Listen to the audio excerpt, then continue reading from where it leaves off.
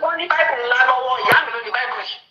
Mo jókòó ẹ̀ lọ́wọ́ ìyá mi lọ gbé báìbù yìí. Dẹ́ fún mọ́mì dẹ́ sáré dress up fún mọ́mì. Mo fẹ́ show face mi fún mọ́mì. Kí mọ́mì mọ̀ wípé ọmọ Jésù jọ ní gbogbo wa. Ó yá.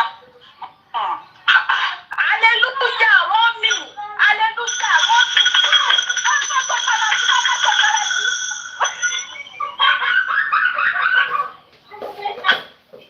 Mama gbogbo wa. Ara ọlọ́pàá máa kó gbogbo wa ní láì. Mama dùn mí gan. Ó dùn mí. No, Àṣàkẹ́ ó dùn mí gan. Ó dùn mí gan. Mi mọ̀ pé wọ́n ní mi mọ̀ pé mo bá nírú àwọn tó ní voice bẹ́ẹ̀ yẹn. Vanessa, go back to work. No, honestly, mi mọ̀ pé mo bá ní àwọn tó ní voice bẹ́ẹ̀ yẹn. Wọ́n lè wá wo ọmọ yẹn fún how many years lọ. Tọ́mọ yẹn ti ń pariwo kó tó di pé nǹkan ṣẹlẹ̀ ọmọ yẹn wá lọ. Wọ́n ò dẹ̀ wá jà. Wọ́n máa jẹ́ ká máa jáde ká máa ṣe justice. Àwọn nìkan ti tó jọ ọmọ wọn lásán ti tó justice. Fún Mohbad. Ló wọ́n jẹ́ ká máa stress. Wọ́n jẹ́ ká stress. Wọ́n jẹ́ ká stress tó wá stress. Mọ́mì. Kéde gbogbo àgbáyé.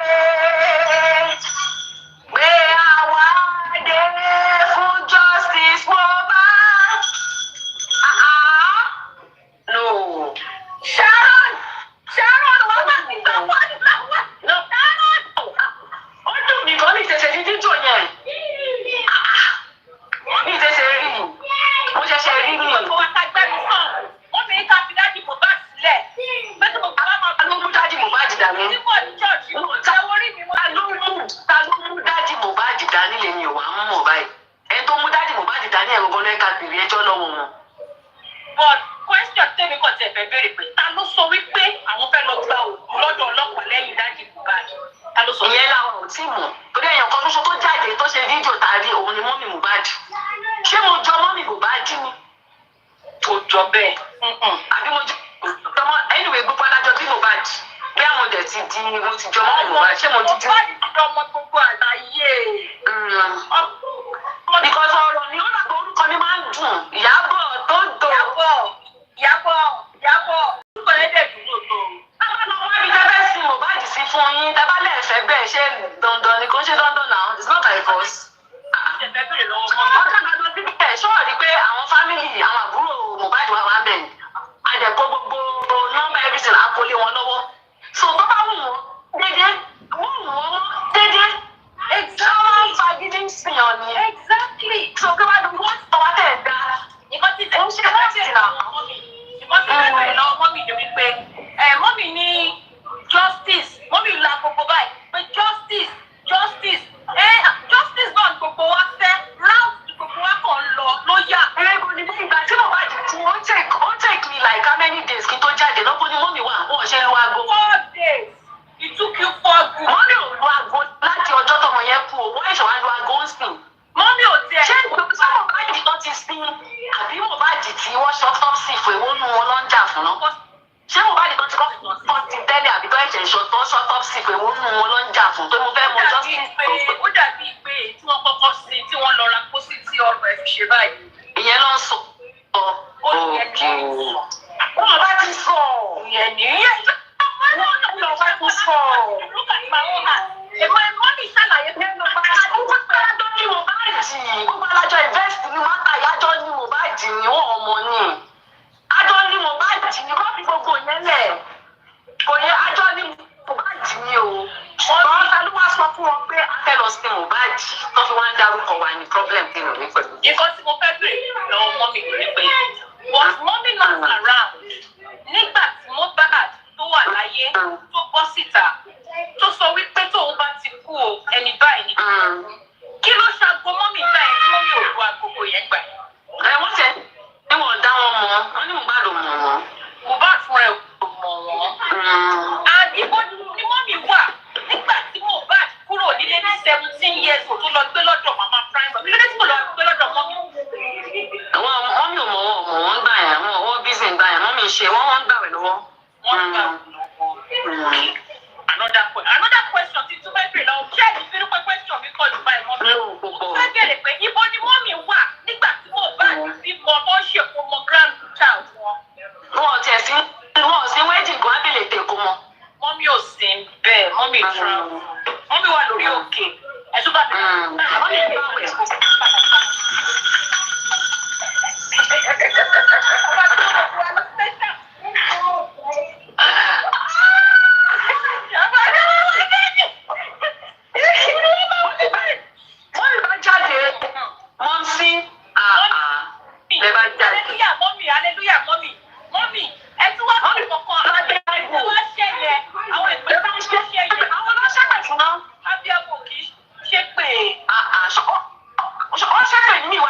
àdúrà lèmi gbọ́ ṣọ́n ṣe pè ní.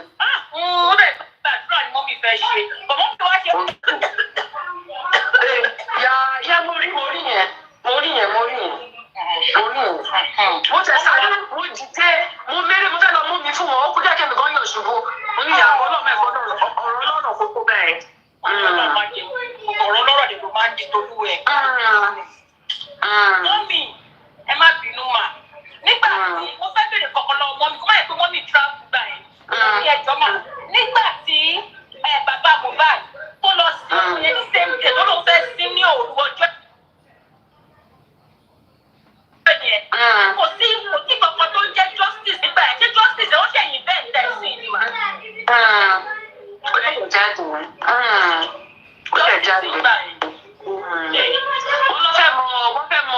fẹ́ mọ kí lọ́lọ́ fẹ́ mọ ẹran wọ́n lọ́ fẹ́ ṣe justice àti DNA photo stem DNA mọ́mì tó wà pariwo mo fẹ́ torí wọ́n forúkọ mi náà bá forúkọ mi ní jáde fún mi ìtẹ̀ ní sọ̀rọ̀ bá pẹ̀lú àti màmá wọn báyìí ni wọ́n lọ forúkọ mi so ní síbáyé forúkọ mi yẹn mo fẹ́ dá wọn lù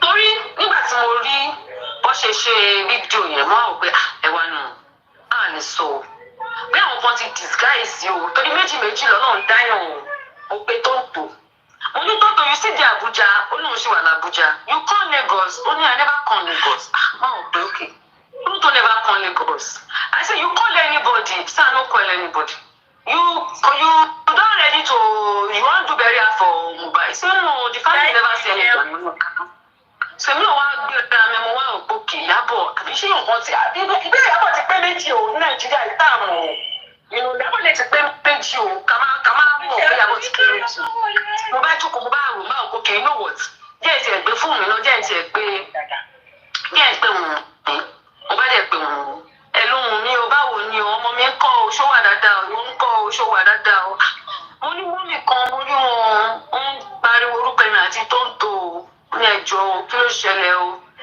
ṣe ti fẹ́ lọ ṣe bẹ́ríà ni wọ́n ní rárá o mo ní kí ló wá dé o tó ń pariwo orúkọ wọn náà mọ̀ mo ní ẹ̀gbọ́n ẹ̀yin náà kí ló dé ẹ̀ ṣe DNA test wọ́n ní ó ní kò tí sẹ́ tó wá bá wọn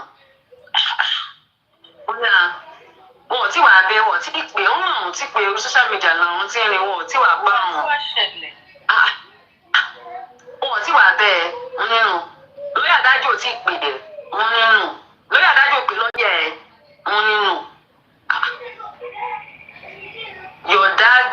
your father-in-law's lawyer has not called your lawyer ó nínú let me ask you mo fẹ́ bẹ̀rẹ̀ again ń sọ̀rọ̀ ó ní yes ma money for the DNA test ó ní yes ma mo ní what are you doing about it ó ní I'm still waiting ma mo ní waiting for who ó ní my father-in-law has not contacted my lawyer. Your father-in-law has not contacted your lawyer. Only yes. Or his lawyer has not contacted me or my lawyer. Okay. So nígbà tí wọ́n ti contact ara wọn láti kó DNA test. Báwo ló ṣe fẹ́ ṣe DNA test? Exactly. Kò ní tí wọ́n ní but tó bá fẹ́ ṣe DNA test wọn ò ní kó má ṣe DNA test. Bó òun ṣé owó òun ló máa fi ṣe DNA test ló bẹ̀rẹ̀ question lọ́wọ́. Ọmọ dáadáa kárí ọkọ dùn mí. Open question one money. I don't know. Is it my money I will use? Me, I don't have money. You know me, I'm managing. I'm not working. I'm taking care of my baby. You understand? I'm managing. Is it me that will use my money to go and do DNA test? It's the people that want to do DNA test now that would come and pay for the DNA test. They will do it here in Nigeria and they will do it abroad. Wait, mommy, look at some DNA test. But nígbà tí wọ́n ti okay nísìn mọ́mì kẹ́ tó jáde kẹ́ tó ṣe fídíò kẹ́ tó lu agogo ṣèbí fámìlì Mohbad lè gbéra ní ṣé ti pè ìyàwó yín pé ó yá o wá lọ ṣe DNA test ó lóun ò ṣe DNA test àbẹ̀wò tí Ìyábọ̀ tẹ̀ pariwo àti tó ń tò.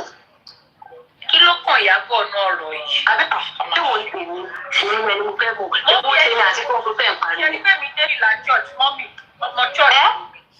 Ológun funfun ṣe àwọn ìwé mo ní ìjọ tó lọ náà àdékọ̀ọ́ jù ṣe àdéhùn dìtì wọ́n máa kọ̀ yìí ó nínú mọ́mì sísá ìlọ yín ni àbí dọ́tà ìlọ yín ẹ gbé fóònù ẹ pé You didn't go and call her. You did not do any meeting.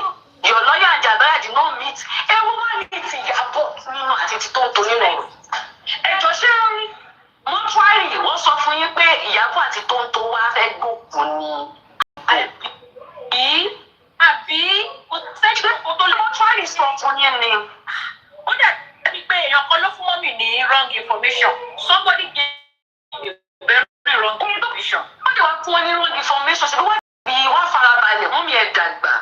Mo wish kò jẹ́ pé irú sẹ́ẹ̀tì mi ló ṣe nǹkan ẹ̀ ṣe yín máa mi sì ti máa fún yín. But torí pé ẹ̀ dàgbà máa fi tọ̀wọ̀tọ̀wọ̀ bá yín sọ̀rọ̀ mọ́mì. Because normally ó yẹ kẹ́ ṣe kí ni? Ó yẹ kẹ́ béèrè dáadáa. Kẹ́ tó bọ́ọ̀dì, kẹ́ tó wá mú aago, kẹ́ tó wá máa sọ jẹ́jẹ́ o.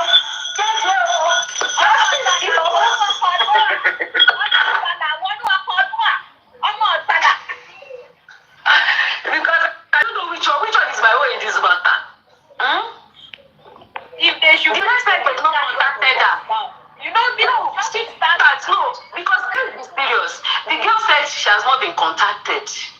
But truth be told, Okay, so I've not contacted Wunmi and asked her to come forward for a DNA. And if they have not paid for a DNA test, please, what is the noise about? Let's be realistic. Let us be realistic here. If Baba Mohbad wants DNA test to be done, please apply for it. Make payment. Call Wunmi to come. She will bring the baby now. Abi? Then they can go and do the DNA test. After all, Wunmi or both people will share DNA. She will be supported. She said she's going to do it here in Nigeria and even do it abroad again. So they support the girl. So which one is our own inside this matter is what I don't even understand. You people are coming on social media. They're coming on social media to lament. Meanwhile, the real thing that you're supposed to be doing, you're not doing it. Mommy said something. Mommy, Sherry. Gẹ́gẹ́ bí gbogbo wa ta dìde fún Mohbad lọmọ everybody. Mommy, mo kàn ní few 2 minutes tí mo fẹ́ sáré sọ ọ̀kan fún yín. Àìwẹ̀, má gùn yẹn. Mommy, Sherry, àwọn àgbàlagbà máa ń sọ̀rọ̀ kan. Wọ́n ní tọ́pọ̀ bá dàgbà débi kan, ó máa ń dọ̀pọ̀ yẹ.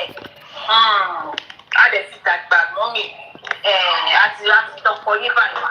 Sherry, àwọn kankan tẹ sọ́mà. Ẹni àwọn Iyabo àti Tonto díke wọ́n lọ sí ibi tó ti ń ta casket, wọ́n wá ń rẹ́rìn-ín tí ó lè jẹ́ tí wọ́n. Kò ní kàn wọ́n, irú ẹ̀ ò ní kàn wọ́n. Àmọ́ òkú Mohbad ti di òkú gbogbo àgbáyé, ó ti dọmọ gbogbo àgbáyé. Kò lè ṣe fún àwọn méjèèjì nínú láti fẹ́ lọ ra casket fún Mohbad. Kò possible. Àmọ́ mi yẹn tó máa wà kẹ́kọ̀ọ́ tẹ bá fẹ́ máa fún àwọn abá ilé pé o. Kò possible. Ohun tó ṣẹlẹ̀ gbọ́ aláwo lọ́jọ́ kìíní àná kó máa padà wá bá yín o. Ẹ máa wà very careful. Àti Tonto díke àti Iyabo wà very careful o. Ó dé mi ò gbádùn ìdẹ̀rùn rí ọ̀nṣẹ́ o. Wọ́n máa dá padà fún yín ní straight. Torí oore táwa bá fẹ́ ṣe àwa ṣoore wa ni tẹ́ bá wá fẹ́ sọ oore di bímọ àná wa máa dá padà fún yín. Ẹ wà kẹfẹ́ tẹ́ bá ń gbé báìbù yóò báìbù ń jẹ́rìí èké o. Kò yẹ jẹ́rìí rọ́. Ṣẹ́ni báìbù yóò ti wo ó jù mí lọ lọ́jọ́ orí báìbù tẹ̀ wò ló jù mí lọ lọ́jọ́ orí. Báìbù máa jẹ́ ká ṣe Mi lọ lọ́jọ́ orí. Ṣé ẹ gbọ́ fọ́nrán lọ́wọ́? Tí bá ní dáwọ́dà fún nígbà yín sí ó máa ṣẹ́ o. Lórúkọ ìjọra yín mọ́nú o. Lórúkọ everybody ló ní sùn ní báyìí o. lórúkọ ẹ bóde ẹ pariwo ẹ bẹ̀rẹ̀ information kẹ́ tó bóde kẹ́ tó máa lu agogo. Tẹ bá fẹ́ lu agogo tẹ bá ní kọ́fì bàbá Mohbad lẹ̀ kí Mohbad ṣe gbá ewo ti wá ń bẹ̀. Ṣé mo jẹ́ family member bàbá Mohbad ni àbí ọlọ́pàá sọ fún yín àbáwọn mọ́ṣúárì sọ pé Iyabo Ojo àti Tonto wọ́n request fún òkú Mohbad. Àbẹ̀wò sí wa tẹ wá ń dárúkọ mi tẹ́ ń pariwo orúkọ mi tẹ́ sọ pé kásikẹ́tì tààrà sí tiwa ní kíní kọ̀ọ̀kan nìkan. Kò ní jẹ́ ti àti ọmọ kò ní ó sì ní ẹyin kò ní jẹ́ tọmọ. Wọ́n bá dájọ́ máa kú ìyá mi bó bá dá máa kú ẹ̀ bá máa tẹ̀lé yín lọ síbẹ̀. ó bá dára máa kú kò sẹ́ tó ní kú wọn fi kú dẹ́rù bèèyàn. Ó bá àkọ́mọ́ táìmù mi. Kò ní jẹ́ bẹ́ẹ̀. Ṣé ń bẹ stand? Honestly, slip of tongue ni mọ́mí ìṣọ́ra yìí ti kọ́ ni o. If Baba Mohbad wants a DNA test, I have said this before countless times and I'm saying it again.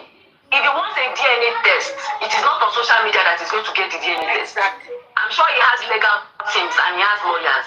They should do the needful now. Yeah. Wunmi is not saying she's not going to do a DNA test because I spoke to her today. Yeah. She won't say she's not going to do it. So they should go and meet her lawyers or call her lawyers. She won't pay them courts. Couple one now, only number now. They should call her lawyers or call her and request for a DNA test. And it's left for her. It's left for her to say yes or no. And she's not even saying no. Exactly. As long as we. So what provisions are they made for that DNA test to be done? Have you all DNA test? Kí ló kọ́ àpẹẹrẹ? À ń sọ justice for mobile DNA sọ̀rọ̀ DNA test. Kí ló kọ́ àpẹẹrẹ DNA test? Kí ló kọ́ àpẹẹrẹ? February is the justice. I was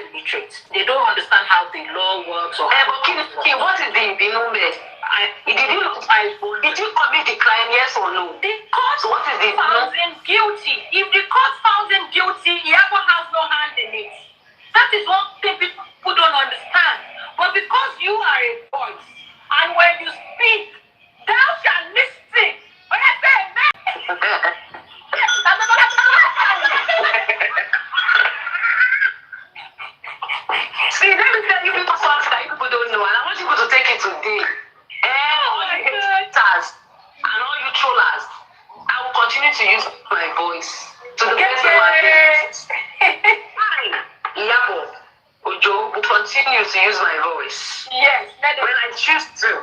Let it. If another thing come tomorrow, I will use this my same voice. Una no go tire. My black bonnet, each one does it. I will use them. So if you like, you guys should troll and troll and troll and troll and troll and troll and troll and troll and troll and troll and troll. What's my business? We don't even care. And mommy gave me today. Please, mommy, please, when you are getting angry next time, be putting water by your side, because I almost fell down. I won't lie. Okay, I will put you against the bone now. Justice for mommy again. That one is. No, man, go back. Hello there, Shabai. Justice! You want justice? Mommy, imagine when you were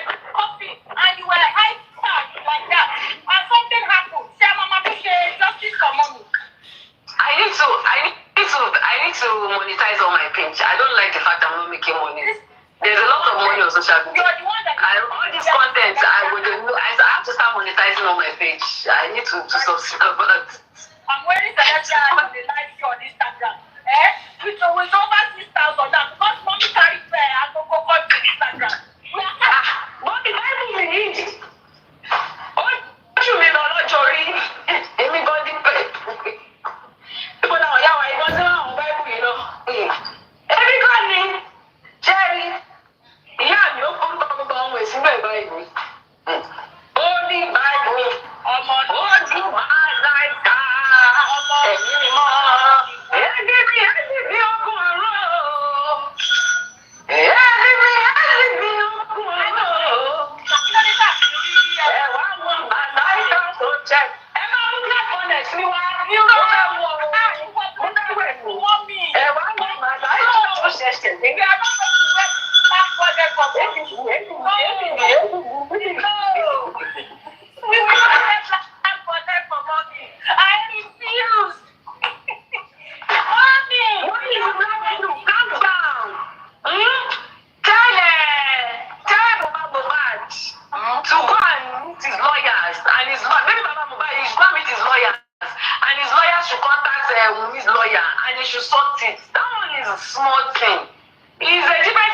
She's not doing. She said she will do, but she does not have money to do it. So they should come and do it. They should do it here in Nigeria and do it abroad. So it's not social media. To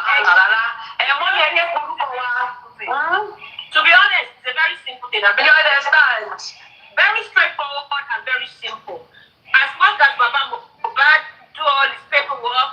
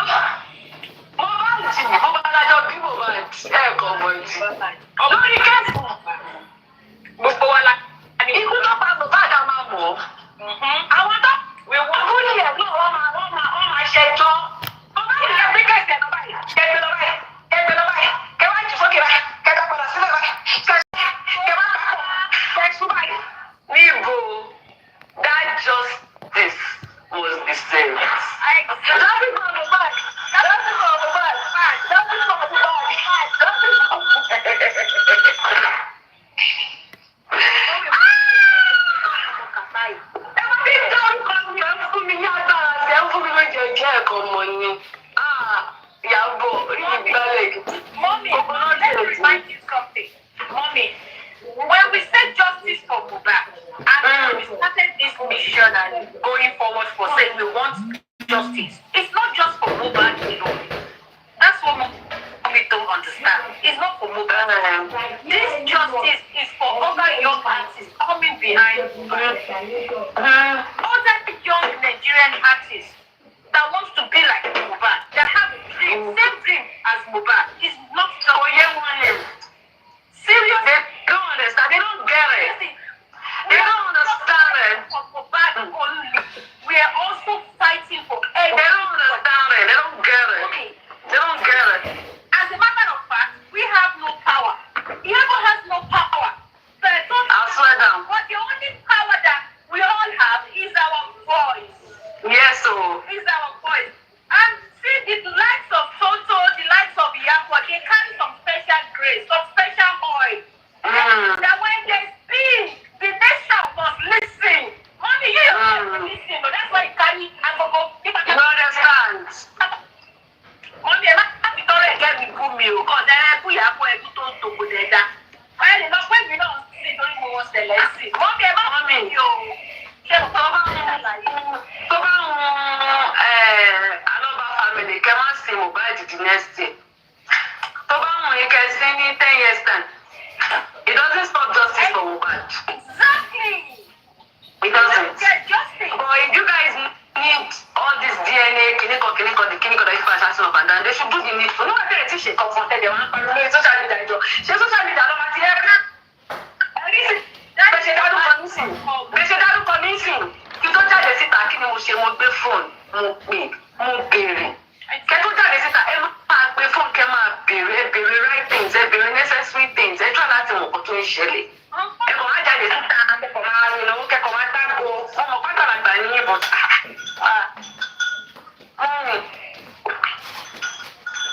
Kéde o! Justice for Mohbad! What's the movie new one?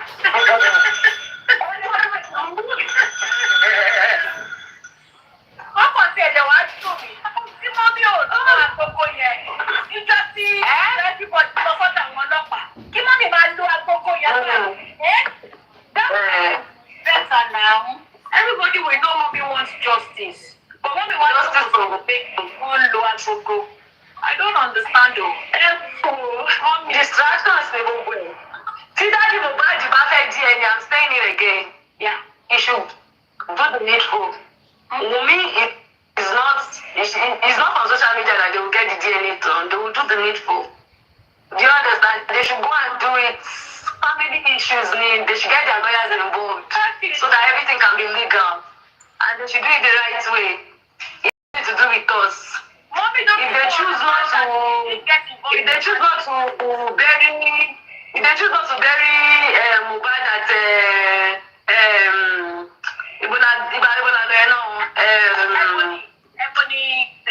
Ebony vault, it's fine. They can go anywhere. We only just went there to make inquiries. It's not compulsory. It is not compulsory. Not compulsory at all. Not compulsory. So she can choose to use it, she can choose not to use it. We only just did that because we said we promised we're going to do that. And we're transparent about it. So it's not compulsory, mommy. It's not compulsory.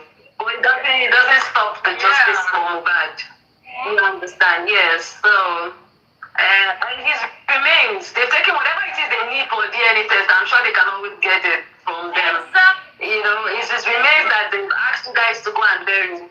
They've taken out everything they want to take out from his body anyways. So all this back and forth, there's no name. These are just main distractions. These are just main distractions that it's so sad that we have to be revisiting all these issues.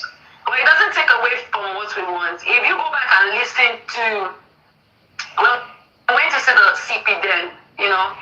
We went to see the former CP then because he's not an AIG. We went to see him then, yeah? You can see that we did a list of things that we wanted that was under justice for Mohbad. It wasn't just one thing, it was a list, yeah, right? And so all those things are going to go in place one by one. So whether they like it or not, whatever they want to do, it doesn't matter. You understand? So mommy, for instance, what we're saying,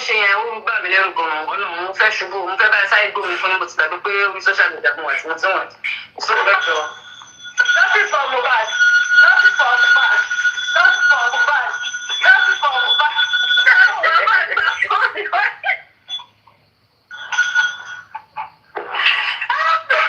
Oh no, Baba, we don't do it, you know.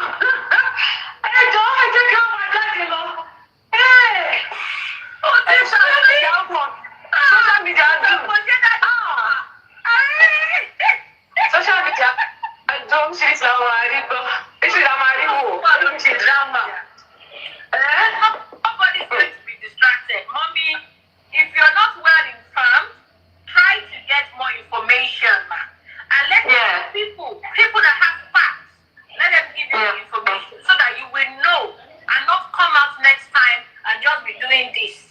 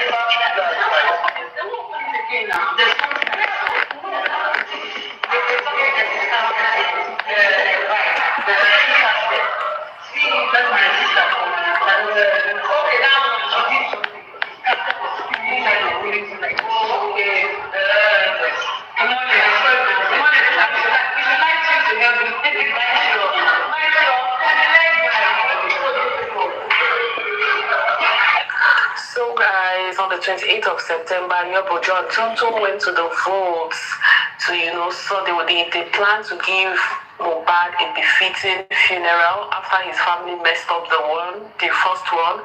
So they actually went to the votes, saw the caskets, Totofin from Abuja, and Iyabo also addressed the public, saying they should be patient. The police said it will take 2 weeks.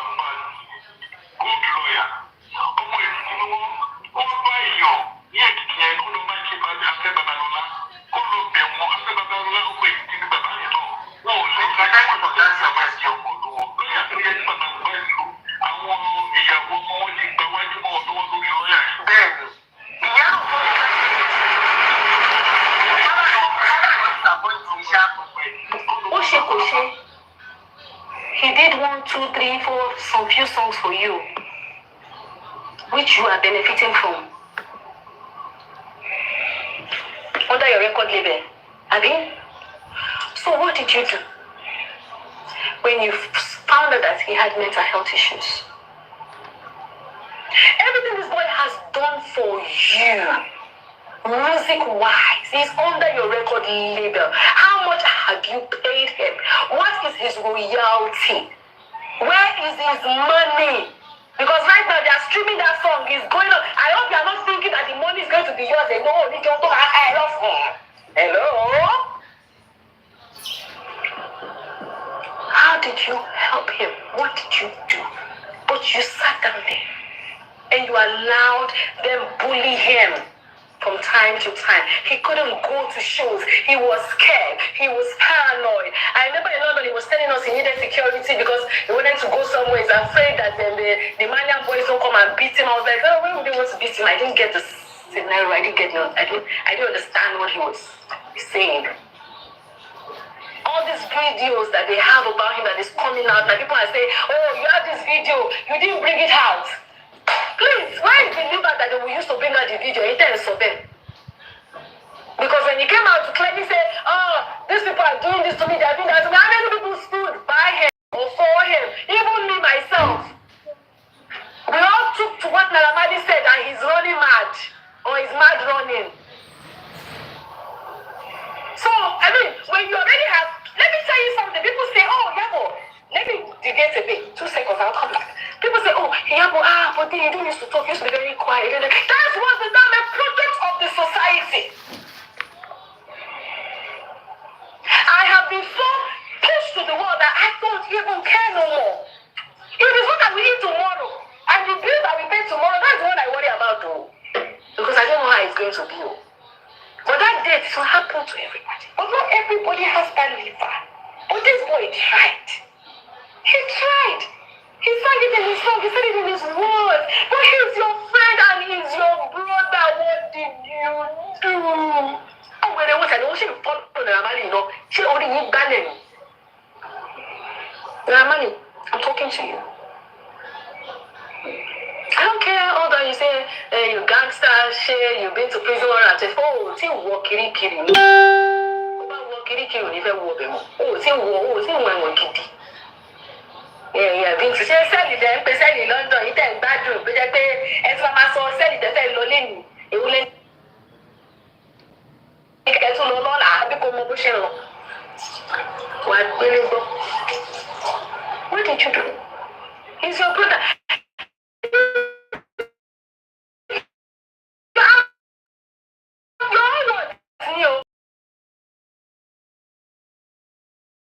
Like Diana. I saw your video.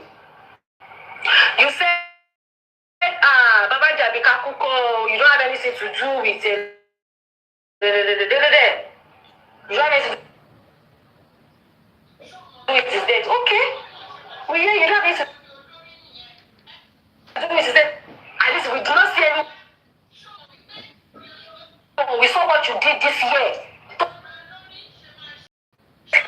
Let's assume that I want to expect the ones we saw this year, a few months ago, you still went to meet them on location. You said, come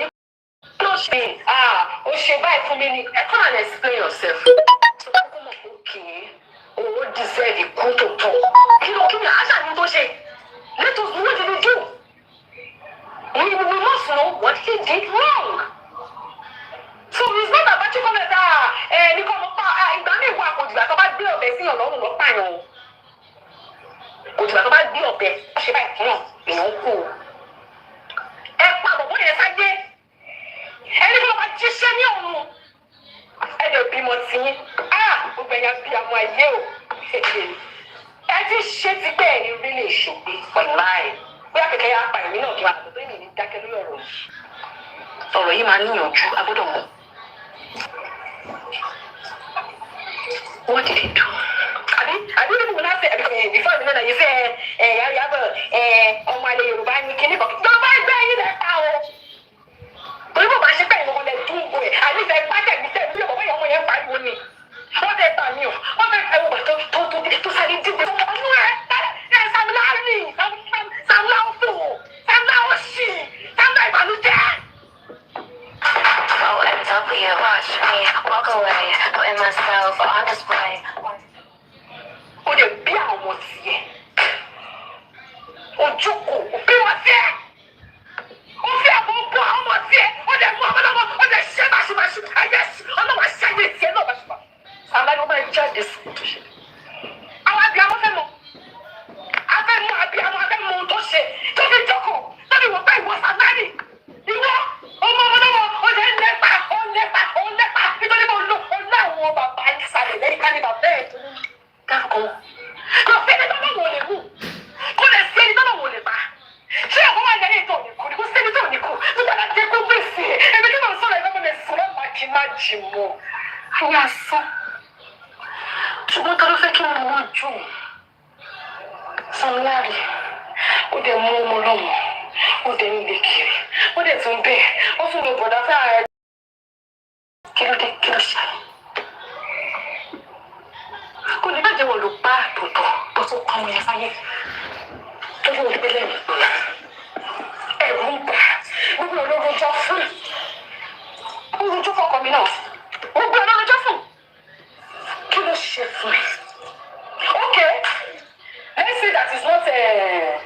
Namadi that sent him. Come on, what did you do? I don't think there will be something that he has done wrong.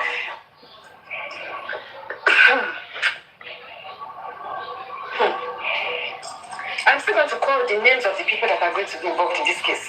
As I'm calling your names, know that my foundation, foundation you, know that they will be writing you people one back. Now done with you people. But I said, what should I say back? In America, I go back see, go my belly, can come, go see what they finish. What should I was it there on me? So me, Jess, but I'm free now, relation. I know for me. Beba Pami to one line. Oh no, I won't. What I do, sir, I don't go. I don't go. Oh, I don't go to let go ever. I'm continue. I do continue Victoria and Saxon. Hey, my call no wa. Hey, my call near me. Hey, my call look on check. You cannot. It's not possible. I really feel like I blame Zino. I cannot blame Zino. Melon is Zino. Melon is lie. We must only go down to get your wish. Kill ever cost your mother. Mama, this is not like you Zino. Zino, kill ever cost Zino. I don't have enough cunning. I'm not cunning. I want to come support. Come share. That's the problem.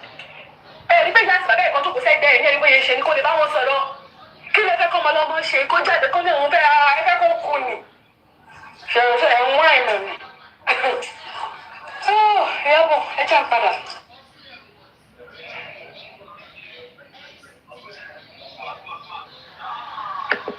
Báàgì náà ni mo lérò pé. I used to do admin and that would just stay. Okay, Daddy, please, how are you? Do you remember me from UI? Ọmọkùnrin yóò ṣètò wá gbọdọ̀. I'm willing to work with the Nigerian police and give them the evidences I have. And also, anybody that feels that I'm lying, they can sue me to the law courts and I will bring evidences to back up whatever thing I am posting now. Yesterday, I sent Mohbad's wife Instagram handle to my hacker, betting that hacks for me and gets my evidences. So when I sent it to him, I said, check this name and Iyabo if the IP matches. He said, I'll start the work now and once I'm done, I'll let you know the results. The geolocation is very delicate because the Shonika perception lets me start. Then I said, okay. I sent him a message around 11:25. So this morning, around 1:04 a.m., he sent me a message and he said, this one not even put in any effort. Same person, she's literally just switching accounts with one device. CIP address, same CID notation, same IP address. She is the laziest and lousiest I've seen in a long while. I'm willing to work with the Nigerian police and give them the evidences I have, and also anybody that.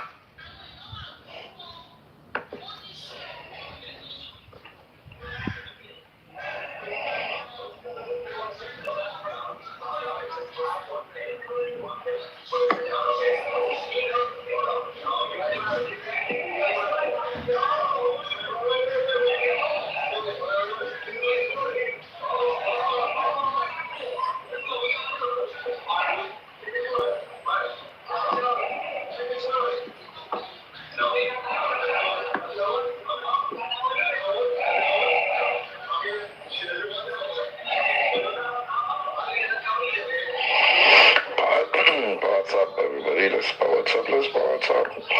Let's power top. Let's power top. Let's power top. Let's power top.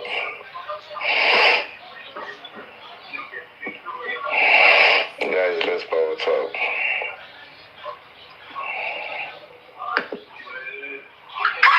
Showed me a chance between him and wife. Very dark man. Iyabo celebrity. One number says young, very young. Can't be. Oh, yeah, John Graces.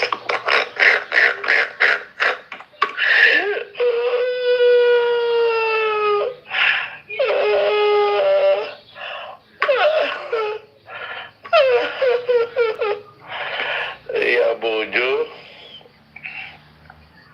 Okay, let's.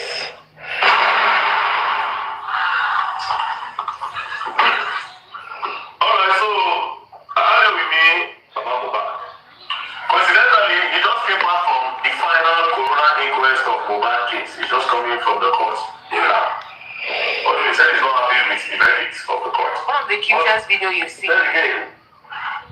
Because don't talk. No, I want to hear your story. That being said, there's a lot of questions I would like to ask. Before I go to that, let me play this. Way back, you know, we're not only man, he gave a benefit of that. We believe that, he had this, bad boy lifestyle, but I mean, he's reformed, he's changed, he's brought the music, he's brought the fact, and a lot of young people, even I've seen boys so you disappointed us, wallahi. And that's why I'm not saying, but you had a hand in everything that caused that boy pain, agony, trauma. You had a hand in it. And if you say you don't, you gotta come out and defend that. Now, you sabotage that boy. You frustrated him. You dealt with him spiritually, mentally, physically. Come back and let's see that I said it and let's go to court. Do you understand? And you asked a question. I have asked you a question. You called him your brother. Come out and defend how he's your brother. Now, Amanda, we heard your story. Way back, you know, he gave a benefit of that. We believe that, he had this, bad boy lifestyle, but I mean, he's reformed, he's changed, he's brought the music, he's brought the fact, and a lot of young people, even I've seen boys so Don't do. Iyabo joystick. I mean, I will just go straight to the point. And I beg, you go make we use pidgin. Just leave English so that everybody will feel understand. I beg, no just go speaking. Now, on that day, when I go back, how did they find out? My young back is still in Guru. Okay, I said, I'm at Guru. Just still, just talk to each other. Okay? I should call you. Captured. Arriving today with pride. And they don't do now, and they put that first. I'm not going to allow you to say it. Tell me, say, my son did hospital now, and they need attention. Okay, so she called you, say your son did hospital. At what time, on which day? What time? September 12th. On that same September, when they say mobile on that, she called you, say your son go well. When you say he did hospital now, she don't tell you, say he don't die. He say he go well. He say he did alive on September 12th, like 4:30. Okay, after that, teacher, I don't think I'm supposed to expecting her to come. Suddenly, he will tell, and she will tell, I see classes that's actually, they are right. Okay. So as they come now, they just come on for the bus stop. I'm not the best when I say anything, wait for you. I just follow them. Where they want to eat after. As we eat, they don't be on the road. We only want to see. I tell them, and then they listen to how they call the Iyabo band. On phone. Iyabo band, that is my wife. Iyabo band. No, that is mobile mother. No, I think you don't say mobile mother and sister. That's what happened.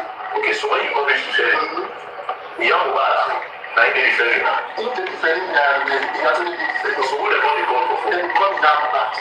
Okay, somebody call the Iyabo band. Somebody call the Iyabo. Okay. And they call the that's the justice house. Okay, so somebody go to them. Yes. And then listen to them. Okay. Then I say, okay, when they come so Sapana double stop. I get ready to go. And you go, say, oh God, reach Sapana at 6:30 was to say in the evening.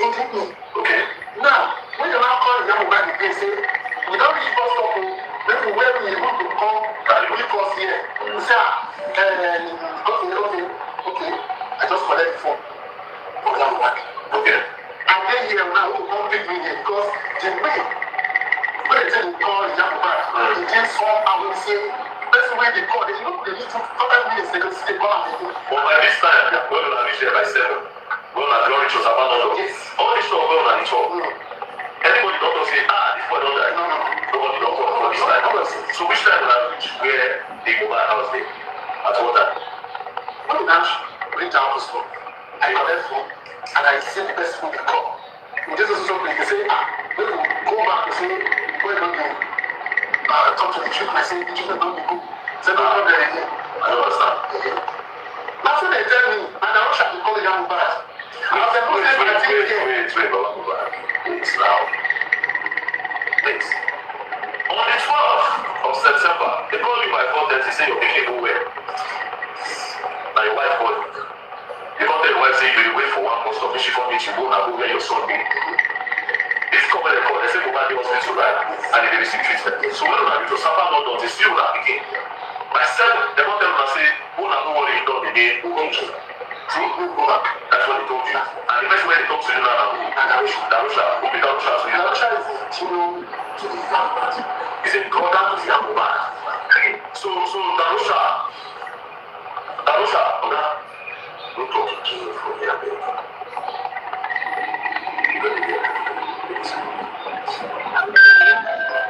So, Darusha is a brother to Iyabo. That means Darusha and Iyabo. So Darusha tell you, say, just go back, don't you okay? This was about 7 to 8.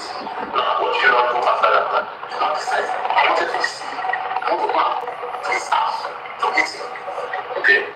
Then I made one statement. They say, when you use this kind of polygonal language, that means something wrong. I said, because I see the moment they tell the court since, say this person nowhere. Now the doctor said, you don't be okay now, you go back. I don't know, I can just put it in. I understand. I was not where you go. So now, when you go reach, you decide to reach the house. I decided to reach the house. The one is that house, $9. Because of the book. As I enter, the block is the door, enter to the city hall. Okay? I didn't introduce myself. Come on for me. Because I see a lot of the whole street not full of people. Okay? So, I'm not saying, let me just ask issue.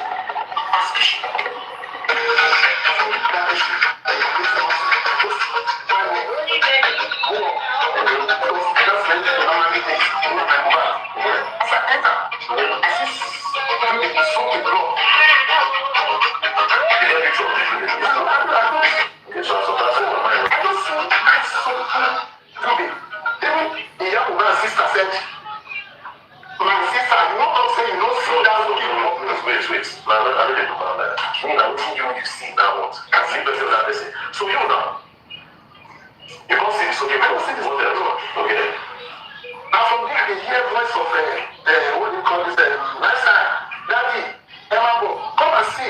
He didn't here, the body is here. Come outside, they shout. When they chat, when they come, they say, come see the body here. People say I pass through 6 room, they just find the body at one corner, I see the body there. But me ask issue, go up. And I saw that they soaking with the blood. When I just burned down and met mobile body that next. Who was with him? I met a Friday. It was a brown orange. I was shocked.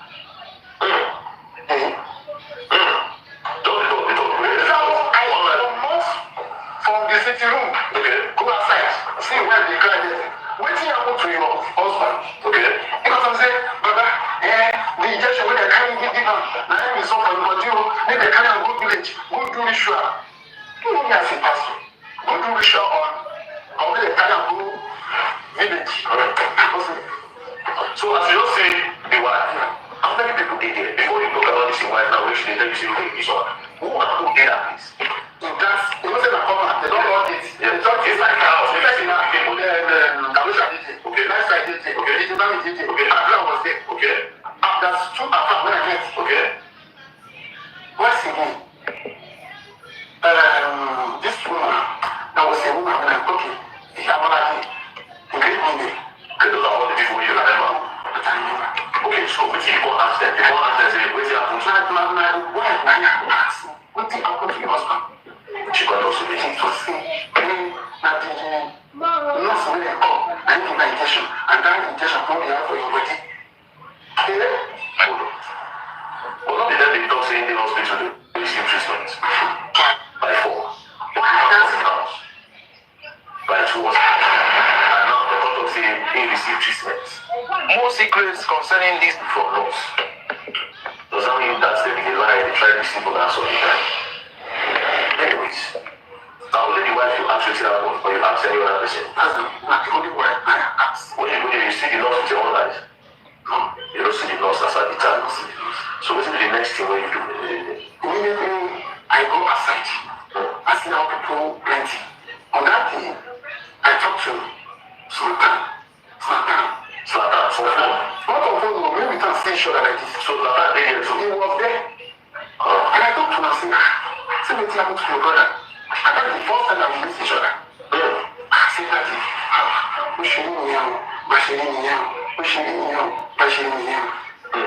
Turning back from the Sultan, one that just called me, he introduced himself saying, I'm maybe the bad lawyer. But you do it. Oh, I also. I'm the bad lawyer. I don't ask him, what can we do now?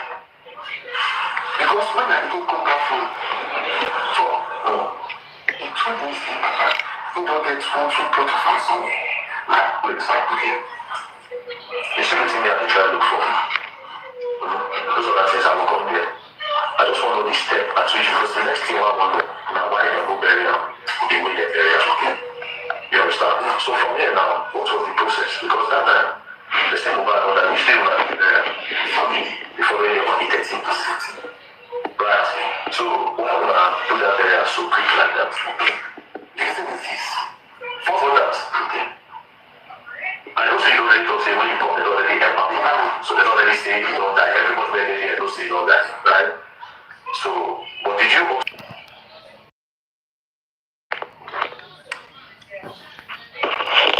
Let's listen. Press release by Karibu.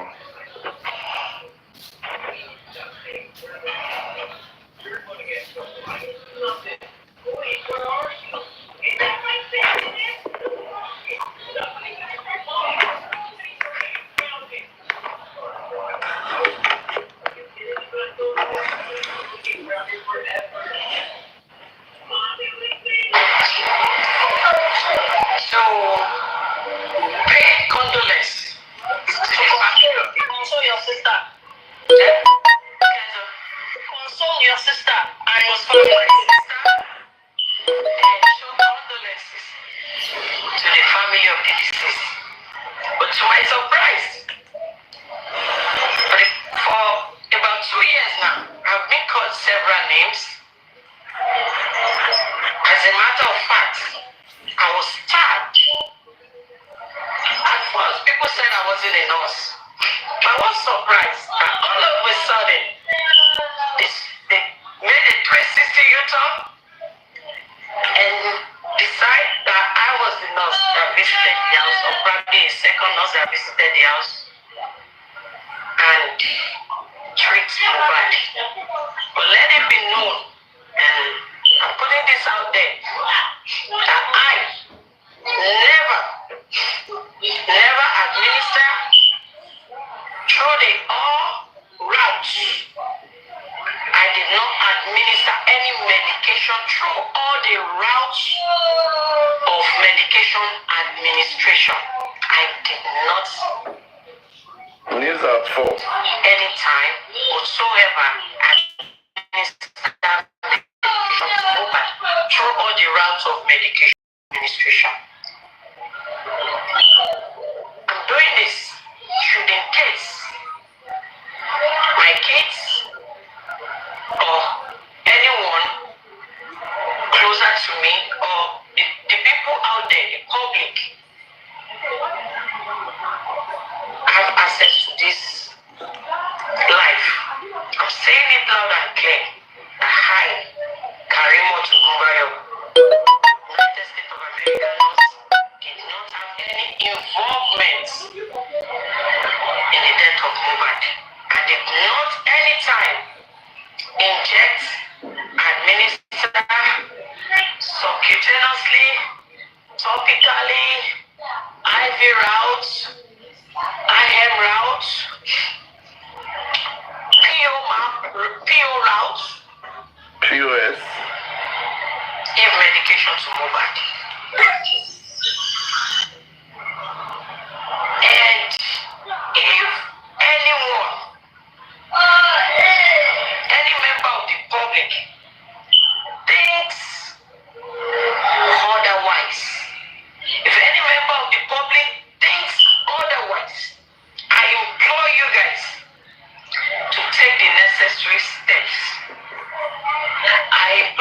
take the necessary steps to petition me.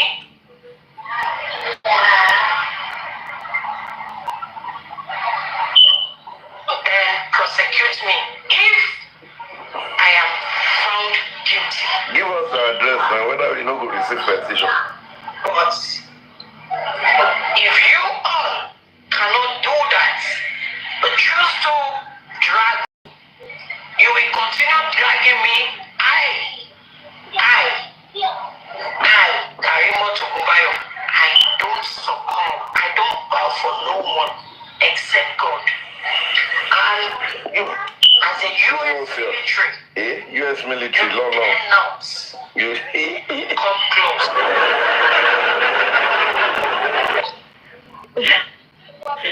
I had 10 to 17, okay?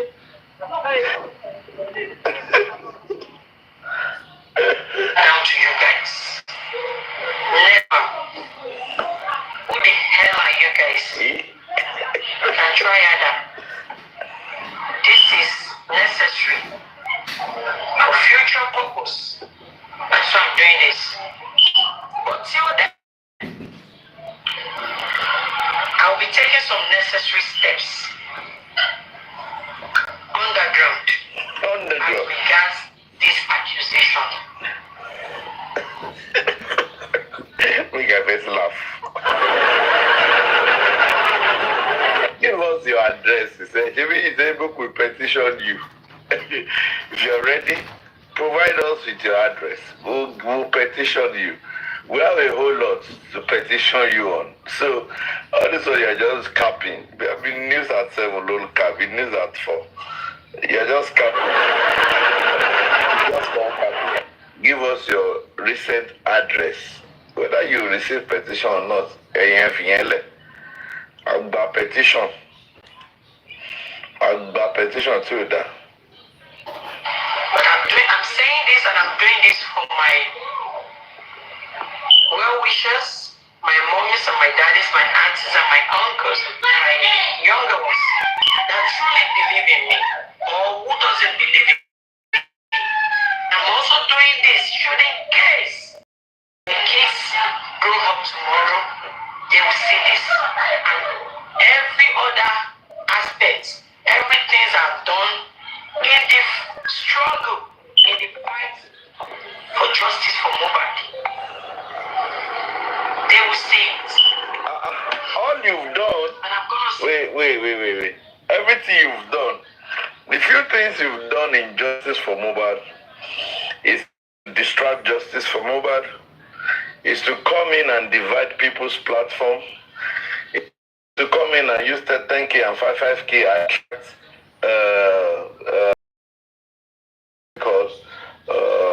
viewers from others' platform.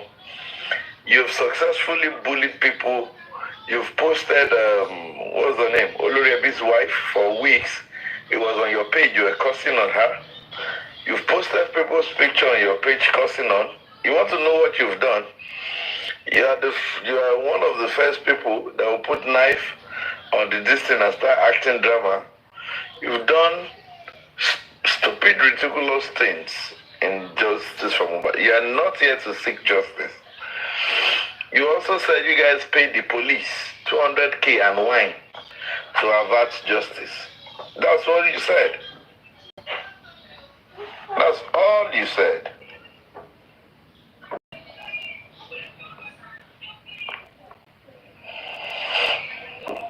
So, if you want to know what you've done, those are the things you've done in justice. I'm going to say this.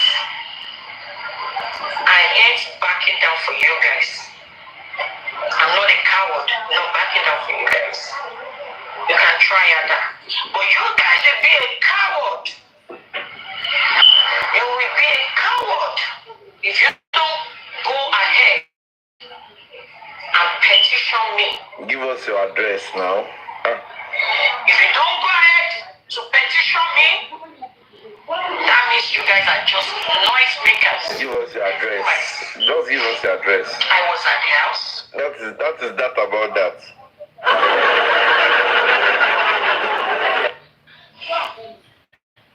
If you enter my room to report,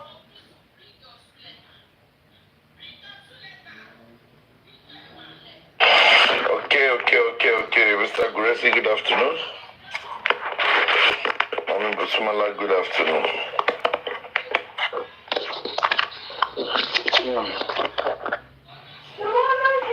Afternoon, was all I could join. Good afternoon, sir. No, Mr. Gracious, that's not local.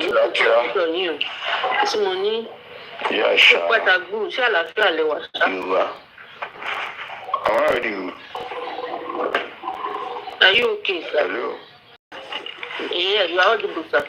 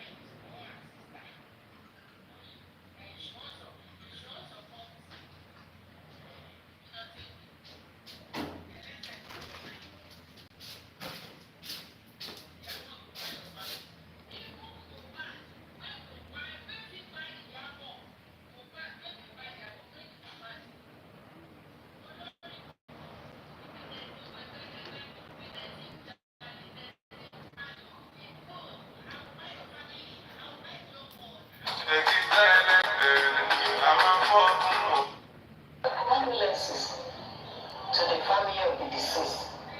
To my surprise, for about 2 years now, I've been called several names. Take the necessary steps. I implore you to take the necessary steps. Elites are trying to portray Auto Nigeria to. It is a way that history and posterity will never forgive them. In Nigeria, I remember even the sitting president, we all in Nigeria had been shouting, "Aye, killed Delegua." We didn't say the carrying gun to put on Gedelegua's head. But because of circumstances and situations that surround the death of Delegua, we said it publicly and openly that this is the person responsible for it. The government of Abacha thought and noticed that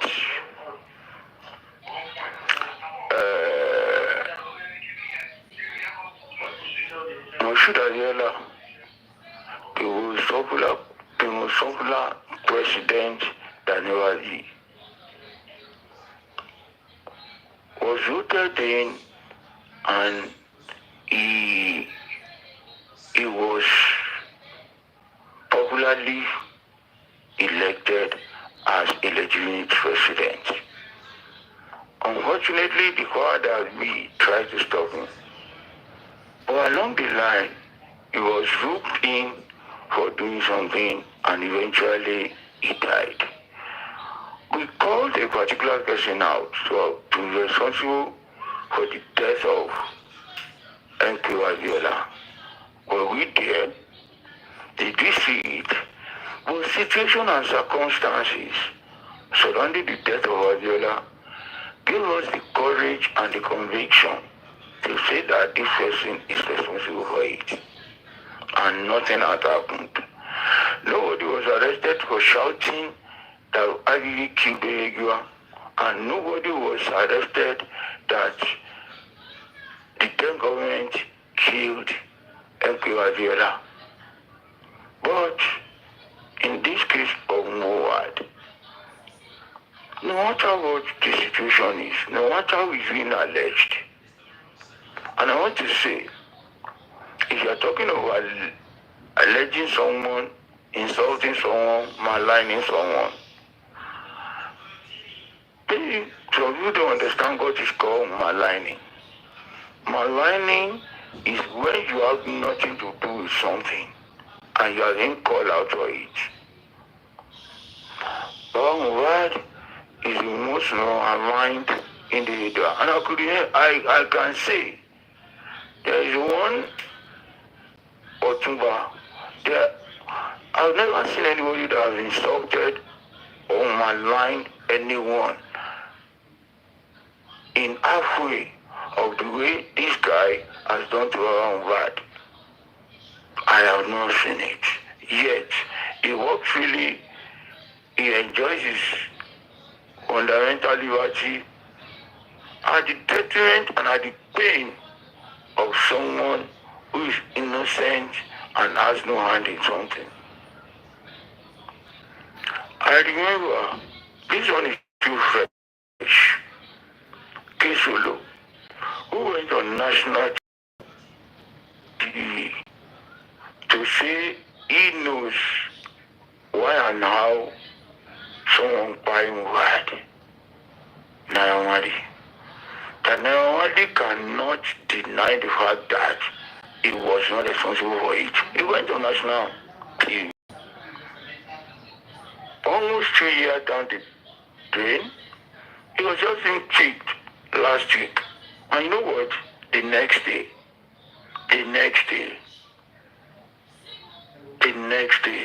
he was released. Sanctudium is a Nigerian, an adult, an activist who has the right to call out anybody or anything that is shady or dirty. It is not left for the instrument of the government to enlighten and to shed light into the darkened areas of such an incident that is in question. I want to say his arrest, well, not to arrest, they will arrest her because you're not keeping quiet at calling out who is responsible for the death of Mowad. His arrest, well, we will never be tired of coming out to call and to try to find out the circumstance and the situation surrounding the death of Mowad. And we will never be tired to challenge any ill judgment or a misplaced judgment that is served at any level on this cause of trying to fight requiring Mowad. We are not going to keep quiet. We are not going to keep quiet. We'll continue to fight. We'll fight harder than before. The more they use the instrument that's supposed to work for the good of the country, the more they use it against us, the more we become stronger. The more our voice becomes louder. and the more our courage and confidence increases. We are not going to keep quiet. We are not relenting. We'll keep striving. But at this stage, release Shamsuddin is a soldier of conscience. Is a soldier of social crusade. Is a soldier that fights for the liberation of the common man.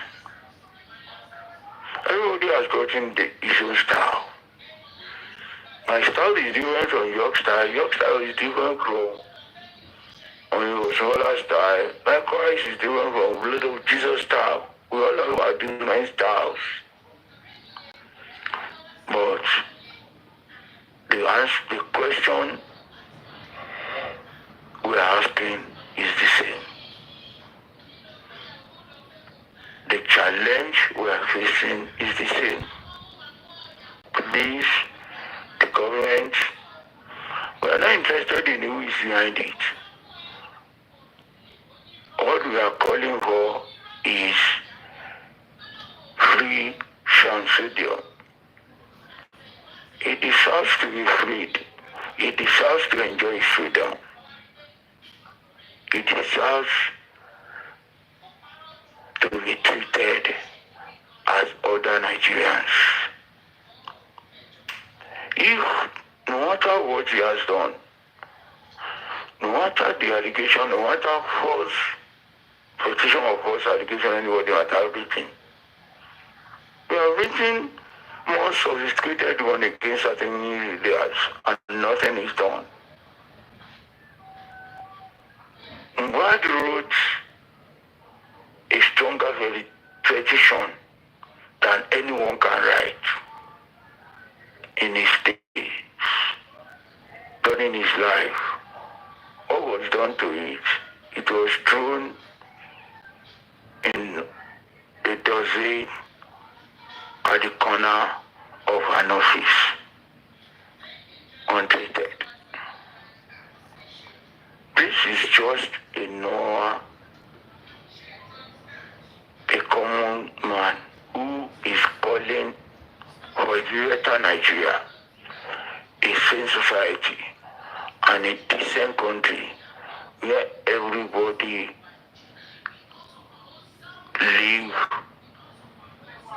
lives without fear or panic. Please and please, I call on the government, I call on Nigerian police to free Shamsuddin. Immediately I heard the news, you see, everybody is important in this cause of justice as long as you are calling for it. When I heard it, myself and his friend, we sprang into action. Very early, 5:00 a.m., you are in on the road. The address, he text, the phone conversation, we trace the address. I was even there before him. We went there, we asked questions from the security and even receptionists at the reception and different persons that were within the premises, but nothing of such. I was scared that could it be a kidnap by unknown gunmen? Why would somebody be picked? It was later I heard it was a police arrest. And I asked the question, how could somebody be picked without contacting any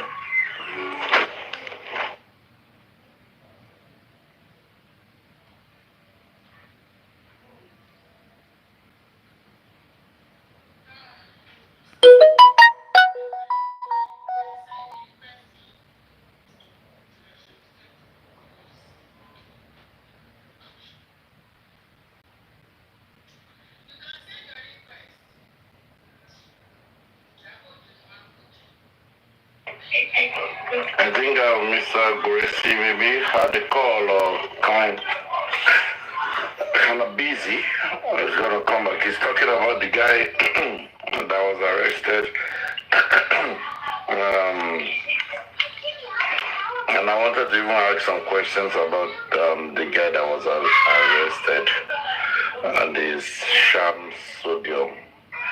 You know, so maybe, excuse me, maybe Mr. Guresi will be back so that we can have a concrete detail about him. But the last time I checked, I don't know. Like you were saying, we got to know that police arrested you. All these fake accounts that will be sending requests,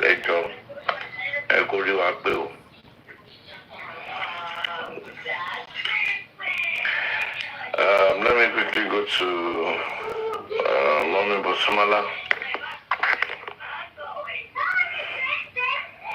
Mommy Bosumala, are you there? Are you there or you're busy?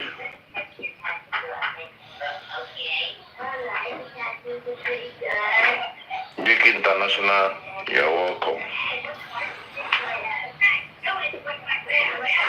We need to find out about the guy. We need to know more about this Samsudin guy. Is he married? Is he married? Does he have children? What are the states of his family? If he has children and wife, what is the state? Don't worry. Can we reach out? You know? But you know it's weekend, there's nothing anybody can do weekend as regards that. But hopefully by tomorrow we can take some bold step and make some inquiry, you know, to at least probably I saw we know who is behind the arrest. We know who is behind. Even if he was arrested, they should give him a fair hearing too. You know. But you know how Nigerian police, you know how they do. You know. So maybe we'll speak to Mr. Guresi since he has made contact with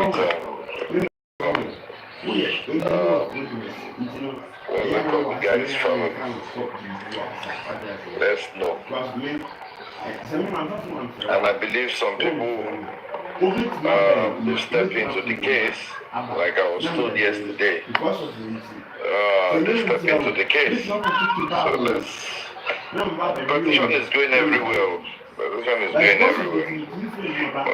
want to confirm. There's a recent petition that we need to confirm. So we'll confirm.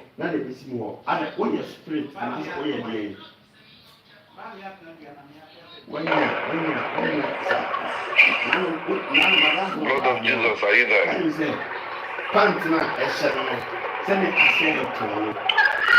Blood of Jesus, are you there?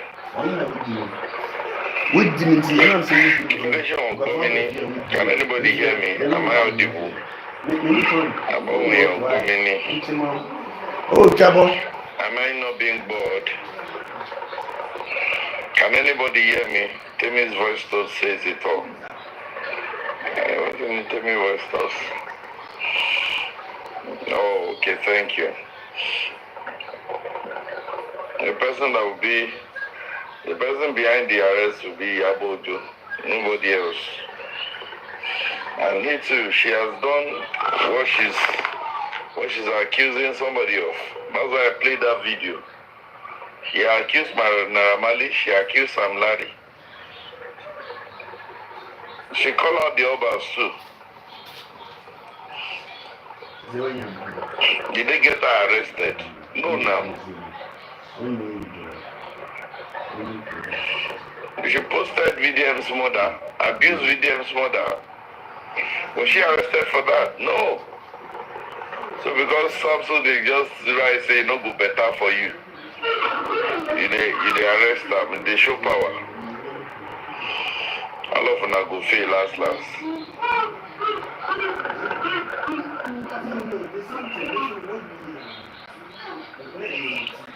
All of you guys will fail last. Or fail that dress bobo.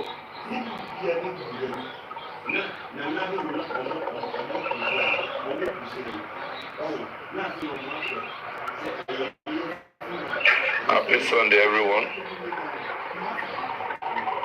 It's still justice from over. I don't like one of them because if I don't want to show. It's still justice from over. We greet everybody here. We greet everyone.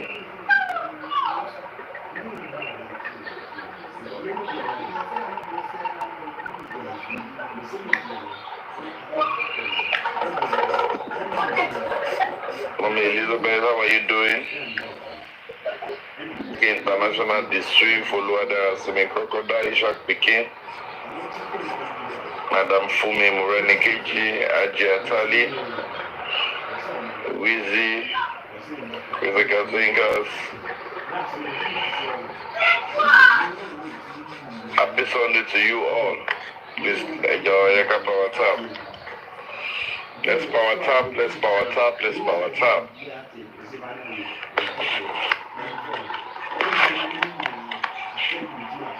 Kindly, let's power tap. We need to get to the guy that was arrested. We need to.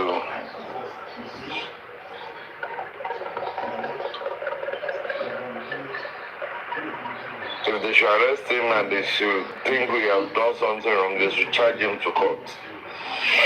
You know, but you know their style now. Once they pick you on Friday, about in the police station by deep IPO. You know. So please guys, let's power tap. Let's power tap, let's power tap. Let's tap.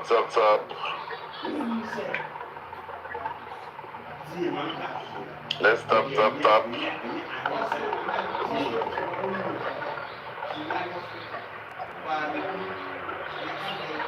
Let's tap.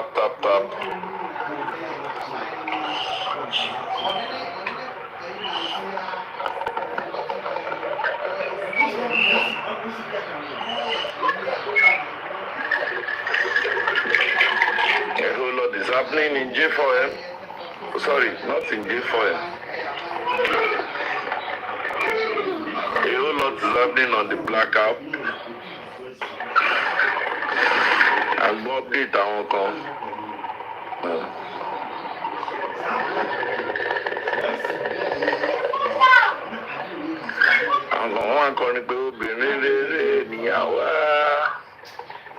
There's also who knows that song.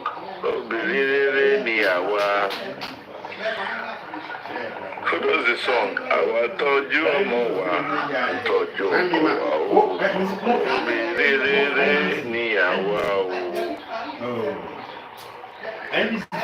don't know if I know that song. Okay.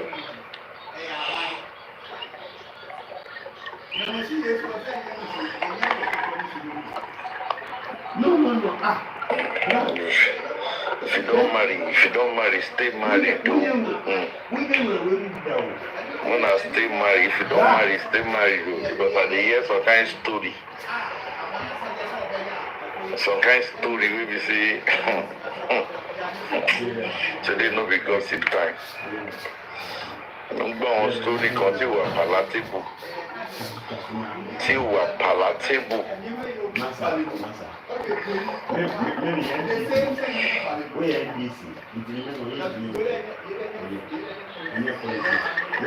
Our stories kan tí wà palatable and go. You know, anybody is this Mohbad spirit. The guy is strong. Mohbad will slap over Solomon. I don't go slap over Solomon. So now you should continue from your house. And you will lost in Nigeria. The long Cuba so for Yahoo, Niyahu. And you who are down. Who are down. We can just rest, Daddy. I know. You know, that's not my area of specialization. But we just the here, Sha. I just the here on never fight people. Say, they mention some names, so say to Mandala. Madala.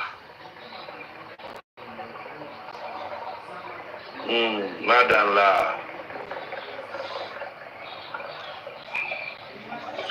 Where is Mr. Gracie? I want him to give us a update on this guy so that we can.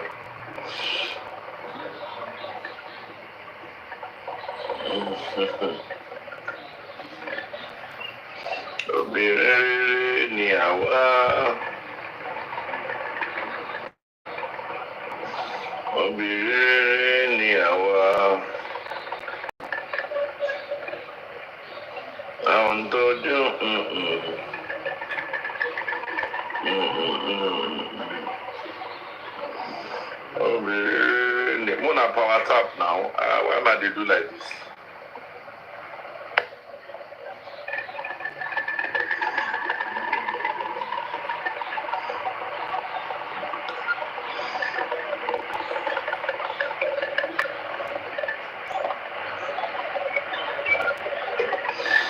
Where do we go from here?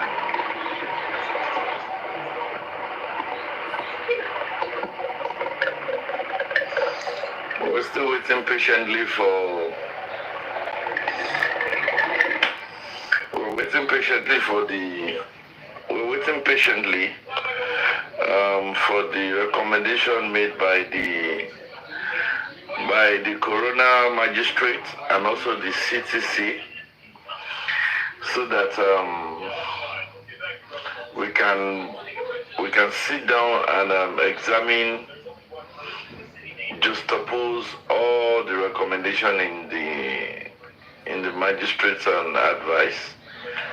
Then from there we can take it up and we'll scrutinize the recommendation one by one. But this week we're going into bombshell the apple no. It is up. On the DNA matter,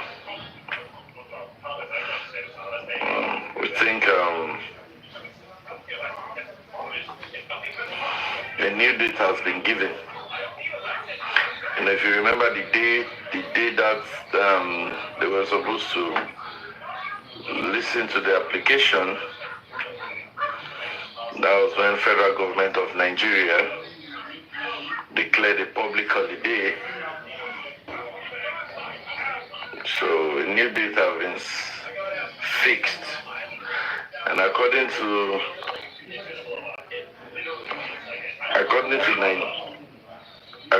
Nigeria timetable, I think the courts, they are on recess. They are on break now. So a new date has been given as regards to DNA. And the application is simple. The type of DNA they want to do is not done in Nigeria. So the courts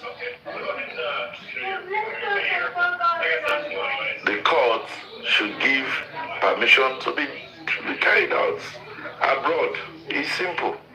That is what the prayer is for. Because the first one that was granted stated that it must be done in Nigeria. But the kind of DNA they want to do the kind of DNA they want to do, they don't do it in Nigeria. So that is why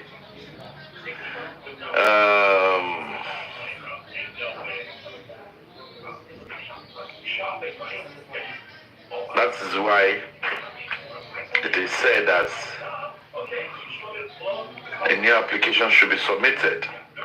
You know, when they ask you to do something, when they give you permission to do something, to carry out a test in Nigeria, you went to bring you went to bring a report from Yankee, they are not going to look at it. They're just going to throw it away.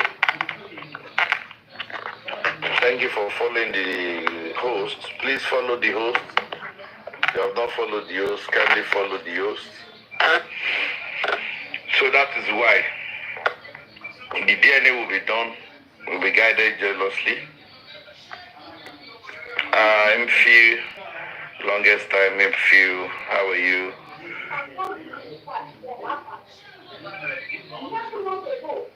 Eh?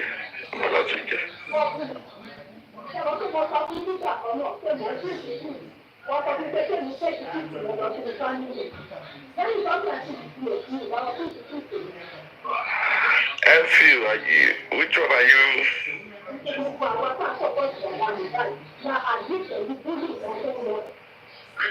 a matter of fact, Andrea, that woman has said it before. You should go back to the man, so man, so who will go from the God, the family,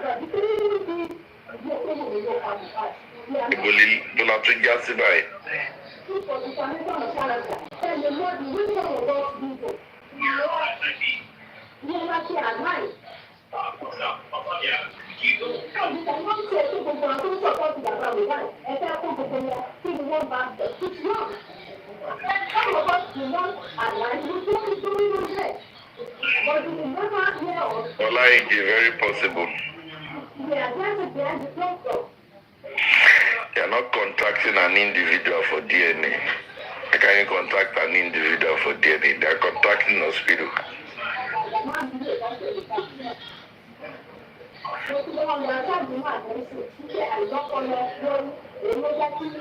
MC, are you here? Even Baba, you're here.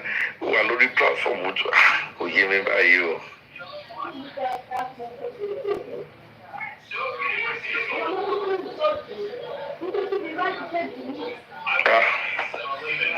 Mama Elizabeth.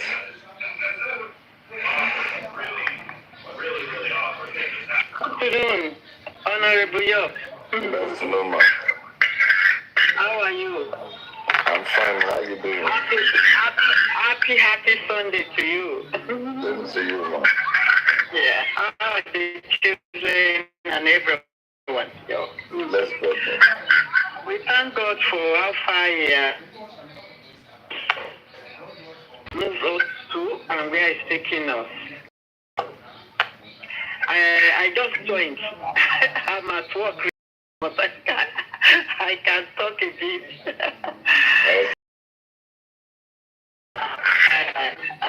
When I was, and then saw myself in there. Oh, okay. I was happy. I'll join you later. Okay, man, no problem. Yeah, I'll join you later. Stay on the panel. Yeah. Thank you. Yeah. So like Iyabo just rightly said, and that's why we keep asking Omowummi some kind of question that are sacrosanct. This boy died in the house. How come the police are not saying that this guy died in the house?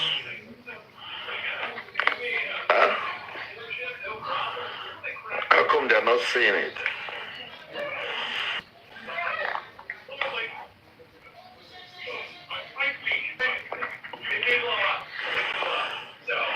How come they are not saying it? It is what it is. Let's continue. Let's be law-abiding citizens. The guy that was picked up will be released. He didn't kill anybody. So by tomorrow, we'll get a clearer view on the arrest. We'll get a clearer view on the arrest.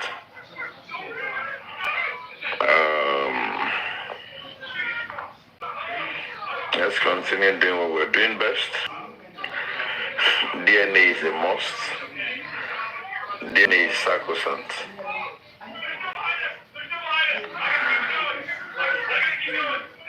And the DNA must be guided with FBI. In fact, normally guide the DNA with the FBI. That's what I would suggest to them.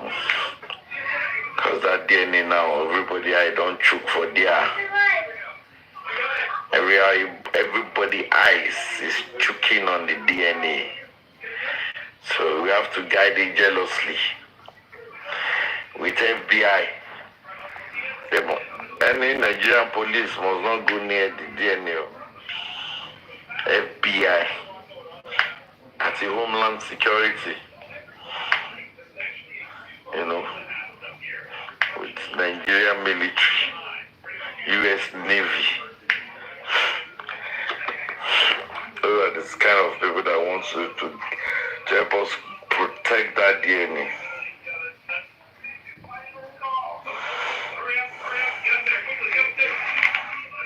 And those are the kind of people who want them to protect the DNA. The DNA dates. The court will be hearing that in September. That's the date that I was giving. September. So before then, I hope the family must have mapped out strategy on how to go about it. Because once it's granted, they should swing it into action. If they should run the test in September, by September we hear the results, and that's that about that. October, by November they should plan to bury Mohbad. Pick a date, lay him to rest, and justice still continues. For the fact that it's been buried is not going to stop people from still asking the salient question. This next week you are entering goes sweet. Mona, no worry. A lot of revelation are coming out again. I got the run, not the human thing. I got the run now.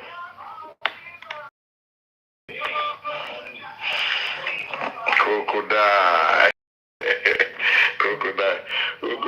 Let me go. Why is it that once you just talk like this, if you have 3 points to talk, about this point where like this, you go down. You go send request again, come and talk point 2. I mean, it's like, okay, I just feel like maybe, sometimes when I just make the first comment, it's like people like to make some comments on it. So I allow them to just comment, and while they're doing the comment, I'm like, okay, maybe this could lead to another topic. I just give them time. So I just calm down, because I'll just be sitting. I know some people want some in the comment section also. They want to talk about it. So I just give it time to people to discuss about it. I just calm down. Then when that has been discussed, I just come up again and put a second. Or sometimes it could happen I just have a point, but suddenly I can just get some other ideas. Some other points can just come in. I just let them just drop this in line with discussion that's going on. So I mean, yeah, so that's it. I mean, yeah, I just came to show my support and solidarity, once again, because I really like it when people are not so much on the panel, so that I and the host can have a talk.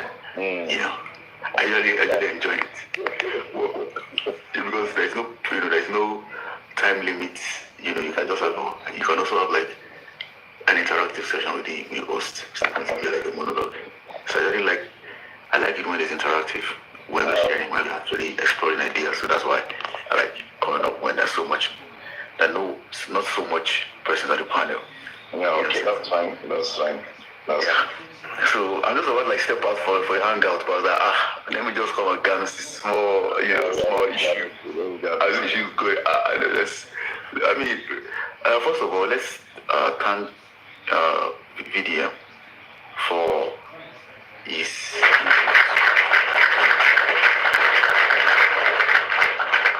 input, for his support, and how he threw his weight behind this movement.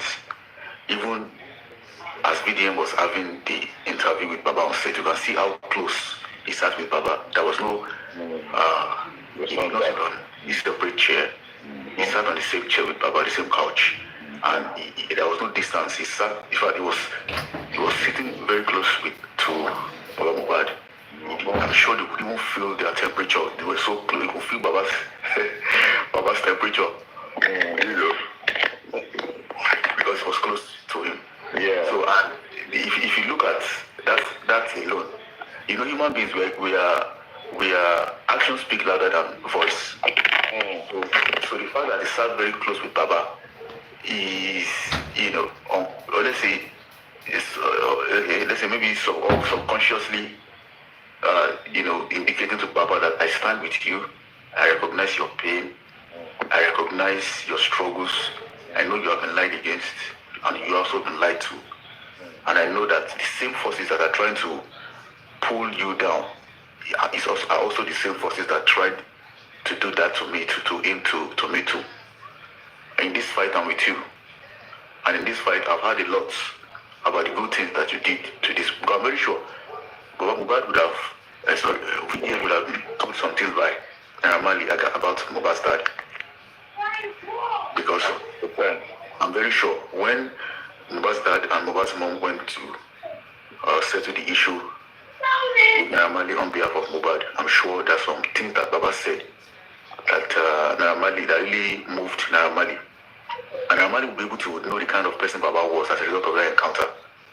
And I'm sure Naramali also had Baba's first interview when, the narrative, the dominating narrative then was that Naramali killed Mohbad. Baba was the first person online that made a statement to indicate that Naramali might have bullied him, but he had no hand. So they said that he did not even suggest. Baba was like, Naramali has no hand in my son's death. He did not say, I think he does know. He said he has no hand in his death. So I'm sure that those are one of those things that would have moved Naramali, that no, this man knows what he's doing.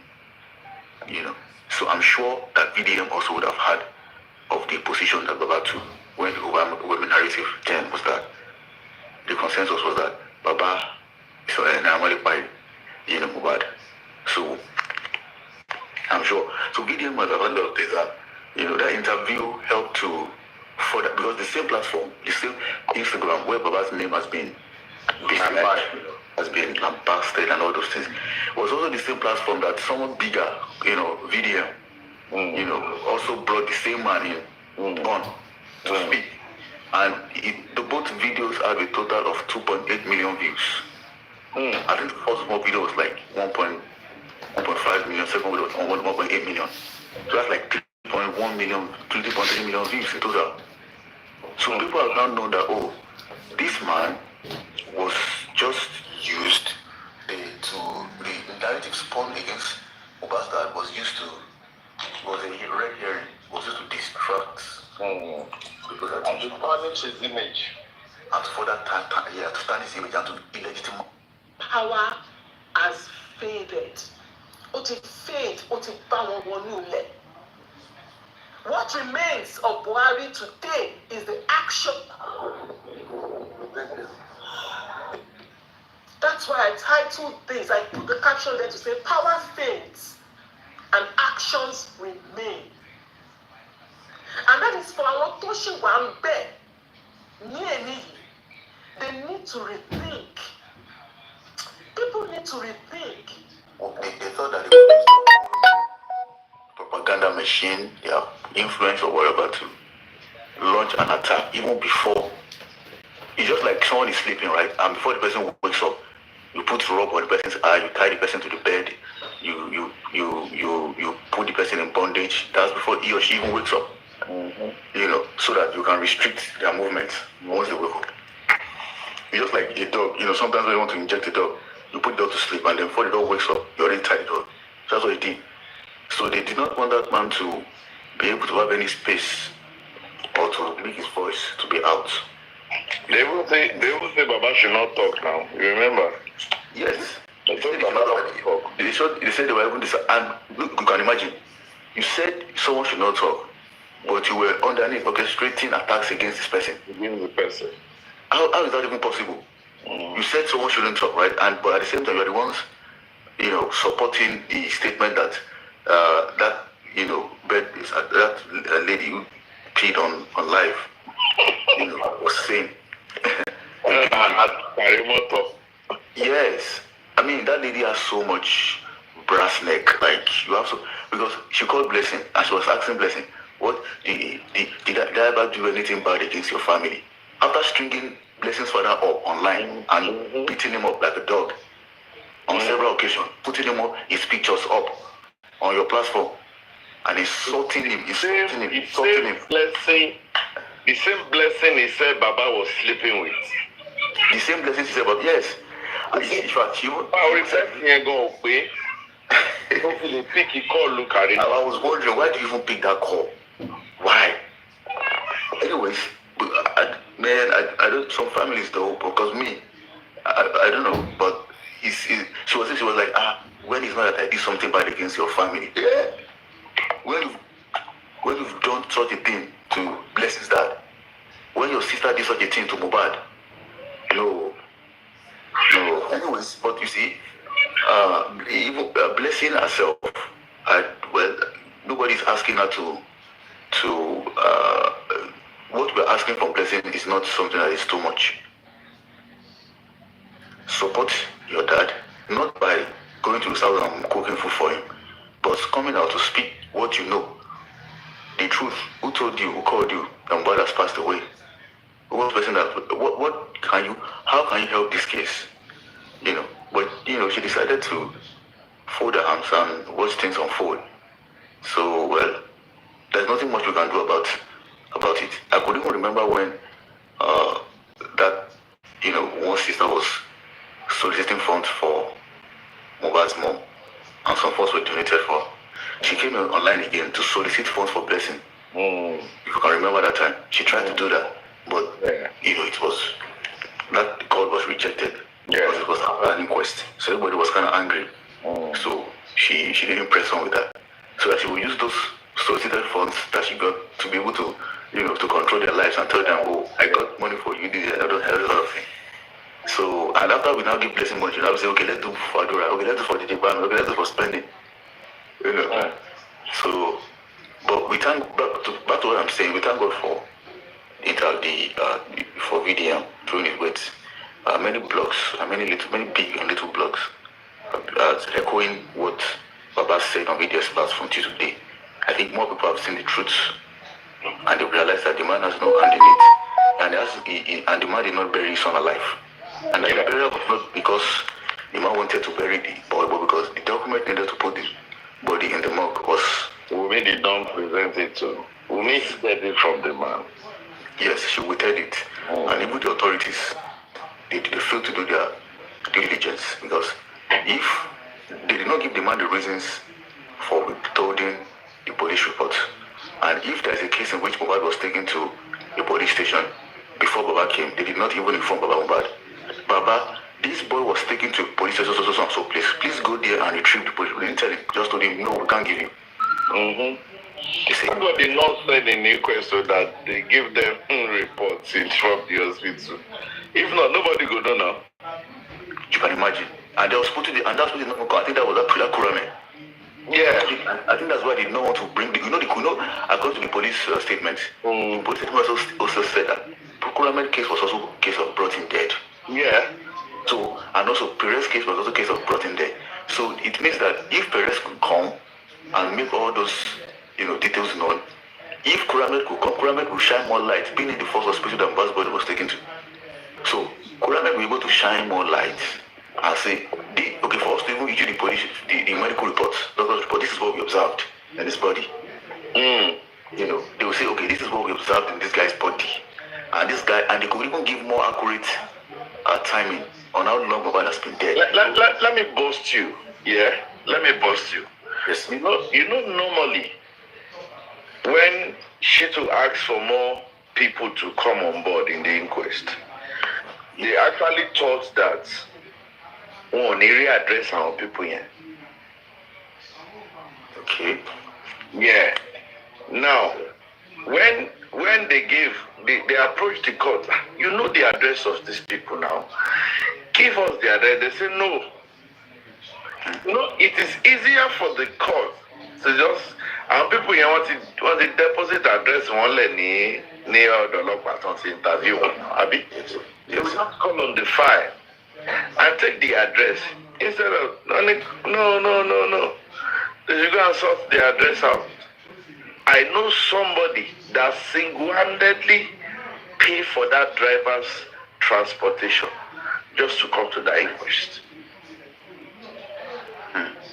Somebody in this our movement, that God will bless that woman wherever she is. She was the one.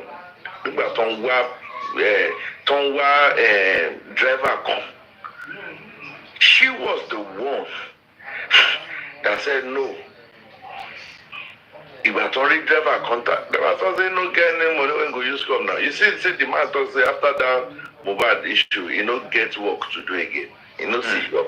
Yeah. So there was how will he leave Abuja to come to Lagos? It was that person like this that said no. Take this so X amount, you must come. He came and he shared more light. It made us know that the last person that fought with Mohbad was the wife. He confirmed it. He confirmed it. He even said it at the at Mohbad's at a VDM said interview that Mohbad sustained a little cut, and he said he does not think it's that cut that led to his death. 100%. But when they came to the house at 3 o'clock, he made us to know that Mohbad started bleeding from that 3 a.m. early hours of Monday. Mohbad didn't bleed seriously. Now met a confidante. So they come and do one lot getting controversy for Mohbad.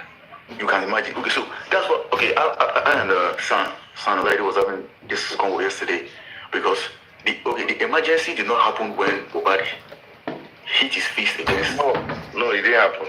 It didn't happen in Ikorodu. Yes, it didn't happen on the way home. It didn't happen of the fight. It happened when he got home, and then that was after like 2 hours before home. Yes, because if the blood was profuse and it was an emergency situation and a show, he could have been driven from that show to the hospital. Straight up. If it happened on the way, it would have been the whole thing would have been routed. They would have been routed to the route. Don't forget that according to the testimony, they said Cubana chief priest left Prime Boy to meet Mohbad. Okay. So that means to buy bleeding is serious in it. Cubana chief priest myself go see and say, no, we got the Russian go hospital and then he right out. He no go won't make anything. Say somebody pie for him show happen. You understand? But getting to Mohbad, you know, the driver say Mohbad kilo. You need that. Even Sanchitu tried to establish that in Darusha's testimony. That okay, a fight happened in Ikorodu, but did not warrant you people calling the nurse. Did not warrant you people taking him to the hospital. You drove from Ikorodu to Lekki, you did not branch to the hospital.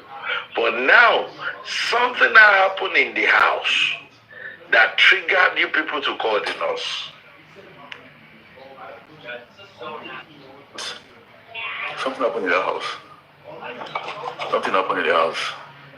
And according to the driver, there was an emergency 3 a.m. in the morning, very early, that made those guys rush out. And the rushing out was not included in the testimony of those who were earlier interviewed at the coroner inquest. The driver made that note that there was a situation. I think Adra said something like there was a loud noise upstairs or something. Yeah, because the fight definitely continued when he got home. So that was a fact there that they're trying to hide. And that's the reasons why they did not allow, or that's the reasons why the Kuramed doctor or the Kuramed person that attended to Mubad Kuramed was not present at the inquest. Because whatever the person may say, if the fact that the Kuramed person, doctor or the person who attended to Mubad would say might contradict or might shed more light on the autopsy results, the private autopsy. Yeah. It may shed more light, it might contradict it. The autopsy was, we believe, most people believe the autopsy, the private autopsy was tampered with by, some of these elements. And if they could deploy such personnel, deception, infiltration and spies to be able to sabotage the private autopsy, they will deploy, 3 times or 2 times resource to sabotage, the other one that we're talking about. You know what I'm saying? I don't want to mention it. We'll deploy more so we should all be on guard for that one. Be on guard for it. That's why we are calling on the FBI and Homeland Security. Escapade, what's in the fight for a year? Because that's why we're calling on the FBI. Because these people, they are ready to go. How can somebody be blind to a report that was given to somebody to deposit this thing in the morgue? I mean, they choose not to look at that side. You choose not to look at the motive behind why did you present this thing when you people get to the morgue. Why didn't you even tell the father that, they gave you a report? You understand? So that is why we are saying that it is deeper, and from everything that is coming out now, and the way Baba is speaking, the way VDM is giving the platform, in fact, Baba's testimony and Fola Shade's testimony, nailed it. For me, Baba was the first person that said, Onri Duve, Belueje. Fola Shade in that 9 seconds. Then you remember that she àti mi yẹn bó ṣe pọ̀ tó yẹn they say you did not see it. And I asked you, what kind of blood is this? Where is it from? But now, thank God, VDM. And see, I keep saying this thing here. If Baba did not call Fola Shade's name in that VDM's, Fola Shade might not even be fit to go. I mean, that's 100% because this guy mentioned I think the lady.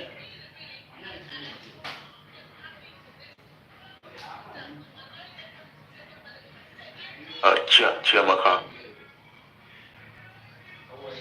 mentioned the hairdresser, right? Like what the hairdresser said. Right. So Vivian was like, okay, he was going to invite the hairdresser to come speak based on what Chiamaka said she had to say. So the same thing was Baba's case with the duvet, because Baba said, Baba quoted Miss Fola Shade. So that made, okay, you know what, Baba, don't worry, don't say, we're going to call the Fola Shade to also speak on account. And I'm sure that's like a but Fola Shade now mentioned Ayan again. Yeah, I'm rather mentioned Ayan. And mentioned the nurse from mentioned the graveyard nurse, you know what I'm saying? Mentioned the Homeland Security. Now the Homeland Security. He mentioned that, bro, but she's there. She just broke the people. I believe she would have gotten the orientation from BDM. Look, say what you know, don't say what you do not know. And she stuck with the rules.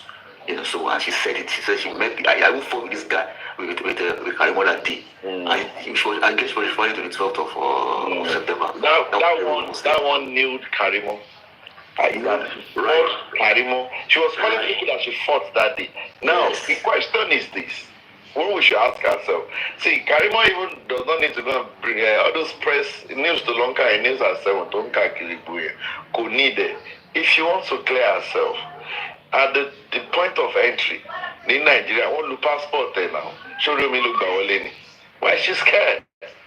If she wants to say that, oh, you don't need to call Folashade as I will call Blessing. You don't need that. You don't need to validate them. She fought you. She fought Ayan. She fought a lot of people that day. And it's simple. From dates of events, there was no day that we heard that there was any other crowd in Mohbad house as said the day that you understand. On that Wednesday, there was no activity in that house. So Kuwaranski Folashade Losibe. On the Thursday, there was no activity in the house. Kuwaranski Folashade Losibe. Yes. Yeah. On the Friday, no activity. Even when they said they wanted to have family meeting, that Baba was excluded. Folashade was not in attendance. Yes. You understand? Yes, she even said the day that Mohbad passed away, that nobody, came into the house, meaning that nobody knew what happened. Now, nobody outside the circle. In the train of same thought, she said again that she recognized Alpha. There was another celestial woman. One person that wore white. Yes. There was Mohbad's lawyer. Somebody told me that that's the lawyer. You understand? In that storyline, I fought with Karimo King. So why would Karimo be defending what is not defendable? Because the question is, I keep asking myself, how is Mohbad that important to you, Karimo, that you have to take your 2 children, took a leave of you that work with the U.S. Army, and you work with $20,000. Then you spend $20,000. Bro, that is $20,000. As of then, how much be $20,000 for Nigerian money? That's almost like 30 M. 30 M. Are you coming to build house? Did they buy any casket? Why will you say what was that money for? To bribe people? To buy stuff for police? To buy wine for police? Is that what the 20K is for? And she also said, at that point, she said, okay, because when she came to Nigeria, she never booked a return ticket. It was not a round trip. She booked a one-way ticket to Nigeria.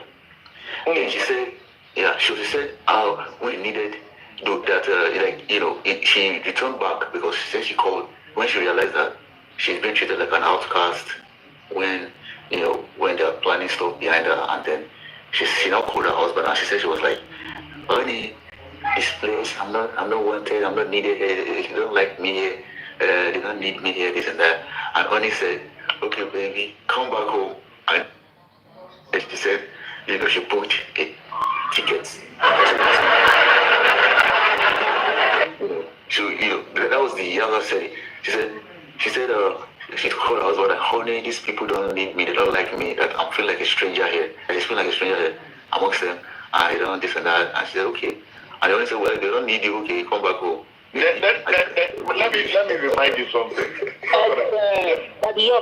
I just want to add something to you people that are on this line as you are talking. Cover that, I greet everybody. I was made to realize that Karimo presented a pay slip on TikTok to clarify that she's actually a nurse and this is how much she earned. If she can prepare slip, if she can present pay slip on TikTok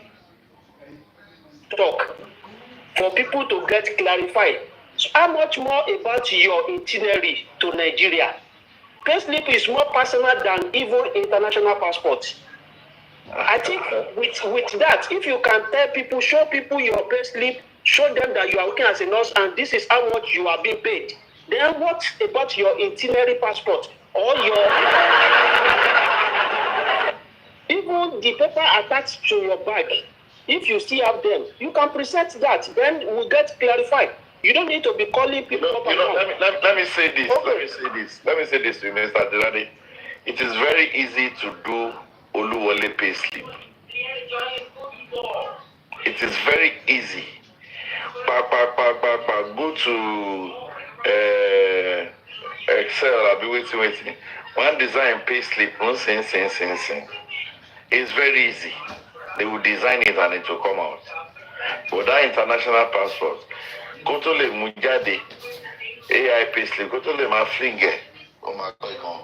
So, what I wanted to remind Crocodile, do you remember when Karimo was narrating? Oh, a guy that with you. Don't blame them. I don't blame them. I blame Baba Mohbad only the one because and to shame horribly because we could see how Mom Life has done so far so good in justice for Mohbad. In fact, I don't want to be, you know.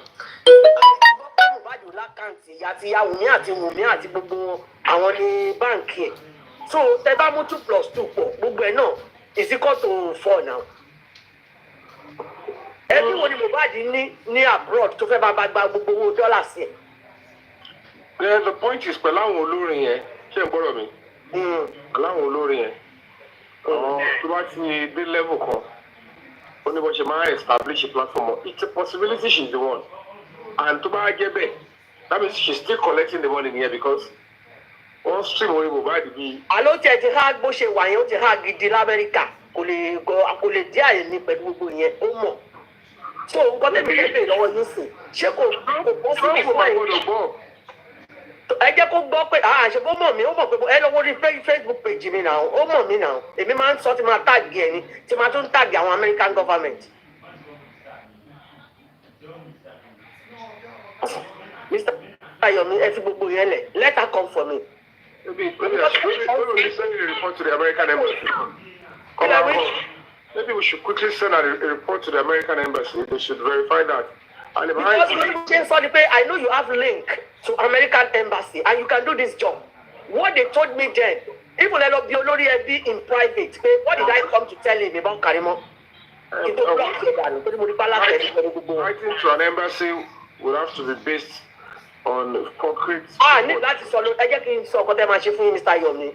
Nǹkan tẹ́yìn máa find out ní pé bẹ́ẹ̀ ṣe lè gba private investigator tó máa ṣiṣẹ́ pẹ̀lú nǹkan tí mo sọ fún yìí pẹ̀lú ọmọbìnrin yìí nǹkan tẹ́yìn ẹ̀ẹ́dẹ̀ ní láti wá sórí social media.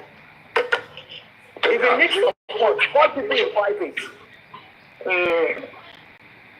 Yeah, you're very correct. Everything will be bringing to this app now. Gbé wa lọ síbi kankan. Do I láti February, March last year?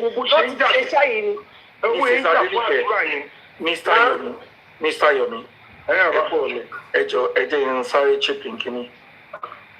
Ọ̀rọ̀ tẹ́ ń sọ yìí. Yes, sir.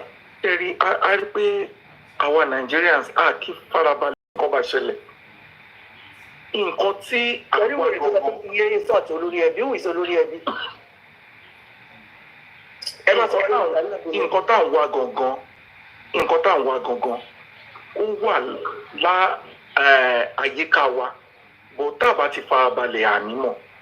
Ṣé rí fídíò yẹn the day I watched it blind yẹn tẹ́ bá wo kíní blind kíní window yẹn dáadáa it's not America. Of course. AC làwọn èèyàn lọ ń wò. Fídíò náà sí mi tí wò. AC làwọn èèyàn lọ ń wò. Tẹ́ bá wo window yẹn. Tẹ́ bá wo window yẹn tẹ́ bá wo kíní blind yẹn. Mi ò wọ́n ní wò pé mo fẹ́ sọ review ẹ ní o. Chris ẹ hold on torí mi ṣẹ̀dí láti fi ṣe láti jẹ ta ni. Máa ṣe of course ibi ọ̀nà ìgbà tí mi ò ní pààyàn ní tàwọn Karimo ṣé kí kò sẹ́ tẹ̀mí mi ò ní pààyàn jẹ́wọ́ mi lè mú bẹ́ẹ̀. mo dà pé bẹ́ẹ̀ ṣe wá ẹja ní sùúrù ọ̀rọ̀ wa sì lè padà wọ̀ bẹ́ẹ̀ ṣe wá lọ bí iṣẹ́ láti jẹta ọkọ yín wá ká yín mọ́ bí iṣẹ́ ni àbẹ́yìn lẹ́ ń jọ wá bá. èmi ò lọ́kọ single mother ni mí tí mo dẹ̀ enjoy ayé mi. kí lè wá fi ẹ lu bàbá àgbà. owó ni kókó tèmi mi ò tiẹ̀ lo kọ́kọ́ rí owó ni. àti adédìkẹ́ tí mo ní láyé mi is money. àti adédìkẹ́ kú ẹ fi mi nílẹ̀. ẹ wọ ẹ jẹ́ kí n sọ tèmi jàre ẹ tún sọ pátápátá. ọmọ pàwàdà sọ̀rọ̀ Mr. Yomi mo ti já prince mo ti já Mr. Yomi sí ìgbọ́tọ̀ máa ṣe ń sìn. You are an ambassador. ẹ máa gbọ́ èyí tẹ̀ ń sọ ẹ ká yanjú ẹ̀ gbówó ṣe important bóyá bá kó owó mọ́ bẹ́ẹ̀ kò lè gbà kí lè rú mọ́. Mr. Yomi fi yẹn lẹ̀ ẹ mú nǹkan táwa yìí ti jẹ jẹ́ káyọ̀ bá mú sí gbogbo ìta àti jẹ náà àti jẹ ní kitchen àti jẹ lẹ́nu sílẹ̀sì àti jẹ ní toilet àti jẹ ní. àpò àfọwọ́sílẹ̀ òkè so tẹ bá rí mi sí ìgbé olórí kí mo lè ṣe fún yín. irọ́ àwọn tí ọmọ bí yín dá. Mr. Yomi ẹ fèrè sílẹ̀. ẹ rí mi ẹ kọ́ sọ kí n Mr. Yomi mo ti fún yín ní kí ìwọ ẹ lè ṣe ẹ lọ ṣe lọ́dún mo sọ fún yín sí ẹ lọ ṣiṣẹ́ lórí ẹ̀ because ẹ lẹ́bẹ̀ yẹn ẹ̀yin lọ ṣèwádìí without including anybody. ẹ mọ nǹkan tí mo fẹ́ sọ Mrs. Adenike.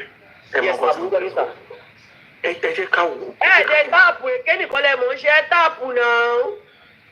ẹ mọ nǹkan tí mo fẹ́ sọ. lórí yan lé yìí ẹ mọ kí lè gbé wáyé lásán àti Adenike bàbá tí ó rè ńlá ni. orí mi kàn ṣe gba ògùnbá fún. second phone ta ló ní second phone ní bíbá yìí kọjọ kọ́ wa play ẹ̀. ẹsẹ̀ dẹ̀ sí Ògo Olúwa ẹsẹ̀ dẹ̀ sí kí n dáwọ́ bí. ẹ rí lórí ọ̀rẹ́ Ògo Olúwa. wàhálà iṣẹ́ rí Mr. Yomi iṣẹ́ yìí tó ọ̀rẹ́ Ògo Olúwa bọ̀dá Yomi ẹjọ́. mo mọ̀ wá sókè nígbà tẹ gbẹnu lé ọ̀rọ̀ kìíní yẹn ni pé ẹ kì í jẹ́ kí èèyàn sọ̀rọ̀ ọjà fẹ́yìn méjèèjì. with America máa embassy. sọ̀rọ̀ prince àdìmú kò sí ẹ ti bẹ̀rẹ̀ ọ̀rọ̀ tẹ́lẹ̀ ó yẹ jẹ́ kí prince parí ọ̀rọ̀ wọn. kíní ti wọ Mr. Yomi lórí wọn ọmọ kan tó ń ṣe mọ́. ẹ wọ́n kan tí mo fẹ́ sọ pé ẹ jẹ́ ká wò dáadáa àríwọ̀n why is it that anytime tí nǹkan tó bá máa jẹ́ ká rí nǹkan tó Mr. Prince ẹ mọ ọgbọ́n tí Karimo ń lò let me tell you today.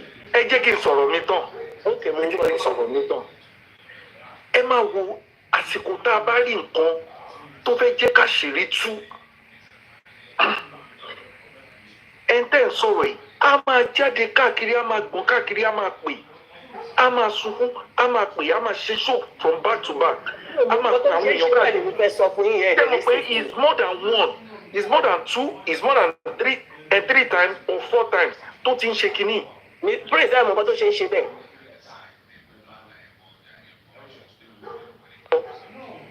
To go and do the needful. But the only problem we have is Mohbad's parents. Wọ́n ti kọ́ wọn bọ ní gbogbo kìíní.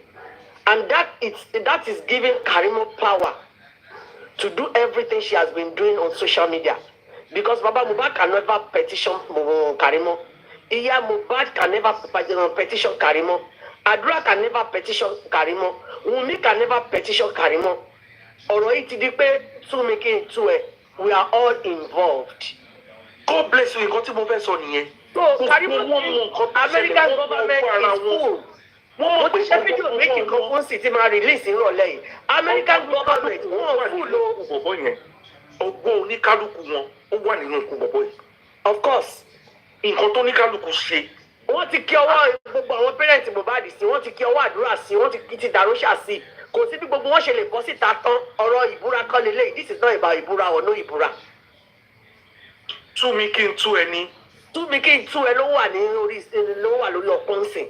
Karimo ẹgbọ́ statement Karimo sọ. wọ́n máa padà túra wọn náà ní ìjọba wọn. Karimo came out to exonerate herself. But she has forgotten the fact that American government are wiser than what she's doing on social media. Bọ̀ ẹ dúró náà kí ló wá fa ìjà ẹ̀ńtẹ́ ìsọ̀yà àti àbúrò ẹ̀ kí ló fàjà àwọn méjèèjì èmi wò pé ìjà yẹn ó dàbí pé plan work ni. Plan work ni kò sí kankan tó fàjà láàrin wọn àti ìyá wọn. Kò sí kankan tó ṣe wọ́n rọrùn jà. Kò sí kankan tó fàjà láàrin wọn. Ìjà yẹn is too much. Wọ́n kò lè pé ẹ jẹ́ kí n sọ àṣírí social media fún yín. Because Karimo was not a blogger. Ìyẹn ló fi dàbí pé ó ń sọ̀rọ̀ jù kì í ṣe pé ìgbà míì àwọn nǹkan yẹn kì í ṣe pé ó fẹ́ déédéé sọ. Bó fẹ́ jẹ́ kí ọ̀rọ̀ òun dùn kó sweet létí aráyé kan gba òun gbọ́ kó like òun kó wà ní side òun. Ìyẹn ló fi máa ń jábọ̀ kọjá àyè tó fi ń tú gbogbo àṣírí ẹbí ẹ̀.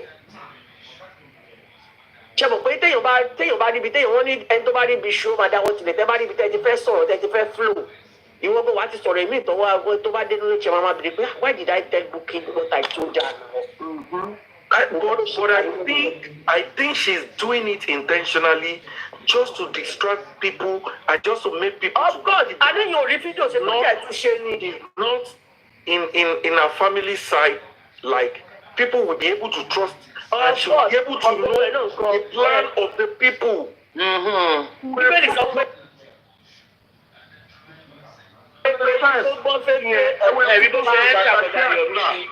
Please, Adenike, ẹ wo ẹkún tó sun bàtà gbé àdúrà. Nǹkan tí mò ń sọ gbogbo ni mú. Ó ní ẹ̀ẹ́dẹ̀gbọ̀n ibi tí mo ṣe ń ké.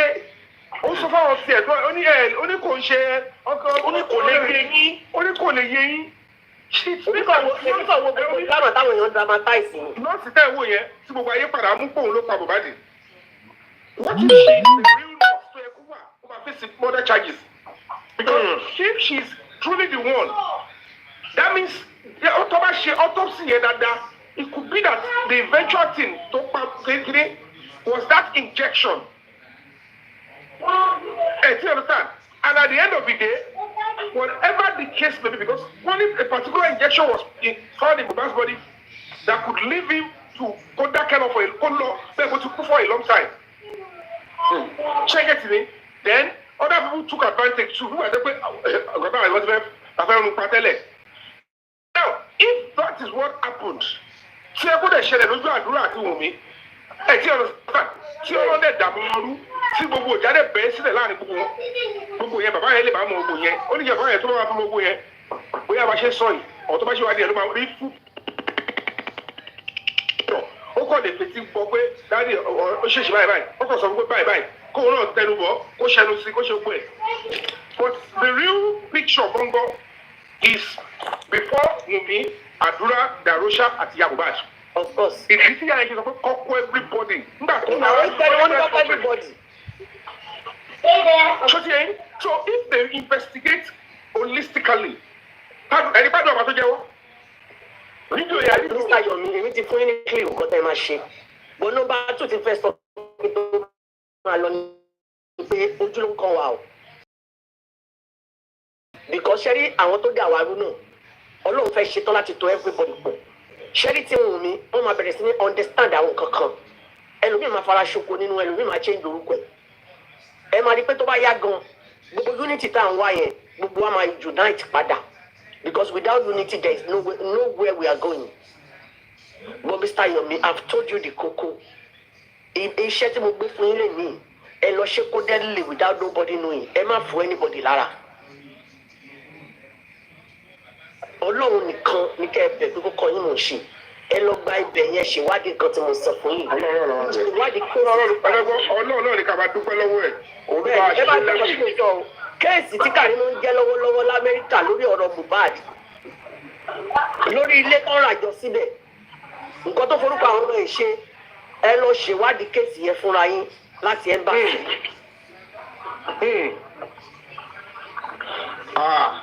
Adenike.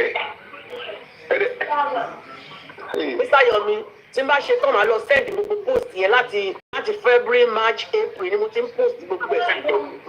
Màá send gbogbo ẹ̀ sí kẹlọ́ máa gbọ́ kẹlọ́ kà. Ṣé ní WhatsApp mi àbí? Mi ní WhatsApp yín.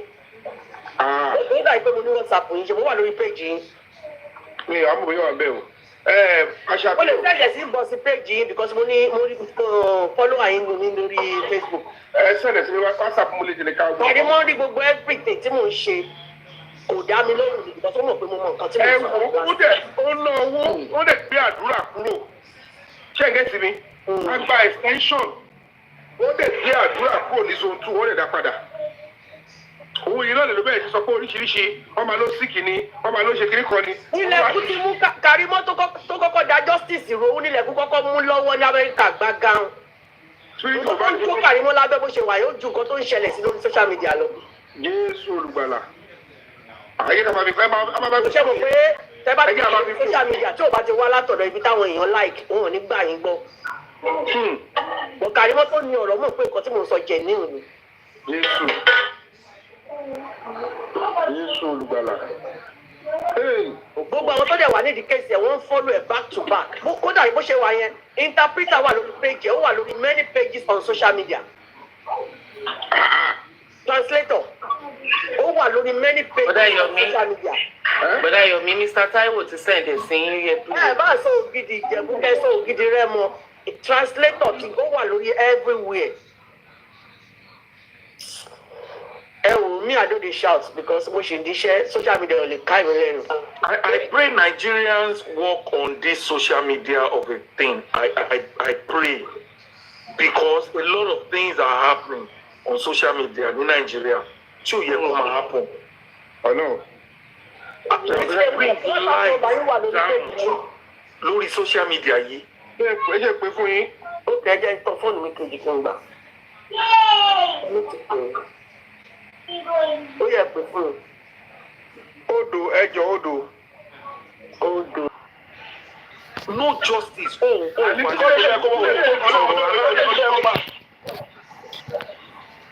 Olóyè máa lédi kọ́ọ̀sì yẹn náà. Olóyè kó lead course yẹn. Kò tiẹ̀ sọ pé justice for my husband rárá. Kí ló ń sọ rárá gba bẹ́ẹ̀ tọ́sẹ̀ ìgbò lórí tọ́sẹ̀ ìgbò lójú gbogbo ojú ẹ̀ bó ṣe yọ kọ̀ǹtọ̀ ni. Ẹ̀gbọ́n ojú ẹ̀ tó ní. Mo sọ fún yín mo sọ òun ní ìjọ òun ní ẹ̀. Ẹwà búrò bò bá ẹgbẹ́ náà ṣe yẹ kí ẹ ṣe bí bẹ́sà. Ẹwù bó ṣe ń sẹ́wẹ̀ lórí Ní láti kó gbà tó bá Mohbad ní abẹ́rẹ́ yẹn. Ó ti mọ̀ kó òun ti fẹ́ máa lọ. Ó dẹ̀ dìde kó jà last fight. Torí tí wọ́n bá fi nǹkan burúkú sí ọ̀la ara, wọ́n wẹ̀ ó ti tọ́ lọ nìyẹn. Ẹ̀yin ẹ̀jẹ̀ mi ẹ̀yin tí mo gbára lé. Ebi dáhùn sí láti tó ṣẹlẹ̀. Tó fi dìbò lè sọ ọrùn yìí akara zoom. Akara zoom ni akara zoom náà ni. Assumption náà ni because assumption ni gbogbo yẹn because to me. Fídíò tó kọ́ sí prison. Tàbí ìmọ̀ ojú ẹ̀ tó wú. Ẹ ṣe bá sọ lọ́nà ni mò ń sọ. Ọtí fún àwọn ọ̀sẹ̀ gbòkú pamọ́ sínú ilé. Ẹ tó bá gbóhùn ṣe sọ̀rọ̀ báyìí, àánú ẹ̀ máa ṣe pé wà bí ya mọ́ lọ́rùn. Àmọ́ pé máa wá bí ya mọ́. So questions wà tá a máa béèrè. Kó gbéra kó jáde síta kó já àwọn tó lọ́gbọ́n lórí kó béèrè question lọ́wọ́ ẹ̀. Ẹ release gbogbo fídíò tó wà lọ́wọ́ yìí tó wà kó mọ́ pa ẹ̀. Gbogbo evidence ẹ̀ níta keep ẹ release ẹ̀ síta. ọ̀ṣọ́ fídíò yẹn ká wò. Bẹ́ẹ̀ni sọ pé láti jọ Monday rẹ̀ ti wọnú ilé láti Ìkòròdú tí di ijó tẹ̀lé pé bàbá Mohbad abẹ́rẹ́ gbogbo fídíò tẹ̀lé tó wà lọ́wọ́ yìí àti pictures tó wà lọ́wọ́ yìí. And where is Mohbad for? Láti ẹgbẹ́ tó ní kó òun tẹ́tí pé bàbá ẹ̀ torí after gbàdá pé bàbá ẹ̀ tẹ́ pé bàbá ẹ̀ lẹ́sẹ̀ bẹ̀ sí release fídíò àti picture jáde. Láti bẹ̀ tí láti jọ Monday tẹ̀lé kó òun lé gbogbo òru kí ló ṣẹlẹ̀ lóru. Títí ilẹ̀ mọ́ irú kan tẹ́ ìbá ní fídíò lọ́pàá ìdí ní voice note ẹnì kan máa mú fóònù ẹ̀ tó máa gbé tẹ̀ pariwo torí jẹ́ ẹ̀rọ ọkùnrin Yomi kẹ́lẹ́ ẹ̀kọ́ lé tiẹ̀ ẹjọ́ play voice note fún wa pípa là ń gbádùn ẹ̀ lọ. Ẹjẹ́ Bó ṣe wà yẹn. gift him now èyí ṣe bí ẹni kan fún ọmọ náà ayé gbogbo alájọ ń gbádùn ara wa. Ṣé gbọ́dọ̀ mi? Bó ṣe lè jọ yẹn. Ọ̀rọ̀ á encourage. Nọ́ọ̀sì tó ṣiṣẹ́ yẹn kò ṣe nọ́ọ̀sì tó ṣẹ̀dé lọ́sàn-án yẹn gbogbo nǹkan tó ṣẹlẹ̀ ní Tuesday yẹn hostage manage yẹn. Cherry ti second nurse yẹn wọ́n ṣe agbọ́dọ̀ ṣẹ̀ wá jáde ńsìn. very obvious. Nọ́ọ̀sì yẹn adé ẹ fẹ́ gbọ́ sọ̀rọ̀ wọ́n ná apart from those substance tọ́ba nǹkan tó yẹ fẹ́ autopsy yẹn kó jáde méjèèjì is that something was administered into Mohbad's body. And that is to the knowledge of those that are very close to Mohbad. So ṣé báwọn ọlọ́pàá ni wọ́n rí syringe tó pọ̀? Àní syringe yẹn wọn ò fẹ́ múlẹ̀ yìí tó máa múlẹ̀ kiri. Tó máa tó àṣírí gbogbo. Police in Lagos State refused to release those syringes to the pathologists. Ibo ló ti ṣe inquest lọ́bẹ̀rẹ̀ fún. Who is covering it up? For what purpose? Okay. So at the end of the day, something is fishy. That nurse gangan òun náà dẹ̀ ti sọ nínú interview yẹn because àdúrà dé bí àdúrà ló fi jẹ́ pé àti àdúrà tó sẹ́nìkan àti interview tó lọ ṣe kí àṣírí lè bọ́ta ni ó ní we called in the second nurse and the nurse slept over. Nurse call Ambo. That second nurse was that what the nurse. I put nurse soon Monday, so Tuesday. Go fún yẹn, nurse wà nílé pẹ̀lú wọn. Ó ní ó stay overnight. Kí ẹ̀yẹn gbóyìnbó, ọmọ yẹn gbóyìnbó débi pé she can choose her words carefully. No, English ló ṣe ní school náà. Damn, she's too brilliant. English ló ṣe máa ń ṣe kọ́dọ̀kọ̀tọ̀ yìí tó fi darí àjò ẹ̀rú. Ó sound ẹ má jà fara wa. Again, evil communication corrupts good manners.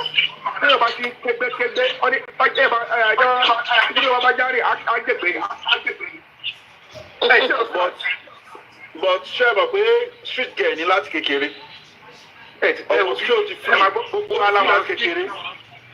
No, street yàtọ̀ sí street. Ó lè wà ní street kọ́ ẹ́ kó o sì ní parent. O sì lẹ́ni tó ń bẹ̀rù. Òun wà ní street kò sẹ́ tó ń bẹ̀rù. Kò bẹ̀rù anybody. Approach ẹ̀ bá ti mọ̀ pé ọmọ ilé ò rán anybody. Ọ̀rẹ́ ní tọ́ wọn rárá náà. Street ló tọ́ wọn síta. Exactly ìlú. Àdúrà tá a máa gbà ní pé kí wọ́n má gbọ̀mọ̀ sọ́mọ́ wa lọ́wọ́. Ẹ fi sùúrù. Kí ayé kọ́ má gbọ̀mọ̀ sọ́mọ́ wa lọ́wọ́. Ìyá tó gbọ́ mọ́lẹ̀ tó lọ ń kọ́ tó ṣe bí ẹ̀yẹ kọ́. So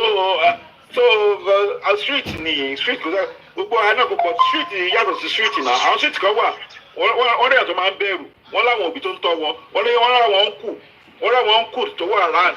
And then the prince àdúrà yẹn dẹ̀ sọ ìgbà ìmú ní ṣe ìyá tí ìyá Mohbad tó ń fọmọ sọmọ lélẹ̀ ṣé irú ọmọ téèyàn bá proud lélẹ̀. Ẹgbẹ́ bàbá ẹ bá jẹ́ ní ìyẹn ní problem.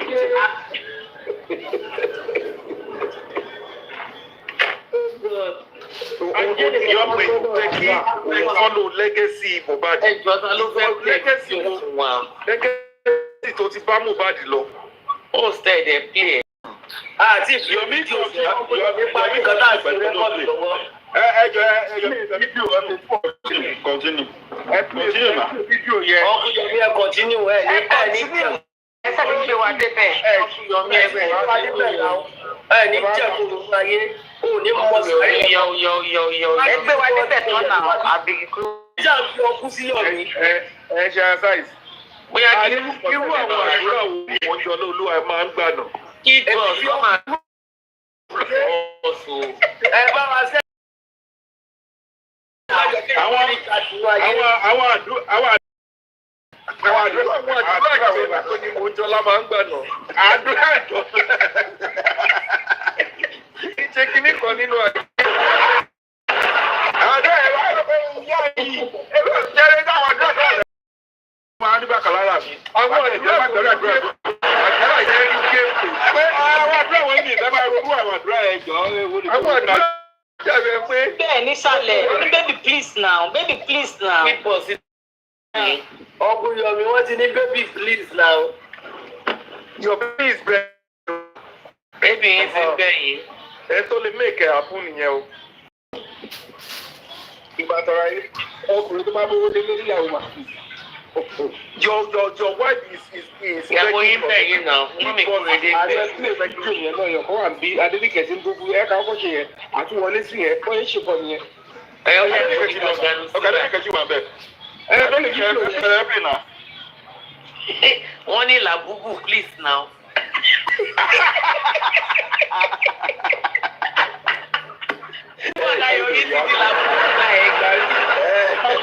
Ẹgbẹ́ play fídíò yẹn kan analyze fídíò yẹn. Mr. Labubu ẹ̀ ilé ẹ̀ play ẹ̀ lásìkò. orúkọ yèdè dáhùn náà.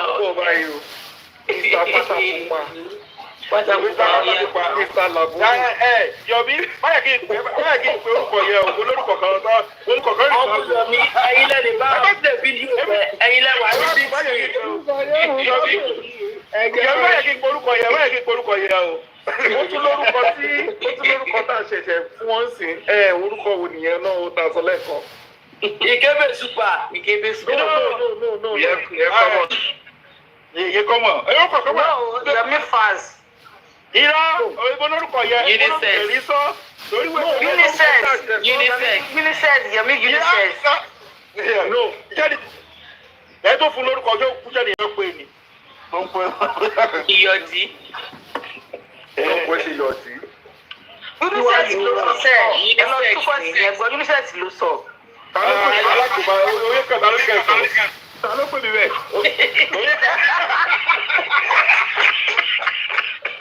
ẹgbẹ́ bẹ́ẹ̀ sọ́tún ta ló pè mí bẹ́ẹ̀. àwọn èrò kò ní àpò yìí o. èmi ló ní ẹlọ́dẹ̀ ẹni tó pè ẹ bẹ́ẹ̀ èmi ló ní ẹlọ́dẹ̀ ẹni tó pè ẹ bẹ́ẹ̀.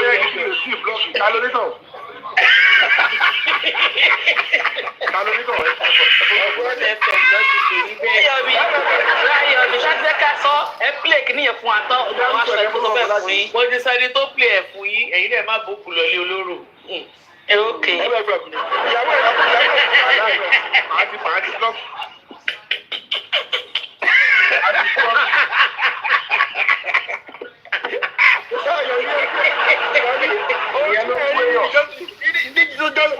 Ojú ẹ̀ rí bàjẹ́. Àwọn tẹ̀ ti tún dragi wọ̀dà ìbò lọ. Wọ́n dragi wọn ju I pass my neighbor lọ. Ayọ̀mí gan ní 16. Ayọ̀mí ní popularity gan. Torí òótọ́ dẹ̀ ni o. Ẹ bá gbọ́ ẹni sùúrù ẹ̀jẹ̀ kí sọ̀rọ̀ kan bì. Wọ́n mọ̀ pé Yomi sọ òótọ́ ẹgbẹ́ kan tí MFM kan sọ. Ó láwọn ló ń da kíní yẹn rúbọ̀ látòrí Facebook. Báwo ló ń ṣe gbò narrative àwọn ló kọ́ Kàrímọ́ gan fọ́yé ṣe jì narrative. Kàrímọ́ wá gbọ́mọ́ wọn lọ́wọ́ ni. Ní Kàrímọ́ náà ṣe wá gbé tó fi ẹbí kiri ṣe ń lọ lélẹ̀. Tẹ́lá ló gbà wọn kọjá.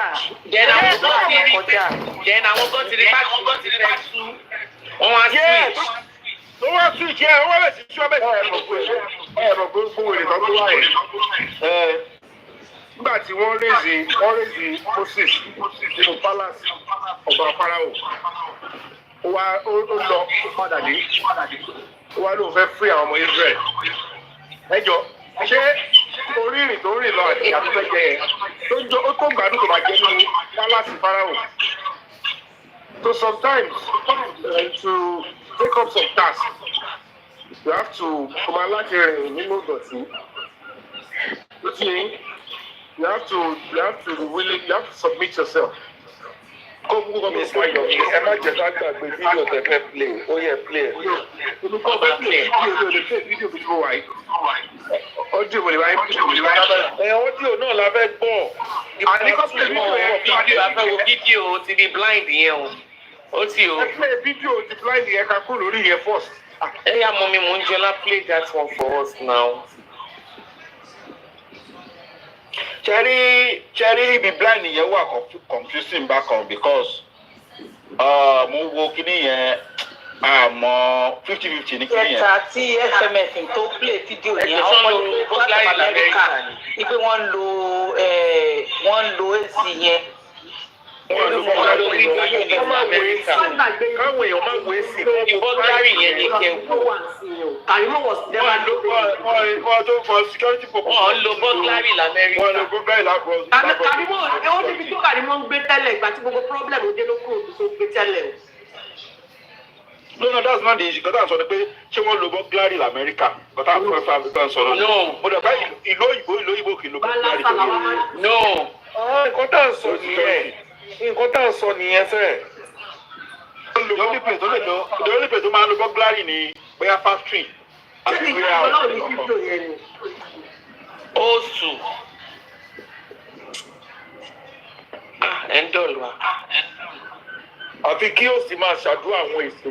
Ṣàdúrà àwọn àdúrà gbé náírà. Àdúrà àwọn ló máa ń rẹ́dí jù. Ó yà á lọ́wọ́ sí ní bọ́ lọ́wọ́ pé àwọn tó kọ́ ní báyìí wọn ní bọ́nú ẹ̀. Ẹ̀ ní pasọ́nù ayé. Lórí gift yìí náà. Ọ̀rọ̀ yóò ní bọ́ máa ráyé nú. Ó máa ń kọ́rọ̀ èèyàn bọ́ máa ráyé nú àwọn aráyé ò máa dà. Ẹ ní wọ́n kúrò lórí ọmọ. Àwọn aráyé kọ́ ló ti mọ̀ bá débi tó dé ọmọ aráyé wò. Ẹ jẹ́ bàbá aráyé sílẹ̀ kó dáka yí ẹ̀. Lórí jáde lè ṣayé. Ìyá àmọ́jọ́lá máa ní ẹ̀ ní kókó ọmọ sìn. Àkìlà bá débẹ̀ kí ló ṣẹlẹ̀?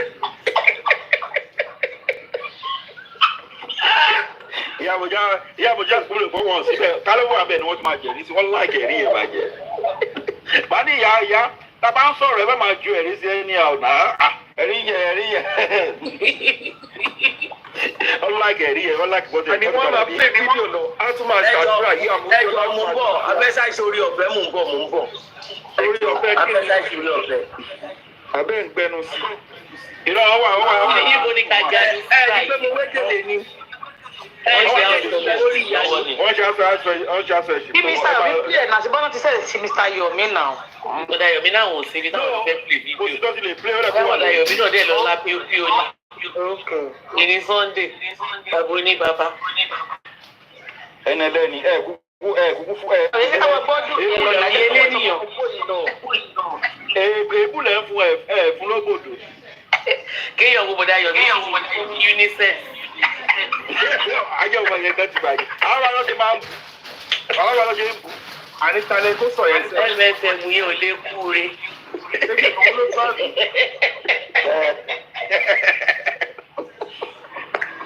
Olóṣè máa ń bù. Ṣé àfihàn fún èpo ara fún yẹn? Ọlọ. Mo ti fẹ́ rẹ́rìn. Kẹ́ni kí wú live in glass house tó throw stone. Ó yẹ ni. Lọ́dọ̀ wo ọ̀nà oníṣòwò nǹkan yìí jẹ́ ọmọ ṣòwò jọ tó yẹ kó máa búyàn. Tó yẹ kó máa búyàn. Irú yẹn. Tó yẹ kó máa búyàn. Kéèyàn tó lè bàárù yẹn sà tó wọ sunglass tó dúdú. Ó gbọ́dọ̀ wà lábẹ́ yẹn tó wá wọ ọ̀kà. Ọ̀rọ̀ yín lórí black cap. Ẹ bá kọ́ tẹ́ ẹ máa bá obìnrin sùn máa láì ṣe obìnrin yẹn máa wojú mi. Ibo ni ẹ fẹ́ máa wọ.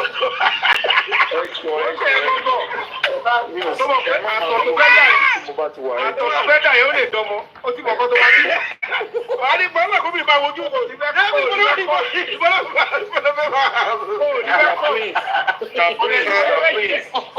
Ẹ̀jẹ̀ ẹ̀ máa bóbìnrin ibi tí mo bá wà ẹ̀jẹ̀. Ṣé mi ò ní fẹ́ kọ́? Ó ti mọ̀kọ́ tó máa rí.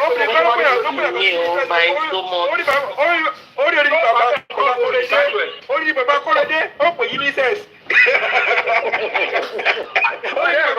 Ẹ dúró da prince ọ̀rọ̀ kan tí mo gbọ́dọ̀ ní bàbá Mohbad sọ pé kí ìyá Mohbad pàdé mọ́ jàre kó pàdé mọ́. Báwo ló wo owó ṣe ṣe sí?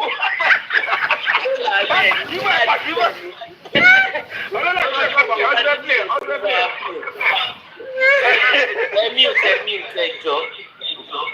Ẹgbẹ́ wọn ti bí sùn. Ó yà ṣàràró jàre ṣàràró. Which reduce falling well. Okay. Window yẹn ni kí n máa wọ̀.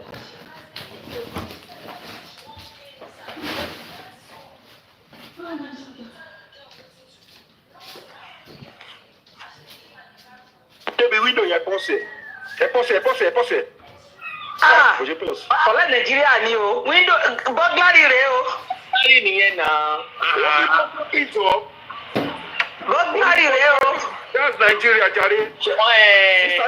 Adéníkẹ́. Ẹ bá ti dé bọ́gláàrì yìí fún ọ̀sẹ̀. Ẹni sùúrù ṣé ẹni tẹ́ bá ti pọ́sẹ̀ ẹ screenshot yẹ kẹwàá expand yẹ tí ó yẹ yín tẹ́ bá ti pọ́sẹ̀ ìdìbò gbáàrì yẹn ẹ screenshot yẹ kẹwàá expand yẹ ẹ máa rí ada. Ó láwọn bọ́gláàrì fọ́kànnà kan báyìí. Àwọn ayé àtijọ́ bọ́gláàrì báyìí. Ṣé Amẹ́ríkà máa ń lo bọ́gláàrì? Ṣé UK máa ń lo bọ́gláàrì ni? Láì ṣe pé factory. Àwọn factory kan, àwọn windows wọn ò kì í ní bọ́gláàrì. Ní o máa ní àwọn ibi tó for security purpose ó máa ní but ilé ìlú sí bọ́gláàrì. Ẹ máa wò ẹ bá ti débi tẹ́ fẹ́ fi screenshot ẹ sọ fún mi. Ibi bọ́gláàrì yẹn ni Ibi bọ́gláàrì yẹn gangan window yẹn gangan ni. ẹ pọ̀ Ibẹ̀ window yẹn gangan ni. ẹni sùúrù sísá Adéníkẹ́ mọ̀ nǹkan ẹ̀yin nìkan wo fídíò yẹn tẹ́ bá ti wá débi bọ́gláàrì yẹn kẹ́ pọ̀ ọ̀sẹ̀ kẹ́ wá screenshot. Kẹ wá ṣó ẹ̀ fún wa. Ẹ dákun ẹ post kiri ẹ lọ́la kìlọ̀. Gẹ́gẹ́ kí n pín ẹ̀ sókè lọ́dọ̀ mi. Bí akẹ́lẹ́gbọ̀n lọ ṣiṣẹ́ yẹn because bí tẹ̀ ṣe wà yìí ń kùn. ẹgbẹ́ àwò lọ́nà yín báyìí ná èmi ò ní fóònù méjì fún mi. ẹgbẹ́ ti kọ́ pé yẹn. Nàìjíríà ni. Ha.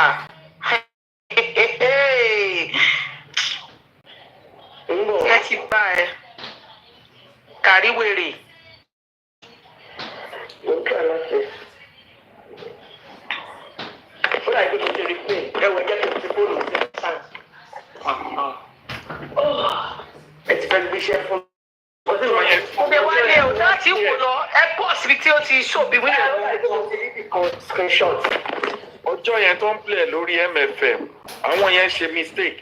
Ìyẹ́pọ̀ tó tó báyìí ẹ̀yìn òṣòdè kò tó lẹ́yìn ti ìsàlẹ̀ nìkẹ́. làwọn focus lé lórí àwọn ọmọ èsì ni wọ́n focus lé lórí wọn focus lórí bẹ́ẹ̀ yẹn.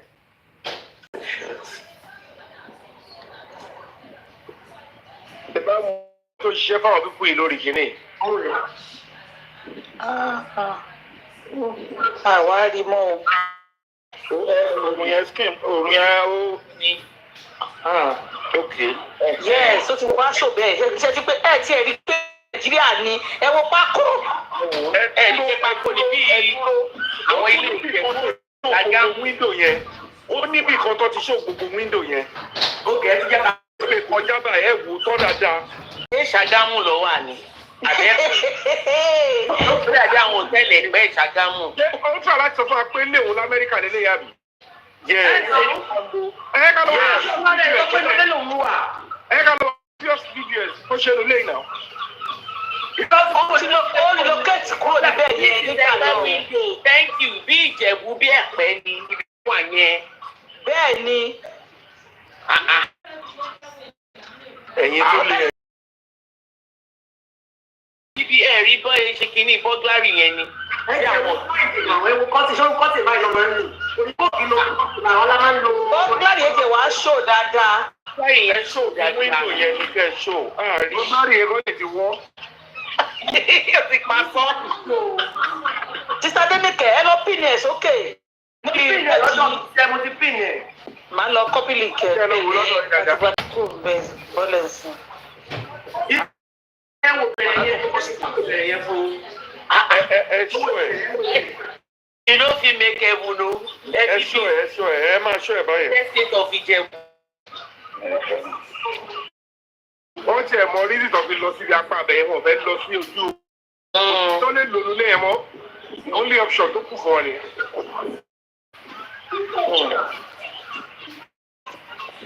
this is Ẹ ṣó ọmọ tó ń ṣe fídíò yẹn tó wà yẹn. Ẹ wo bọ́gláàrì yẹn. ẹ wo òkè yẹn. Ẹ wo òkè bí bọ́gláàrì yẹn. Ẹ wo ẹ wojú wíńdò yẹn. Nàìjíríà ni kò ṣe ta Amẹ́ríkà kan tí wọ́n ń sọ. Ẹ̀pẹ́ ìran. Pa ẹ́ ọlẹ́nu bí abẹ́fẹ́lẹ́. Ẹlẹ́nu bí ẹnu. ẹ gbé dúró ó sì máa ṣó ẹ kó máa ṣó wíńdò yẹn ẹ gbé dúró. Ṣé bá wù dáadáa ẹ̀rí pé tí wọ́n kọ́ bẹ̀rẹ̀ bálabàla òun ni gẹ́yì lórí ọ̀rọ̀ kù báyìí. Olórí akéṣì ẹ̀rú. Gbogbo ni main person náà fún. Ẹ wo ojú ẹ̀ gan bó ṣe ń ṣe fídíò yẹn. Ẹ rí bọ́pọ̀ ẹ̀ ò balẹ̀. ẹ wo hàn Ṣẹ́tìrì. wọ́n ti ṣó wíńdò yẹn ó sáré ó lọ. Àwọn gan kan ò lọ síbi wíńdò yẹn. Ọkọ wọn ò lọ sí. Ọkọ̀ wọn lọ bẹ̀ ó ní option tó ní nìyẹn tó bá yí síbò bẹ́ẹ̀ máa pariwo. ẹ rí mọ̀ pé ó fi ṣẹ́tìrì. Ó gbé kámẹ́rà yẹn close mọ́ ojú wọn kò lè sùn kámẹ́rà mẹ́yìn sódà ẹ̀ nílé rí gbàgbé ẹ̀ nílé rí Fídíò. èyí tó wà important jù nípa gbé ṣe immigration status movement. Bàbá nìyẹn náà máa fi Ikú pa ẹ́ Kàrímọ́ Kàríwèrè ikú pa ẹ́. Nígbà yọ̀ mi tí mo sọ fún ilé ẹ̀kọ́ yẹn lọ sí tẹ́lẹ̀ lórí ìdáhùn tẹ́lẹ̀ náà níbo. of course. ẹ gbójú tí yín kúrò níta Adéníkẹ́. kí ló máa lọ ṣe so ojú wọn dá ọdẹrù báyìí ni. Tó wèrè wo lọ́dún méje fún Sadé ní Kẹ́tọ́. ókè mo ti rí nǹkan tí Mr. Yomi rí abájọ tí Mr. Yomi ti fẹ́ kú. Tíbo. Èmi náà ló ń wò tó wò wá straight tó ń wò direct. a ní ẹ pàlẹ́ mọ́ ẹ ẹni tẹ bá ti rójú ẹ tó bá rí ẹ mọ bí tí ẹ ṣe máa rí sálẹ̀. And ẹlẹ́gbẹ́ kí ló wá sọ fún mi. a máa gbé wọn síra wọn. Ṣẹ́rí on the 12th of September 2023 yẹn weather in normal United States weather ó wà cloudy èdè òpè bit ibẹ̀ yẹn ó wà sunny gan ibẹ̀ yẹn wà sunny gan bí Nàìjà. àní the prince 100% Nàìjíríà délé. ẹ mọ blind ta máa ń lò ó lè àwọn ilé ẹ̀pẹ́. wọ́n ní normal United States weather temperature was. the prince hold on. Sherry mi n sọ pé kò sí ghetto l'Amẹ́ríkà but every abroad blind man lò sójú wọn nílò wọn plain materials fún wọ́n lè wá quality nǹkan lọ but Nàìjíríà ló ti máa ń lo cotton lóru aláràbarà tí wọ́n ń lò. Yeah, ló fi lo tún lo plain white background. ọ̀nà net yẹn wọ́n kì í lo net tí wọ́n lò kí ni la máa ń lò ọba ẹ̀jẹ̀ fi ṣe fún yín bọ̀ ẹ̀ ó dàn mo bẹ̀ jẹ́ ṣe kámẹ́rà. Tick cotton tick ó máa tick torí òtútù kọ́tù wa máa ń tick. wọ́n lo net labroad. Akọ̀rẹ́ yìí sadikẹ̀ kọ́tù wa máa ń tick torí òtútù. Wọ́n ń lo kọ́tù tó lọ ẹ̀ gbogbo àkọ́tù yẹn láti. kọ́tù ta máa ń lò ní títí ó tó bọ̀.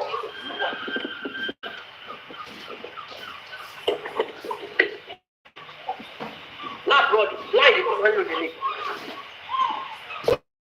Yeah, exactly. That is it. This is what we use. We say you Okalo blind yẹn. Okalo blind yẹn. Yeah. Méjì la máa ń lò. Méjì la máa ń lò jù ní. Àwọn materials tó wọ́n lò lábúrò lélẹ̀. Kò sí aláàbò kankan. Ẹ̀rí yẹn bó ṣe láìsí ni. Òjò ẹ̀ tó dàbí àkàrà. ọmọ fún ọ̀rẹ́ yàrá kí ìbò síra kí n ká sùn ọ̀rẹ́ kan. Kí la wí?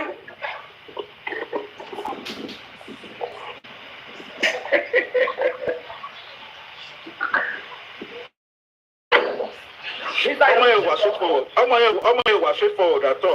Ọmọ yẹn wà straightforward. Yóò ṣe àrí gbogbo ọkọ ṣe nínú ọ̀rọ̀ Mohbad ẹ ti mọ̀ pé gbogbo ìwà yẹn ó ti wà lọ́wọ́ wọn tipẹ́tipẹ́. It's not something that àti ìyá àti gbogbo wọn. Gbogbo ilé tí Wùmí gan bá yọ̀ mí sọ yẹn, ọmọ irọ́ wà náà ẹ̀jọ̀. Irọ́ wà ọmọ yẹn àbúrò bá rí fídíò. Kọ́tì ló ń pè Nàìjíríà. Blind la wá pẹ́.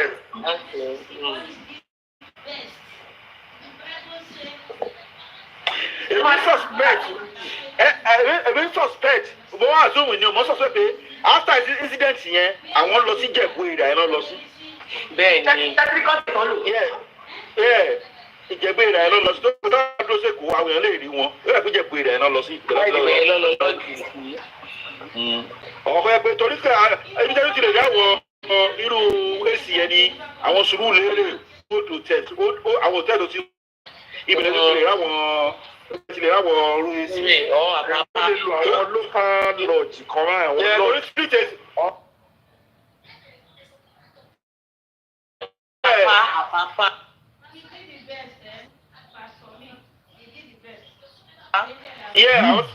Torí àwọn speeches ti lẹ́gbọ̀dì ló ń sin wọn ló gbúrò àwọn èsì yẹn mọ́. Àbí ìyànà yẹn ṣí tó ló kọ́lé sí bí wọ́n ṣe àná yẹn sí pinnu bẹ́ẹ̀ dẹ̀rẹ̀ sáìtì níbẹ̀.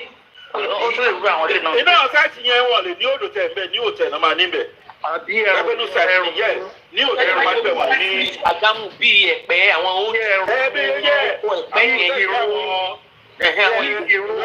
ìrọ̀ ikọ̀ ìkùnrin ọmọ lọ sí ìgbìmọ̀ náà dé kí wọn kí ló dé. Gbogbo ìlú wọn kọjá Ògùn State lọ. Ìlú wọn kọjá Ògùn State lọ. Àwọn sọ́kìlì kan lórí platform ìṣẹ́lí pẹ́ọ̀dù yẹn àwọn ọmọ skul máa ń wà lọ́lídé. So ti wà lára láti August mo lè bá bẹ́ẹ̀ tiẹ̀ pé August ló máa lórí tíkẹ́ẹ̀tì ẹ̀. Ìṣẹ́lá last week tó wálé fún léyà náà. Olóòrùn túmọ̀ sí Nàìjíríà. Ìṣẹ́lá last week in July or first week in August. But they said one of spent 2 months. 2 months. Ó lè padà nìyẹn. Olómọ ọkọ̀ tó ṣe náà. Ọmọ ẹ̀ ló mọ ọkọ̀ tó ṣe. But náà kò sórí pọ́ọ̀. Wọ́n ní lójó tẹ̀ wá níyànà yẹn sí. Tẹ́tíríkọ́tì yẹn. Kí ló ń kọ́tì yẹn by blind lọ́wọ́ ní plain material. Kọ́tì ẹ̀ soft, ó dẹ̀ wà transparent. gan. ó wà sọ pé sọ pé máa lórí ẹni bíi mùsùlùmí máa kó níta òyìn. èèyàn lé lórúkọ tí ì máa yẹn. àbínú náà kò ní net látọ̀ tó jẹ́rú èkó rárá ìjẹ̀bú tó ní fọ́ọ̀sì náà ti pa ẹ́ ìpè pa. ta ló ń yí ìpàdé fún mi? What is that? Hello.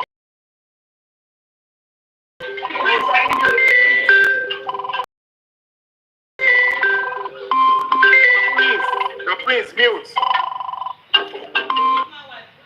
What's the mute for?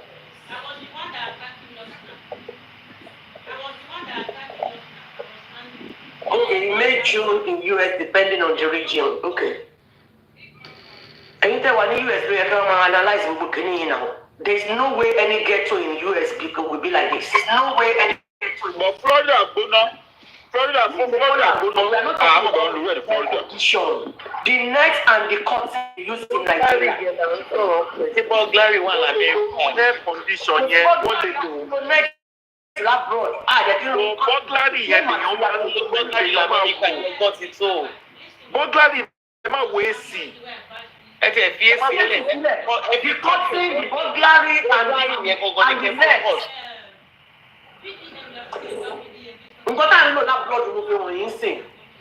They don't use burglary in abroad. In US, come to UK, you can't see abroad. They don't use it.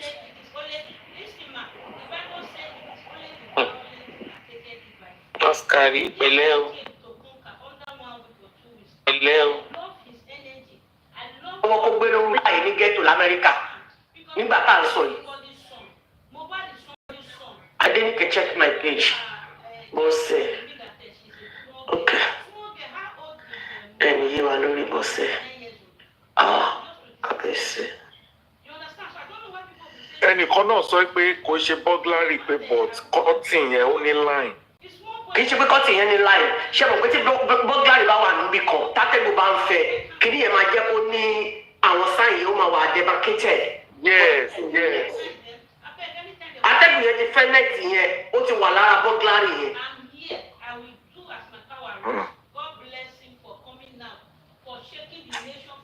It is well. Mo tó jù wá lọ tó wà tó jẹ́ ọ̀jọ̀gbọ́n nínú iṣẹ́ òfin tí wọ́n ti tú gbogbo kìíní ìfẹ́ mi. Ẹ má jẹ́ ká máa pajá lọ́bọ̀. Ẹ bi ra ilé rẹ̀ pé kí ló yẹ tí Kàrímọ́ Nàìjíríà American government ń bá fa case lọ́wọ́ lórí ọ̀rọ̀ Mohbad láti early last year. Àwọn ò tẹ̀ mọ̀ yẹn á ṣe ìgbọ́. What did they ask her to go and do? The needful tó ní kó lọ ṣe kílẹ̀ tí ò tí ì ṣe. Gbogbo tó ń ṣe tó ń dẹmọ lórí social media yẹn bóyá wò pé àwọn tó ń wò kọ́ lè máa wò gbogbo ìwọ̀n mọ̀ kankan ń pa ẹ̀. Òyìnbó kì í ṣe bẹ́ẹ̀ yẹn ṣe nǹkan. Òyìnbó lè fi $1,000 wá wọ́n lè fi $1 million wá 1,000.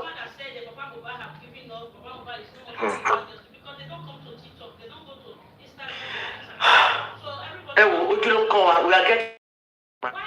We have no choice. We have no choice. Reputation tó tẹ̀ ti fúnra wọn kò sẹ́ni tó máa fẹ́ súnmọ́ fámìlì yẹn mọ́. Ní Nàìjíríà tá a wà lẹ́yìn rẹ̀ orúkọ yẹn ti bàjẹ́. Pẹ̀lú bàbá àwọn búkìjì sì ń bọ̀ kàn. Àwọn kọ̀ọ̀kan sì máa ṣẹlẹ̀ láàrin yẹn. Bá àwọn búkìjì sì ń bọ̀ kàn. Àwọn kọ̀ọ̀kan sì máa ṣẹlẹ̀ láàrin yẹn. Jẹ́rìfì GM tó jáde yẹn òun lọ́lọ́run àwọn tí ẹ̀ ṣe. Gbégbó láì púpọ̀. Ibẹ̀ ẹni gbogbo ayé máa ní ojú tó lò. VDM láwọn àṣírí kan lọ́wọ́ táwọn èèyàn ti mọ̀. Ó jẹ́ kó láṣìírí kan lọ́wọ́. Ẹ má jẹ́ kí n sọ̀rọ̀ lórí afẹ́fẹ́ la wa. We are getting there. Tẹ́lẹ̀ kọ́kọ́ bá ń kọ̀ yín lórí social media pé àwọn làwọn ń pe VDM irọ́ ńlá ni o. Naira Marley tá à ń ṣe pé òun ló fẹ́ gbé wa délẹ̀ lérí.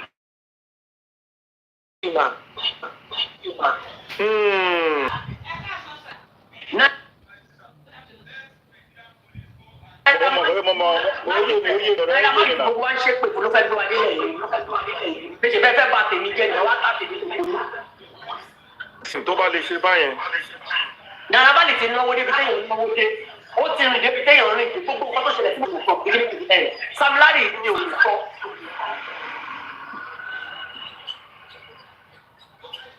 Naira Marley gbogbo ní kó máa ṣàdúrà fún bọ̀tù bọ̀bọ̀ yẹn is just quiet ní ìsọ̀kọ́ ọmọ gidi ni o. Ẹlẹ́dẹ̀ẹ́ àwọn òbejì ló wà lẹ́yìn ẹ̀. Mi sọ pé ìwà tó dá wà lọ́wọ́ Naira Marley òun ló mú wa nílẹ̀ yìí rí. Sam Larry tẹ́yìn rí yẹn iṣẹ́ owó Naira Marley and CBN has everything and it's just pulling their leg. Tí wọ́n bá bí bàbá ó fẹ́ kó àkóbára wọn ni. Iyabo àti sẹ́wọ̀n àríwọ́n nínú ọ̀rọ̀ ìlú ọ̀yà mi tí ìráyè mo ti ṣe kíkò àní mo máa dọ́pẹ̀ lálẹ́ ẹ jẹ́ tí gbogbo ayé bèèrè lọ́wọ́ Iyabo Òjó pé despite the fact that ẹjọba ló wẹ́ kòkó wúlò tí mi láì kò ṣe é kò yẹ ẹ jẹ́ ká bèèrè lọ́wọ́ Iyabo Òjó pé despite the fact that Mohbad explained everything to him that he doesn't want to go back to Nigeria. Kí ni Iyabo Òjó dé Nàìjíríà? Kí làwọn nǹkan tí Mohbad ṣe ní UK tó padà wá ṣe àmì fún mi? Tí kì bá ṣe pé ó mọ̀ fẹ́ dalé yẹn, ó mọ̀ fẹ́ gbẹ̀mí bọ̀bọ̀ yẹn. Ká pé bọ̀bọ̀ yẹn ò padà wá Nàìjíríà ní light today. Nítorí pé ẹjọ́ tọ́mọ yẹn lọ rò fún ó dàbí pé òun ló ṣe mọ́tò plus tó pọ̀ pé ó dàbí pé màá dé pẹ̀lú bọ̀bọ̀ Naira Marley. Ẹ wo bí Iyabo Òjó ṣe rán ṣọmọ Naira Marley.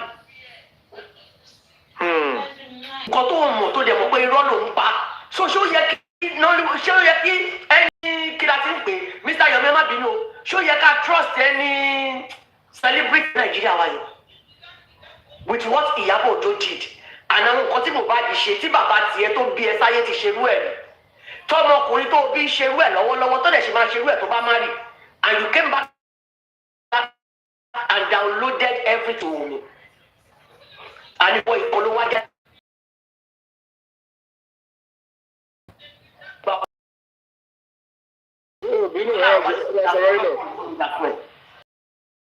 Nǹkan tó ṣe ní ọ̀rọ̀ Mohbad. Àwọn amúnibú ni. Ẹ bèrè lọ́wọ́ ara yín pé kí ló jẹ́ pé ìgbà tó ṣe nǹkan ẹ̀yẹ pé gbọ́tọ̀rún mọ̀ lẹ̀sìn ẹ̀ṣẹ̀ wá jáde. EFCC lórí wẹ́ẹ̀dì ẹ̀ tó ṣe EFCC òfin lọ́rùn lẹ̀ bó ṣe ń bá gbogbo ẹ̀ mọ́lẹ̀. Ẹ̀rọ rẹ̀ ni ọmọ Tinubu ní Àbújá kékeré lẹ̀ pé ni. Kó lè bá bẹ Naira Marley everything. Naira Marley ní kó lọ sórí TV stations to go and debunk her lies and she find it very difficult to do. Finding it very difficult to do. Ló ṣe fẹ́ káàkiri. Ó ti ní oríkọ́ fóònù láyé kó ilé ṣọ́ọ̀bù òun jó tó kọ́ fóònù láyé. Àwọn máa fún láyé ó ń bẹ̀bẹ̀ káàkiri ni kò fẹ́ gbèrè ìtìjú yẹn. Kò ní choice because the point is this. Kò ní choice. Kò ní choice. Ṣé wọ́n dé láàrin èmi àti it's a big thing for a human rights organization, the Nigerian public, to accuse.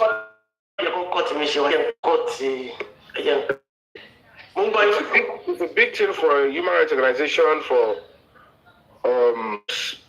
public to accuse a particular command. Lagos State Police Command, the evidence that is in the phone. Actually, video 3 seconds here, the contour on the phone here, and several other things. So what he captures on the phone here. Let's understand. Mr. Yomi, Iyabo doesn't have any hidden discussion with FDM. FDM was just like an intermediary between her and Naira Marley to beg. No. Even at that. Madam Denike. Okay. There is a court case between them. I need to buy your me. Timba Felu go before you ever jet. I never go. Every court case said, Mumu, what else so? But me, very sorry, delay. Only she intermediary phone. The only thing you want to do, because she was very as an activist.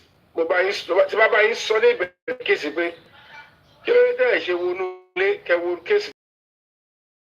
Àwọn tó wà lólè pẹ̀lẹ́ ni kẹ́ tó tẹ̀ bẹ̀rẹ̀ sí máa tàtẹ́ ìgbàgbọ́. Adéníkẹ́ sọ fún 100% pé FDM nìkan ló ṣe jókòó meeting tí wọ́n sọ.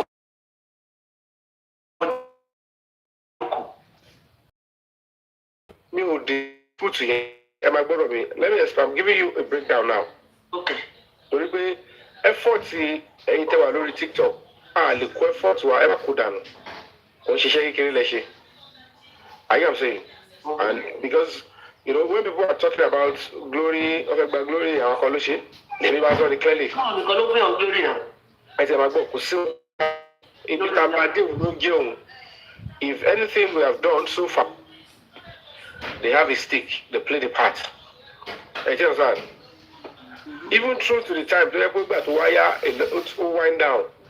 Only few people were able to also putting the stuff on national newspaper and then writing to the president via the ambassador.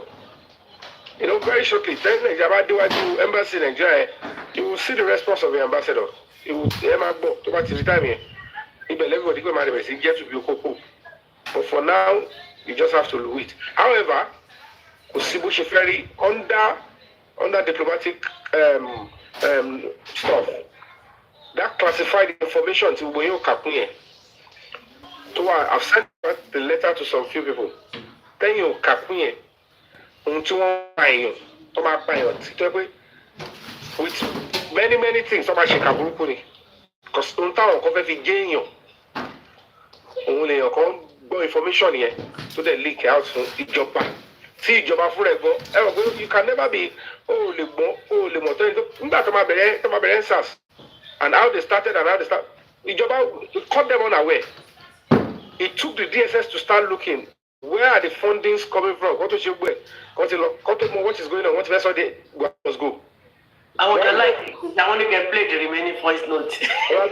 So the Buhari must go led to the fact that at the change the NSAS at the top of when they were doing the Shibok girl stuff, even that intelligence report is not true. Possible until it became what was eventually used to actually finish the government of Jonathan. But they keep trying. That's how the politicians how they work. Our squad come out and even non-B, 500 million. This particular video style, sorry. At the 30 seconds video, at the other ones, to a phone or a way. Toba job or official documentary could see affecting the government of the day. So if that should get to the president,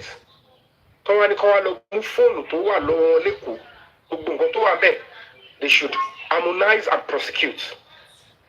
That is where they begin to see the truth. I want to parable. They have to like I'm also so that is a good basis for Naramali to start saying, Timani saw people like they will tell you. Mr. Yomi. He was really working on the ground to get everything. My dear sister, what I should be, don't follow. You told get pressure on Pomogo, don't call it Tani Baba Bibi. So by you near anything, Mr. Yomi. You should go down and you will follow. Now you need a lot of follow. Don't mind.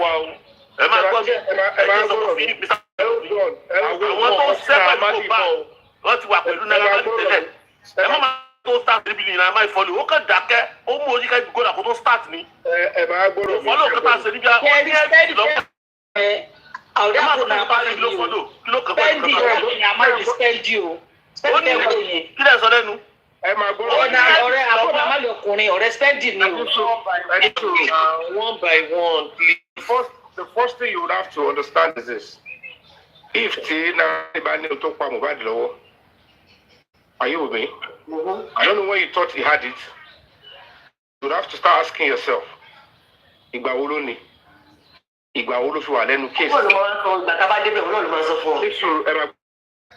Number one, if he has it for that long, you think he will want to retain in that case for that long. Once you have free, go to 2-3 months. If only the people share your jolly. Mr. Yomi,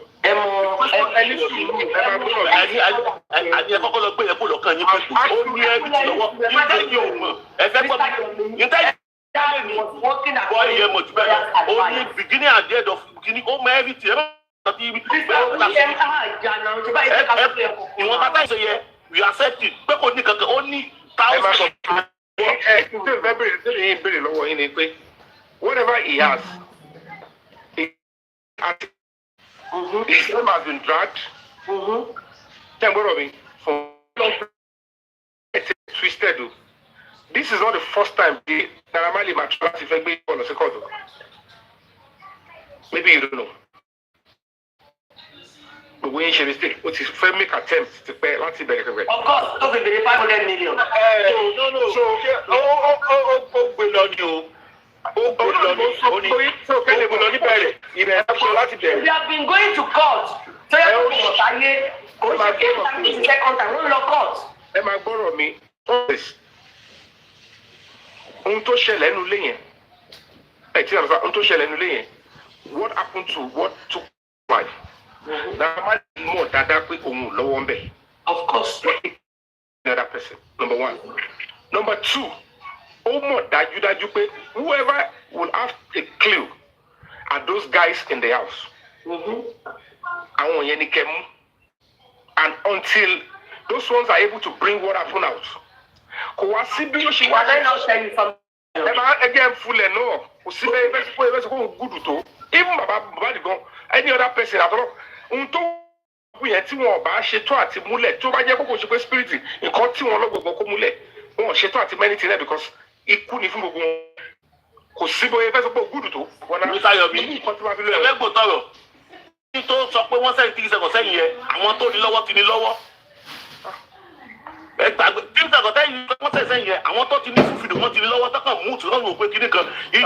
Fọ́nìtì ìjọ tó kù nílé yẹn àwọn tó sì rìkọ̀ tó máa ní ID recording lọ́wọ́ wà ní wọn nílé yẹn apáṣẹ àdúrà ní lọ́wọ́. Tí tẹ́sán bá mú yàn tí ẹ bá ṣe gígì èyàn ò ní lójú àwọn tó ṣe kíní kankan ìkọ̀ pé kíní kankan pàtí àárọ̀. Fílọ̀ wọ́n mi ni àti àwọn bá sáré lọ gba fóònù tó bá. Mr. Akunle, information ẹ̀bùn yìí pé wọ́n ti ní lọ́wọ́ ti pẹ́ ẹjọ̀gbà ó lẹ́tí mọ́. Mi ò sọ fún yín pé ó ti ní lọ́wọ́ ti pẹ́. Ẹ jẹ́ kí Mr. Akunle tó ń gbà ẹjọ́ bá bìnrin ẹ dá wa lóhùn. Sọ́dọ̀ ẹ̀pẹ́ tí wà. Èmi máa ń tẹnu mọ́ pé Naamali ní èlọ́ọ̀tì lọ́wọ́. Ànígbà ó lẹ́tí mọ́. Títí ìdẹ̀kọ́jà mo sọ pé Naamali ní èlọ́ọ̀tì lọ́wọ́. Bọ̀ ó fẹ́ dákẹ́. Ẹ máa gbọ́ mi. Ìkan kan tí ò yẹ yìí ní pé. Ànígbà ó ẹlẹ́mọ̀ náà. Ẹ farabalẹ̀ yìí. Nígbà wo tí ò yẹ yìí ní pé táìmù òun yóò lu òun dání. Kò sẹ́ tó bá bẹ́ẹ̀ gbé. Ànígbà kò sẹ́. Ẹ gbọ́ ní sùúrù náà. Mr. Kule is always too aggressive. Òṣùwọ̀n ẹgbẹ́ ti fẹ́ ga rẹ̀ ní táìmù kò pé ẹnu gbogbo ayé tẹnu bò. Ẹgbẹ́ yín Mr. Kule. Kò ní bóyá fẹ́ dìfẹ́ndà rẹ̀. Kò sí bóyá fẹ́ dìfẹ́ndà táìmù yìí. Ọmọ bá di lọ́wọ́. Kò máa yọ kúrò. Edison gbà sí àwọn àsìkò. He was told what happened. Oh God. But when Naamali knew that Nigerian government are not ready to do anything, òun náà ti ṣiṣẹ́ lábẹ́ pèsè ibi tó kọ́kọ́ tó bá gbà yẹn ní orúkọ mi jẹ́. Madam Adeleke, everybody knows that what happened to Mohbad is not a natural death. What we are talking about is evidence lọ́wọ́. Ẹni tó bá ní evidence lọ́wọ́ ẹ máa gbọ́dọ̀ mi ẹni let ẹ bí this is not child's play. If tọ́ba parọ́ pé mi pa èèyàn tó ti bà kárí àmì jẹ́ kó jẹ́ òrùlágùn mẹ́ta any day tí bá gbọ́ pé evidence wà lọ́wọ́ anybody àbó wá ẹ̀kọ́ yẹn wáyé máa jẹ́ wá dé ọwọ́ mi ẹjọ́ ta lẹni tó fẹ́ sọ pé wà lọ́wọ́ mi tí mo fẹ́ gbé jáde tó máa náà fẹ́ pa mí àbó fẹ́ ẹ ti pa mí already. ní individual yàtọ̀ síra wọn náà kékeré yẹn ó yàtọ̀ síra wọn àtọ ó yàtọ̀ gidi gan ó yàtọ̀ gidi gan. Hold on. Ó yàtọ̀ gidi gan. Boy yẹn pé ó follow according to everything ni. Mr. Kule pé bóyá kò ní mọ kíyè lọ́wọ́. At what point náà ló ti ní lọ́wọ́ gangan? Tó ti lọ àgbà tí kan ti ṣẹlẹ̀ díjọ́ kejì ló ti mọ everything. Boy yẹn ti mọ everything. Ó ti ẹ̀ ti da and I got to know. Ó ti ẹ̀ ti da bẹ́ẹ̀. Thank you so much. Àwọn ti bọ̀ wọ́n ti fẹ́ gbọ́. Ẹ jẹ́ ká máa sọ̀rọ̀ lọ. Ó jọ ládàá. Kó kí n sọ pé bóyá torí pé ó kéde sí pápẹ́ níbodò ní lọ́wọ́. Sáwọn òkè tẹ́ fún fìdíò yẹn sáwọn ọlọ́pàá àwọn náà wà tà fún wọn ni àbí. Mr. Kule hold on. Ṣé ní tábà ti ń ní cool argument àbí àánú ẹ má sọ pé kàkó cool argument ara ni wáyé. Let's make it real. Ẹ má máa wà aggressive. Tó bá jẹ́ pé àwọn tó yẹ ká ṣépè fún ló wà bí ṣe a lè dá gbogbo ẹ̀ sí rọ̀. Bó ṣe kọ́ látàrí ìṣàrà fóònù. Jẹ́ rò pé títọ́ ẹ máa wà lọ́wọ́ top party láti jọ ìwọ̀n ní release ẹ̀. Why are we talking like this? ní kéèsì tó le tó báyìí. No, they were not released. It was not released. Ẹ stop arguing. Tó bá wà lọ́wọ́ ẹ̀ tó bá release ẹ̀ sáyé ó lè di gòbè ní Nàìjíríà. Ẹ máa gbọ́dọ̀ mi, this guy was incarcerated for how many months? Ó yẹ ẹ̀rọ bóyá Naira Marley wọ́n lọ sí out ni. This is.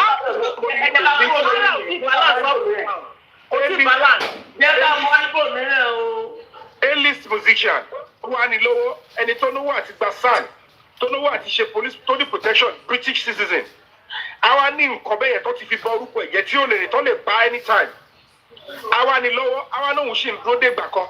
How do you establish your case when they lied against you and you have something that to show? Ẹ wo tó ṣẹlẹ̀ náà. Tó ti ní connection pẹ̀lú. Exactly. I don't think I'll be anyway. Anyway, gbogbo nǹkan tá a jọ ń ṣe lórí social media, àná ayé òbu wa. Mi àná òun ní àtàwọn tó ṣẹlẹ̀ ó ní kí ó ní everything but kò sí evidence lọ́wọ́ ẹ̀ kò sí evidence tó máa fi jà. Gbogbo àwọn everybody is always good. Everybody want to like ẹjẹ àtàkùn ẹni ẹjẹ kan mi o. Ẹjẹ kẹ́mi ṣàparí my own perception is that whatever the case may be, every effort all TikTokers made, every Nigerian made to push the case to this level, they tried to block the CCTV. He's going to be interested in the CCTV. Or block it. I want to block it on Naira Marley. It's obvious now that Naira Marley will block it. Because it's obvious he wasn't in the house. The neighbor stuff, it's obvious go show. It's that obvious that I want to want to let people move bad. Pàápàá àwọn tó jẹ́ pé àwọn public tún lọ tò sí lẹ́yìn tẹ́kọ́ mílíọ̀nù ló ń lo owó yẹn láti ṣe gbogbo tó wọ̀n pé aláṣìírí gbogbo wa yóò ní tú. Because by the time tábà máa ṣe kí ni tábà máa realize what actually happened, who has been behind this. Ẹ rí pé eventually puzzle tí irú Naira Marley tó máa wò pé how báwo mo ṣe fẹ́ yọra mi kúrò lọ́hùn. I just need a clue. Kí tí ẹ kọ rí tó bá tiẹ̀ rí ẹ̀yọ̀ tó lè sọ pé I don't care èyí tó máa jẹ́ káyé rí kọ́ tiẹ̀ gbé jáde. And the moment the police in Lagos State ẹ wo whether 3 seconds ẹ rí lọ kò rí ojúlọmọ tó yọrù n tó ti lè mú wọn tó ń da ọ̀bù bẹ́ẹ̀ it shows that particular video ó lọ́wọ́ kọ̀ọ̀kan ló. Some people would actually thought pé wọ́n protect Naira ni pé kò lè jẹ́ mú mi yẹn ló lágbára tó yẹn. But before you would know who is behind it, let me know wow. Now, nígbà tí ọ̀rọ̀ ti wá dọ́dọ̀ presidency, so they should go and do it now because zone 2 fẹ́ ṣe. One day point tí wọ́n ti mọ̀ pé àwọn ọlọ́pàá zone 2 ló gbé àdúrà. Within 2 days, wọ́n ti rìn sí gbogbo ẹ̀. Wọ́n dẹ̀ take extension tàgbà yẹn, wọ́n ti ẹ̀yẹ́ kó take effect. Wọ́n gbé kúrò mẹ́ẹ̀. Ọgbọ́n wo la lè dá fún Yomi? Ẹ dá padà sí pàǹtì. Pàǹtì yẹn wọ́n bí dáa kò lè jẹ́ lọ́mẹ̀. The AIG ìyẹn náà ṣe bí pilot. Ó sanwó ẹ̀ kúrò. If you wash your hands, can you wash your conscience? Ṣùgbọ́n gbàtọ́ náà máa ṣe. Gbogbo ohun tó ń ṣe lọ yẹn, ó ti bọ́ sọ́wọ́ àwọn ẹni bíi. Now they want to use it. National security là ń sọ̀rọ̀ pa ẹ̀. Nàìjíríà tẹ̀ wò yẹn. Let me explain to you what DSS. Each local government ní DSS wà. All these security service that in each local government. Ṣé bá máa lọ wo àwọn offices wọn? Ibi tí gbogbo yóò fojú sí tẹ̀mọ̀ ọ́fíìsì DSS ni pẹ̀lú àwọn sophisticated weapon. Ó wà nù àwọn igbó míì, àwọn offices míì, tẹ́ bá lọ sí local government míì, tẹ́ bá wọnú igbó local government tó bá ní igbó, inú bẹ̀ lọ́kọ́ àwọn offices DSS àṣírí kan mọ̀ fún eléyìí. Some of you will not know. Tẹ́ bá fojú wo dáadáa lẹ́ máa rí àwọn wáyà míì àti connection server yẹn. Ẹni tó bá mọ̀ nípa security, eléyìí ò ṣe fún phone. This is no security ìlú. Àwọn kan ló wà níbẹ̀ yẹn tó ń ṣe kan. Tó bá wọnú ọ́fíìsì yẹn ló máa pé ẹ wo adúrú kámẹ́rà táwọn fún yìí ń lò. Ìyẹn lè bá ṣe mọ̀ pé ayé pé méjì Nàìjíríà. Wọ́n máa sọ wípé àfi tí ọlọ́pàá bá fẹ́ ṣiṣẹ́. Èmi ti bó DSS wà lọ́fíìsì House of Assembly. Mo mọ iye local government mo ti interface pẹ̀lú wọn. Mo mọ iye bí fẹ́ kó mo ti rìn gbèrègbèrè gan. Wọ́n máa ń wọ bẹ̀ ẹni tó bá mọ̀ ń pa Nàìjíríà ṣeré. Èèyàn wà lórí social media majority youth tẹ̀lé lórí social media. Ọkọ̀ orin kòròfo. Tí ọba fẹ́ mú anybody, ó lè rìn 1 kilometre tó bá fi mú ẹ. They will track you, they will get you. So in that case, wọ́n ti rí pé ohun tó wà lẹ́yìn, it's going to be a threat to national security. But what is the connection ta ló fi ọwọ́ agbára stop ẹ̀ lẹ́kọ̀ọ́. The national security, they know that in time going into an election, someone can bring down any presidency of anything. They likely use state Kokolomalo, just the way they did with Jonathan. They started with Lagos State. One for Alaye and protest against Jonathan. Belurong, Unasheni, Occupy, and Ojota. If you think it was just it's politically motivated. In that in your work, what is in your area? One saw the way. Foreign machineries are involved. You don't know. I am here. The bit of my log, bit of my children, one because you log in the last master. However, when the people who affect you, come up, let's initiate something that will make this man look unacceptable. Oh, Bidako win. The next thing, they arranged to kidnap young girls, almost secondary school, virgins, over 300 from a secondary school. And Joba will know if I load the without an inkling. Somebody will be part of them, but don't plan. They will tell the state governor. They will see somebody in the state to tell. And they are meant to quickly alert the national security. But Kilo Jele, àtàwọn tó wà ní gọ́ọ̀mẹ̀ntì president Jonathan àtàwọn ogun ọ̀bùnìyàn ṣé president wa mọ̀ nǹkan tó ṣẹlẹ̀ ni he will rely on his national security adviser or his agent. Mr. Excellency, information wa báyìí o wọn lọ fẹ́ kó ọmọ 300 kó tó load wọn sí truck wọn ò lè sọ fún àwọn ọmọ ìkéré ẹ̀kọ́ bá pariwo. Those children will scream. The teachers will go home. Wọn ṣáà kò tíṣà lọ. Ṣé bàtà bá load gbogbo wọn tán ṣáà tíṣà náà ní fóònù tó lè fi pè. But they ransacked. They did it quietly because the presidency refused to actually follow that intel. Russia lè máa lo ẹni tó jẹ́ pé Japanese yẹn wá ti máa raise ẹ̀ láti bí 10 years ago. Wọ́n á dẹ̀ ti wà bẹ́ẹ̀ ó dẹ̀ ṣe Russia spy then. But information tó bá fún wọn ó lè má ju line méjì lọ. Coordinate tó bá ti sọ pé wọ́n fi dágun lá sòbíà bá wọn. Tó bá fẹ́ pọ̀ orílẹ̀-èdè ìlú báyìí ló máa dé bá information báyìí lára àwọn tó ń tẹ̀lé ló máa sáré mú information tó máa fi kóòdù ọ̀rọ̀ yẹn méjì mẹ́ta láì méjì ni. So at the end of the day such a credible information now went àtiwá gbé lọ ebi ò yíra mi o because even tí mo fi déwájú embassy àwọn débì àwọn ẹ̀yin gbogbo atajọ àlórí kí ni làjọ ṣe. But it is a big risk for me to take. But this is what they are trying to do against the government. On my package, the local media, they are about to use the foreign media to establish their case. And your control like Barao, on learning Mugun she, or lower behind our top of video LLA, Kilodeti Lagos State, shaking it in the Obu, Commissioner. Then the question now will be from the president, why are you doing this? IG shall release press statement, those sort of Bami. So the activism of a Paroma officer, the days are numbered. It's because they know that at the end of the day, question to my brain,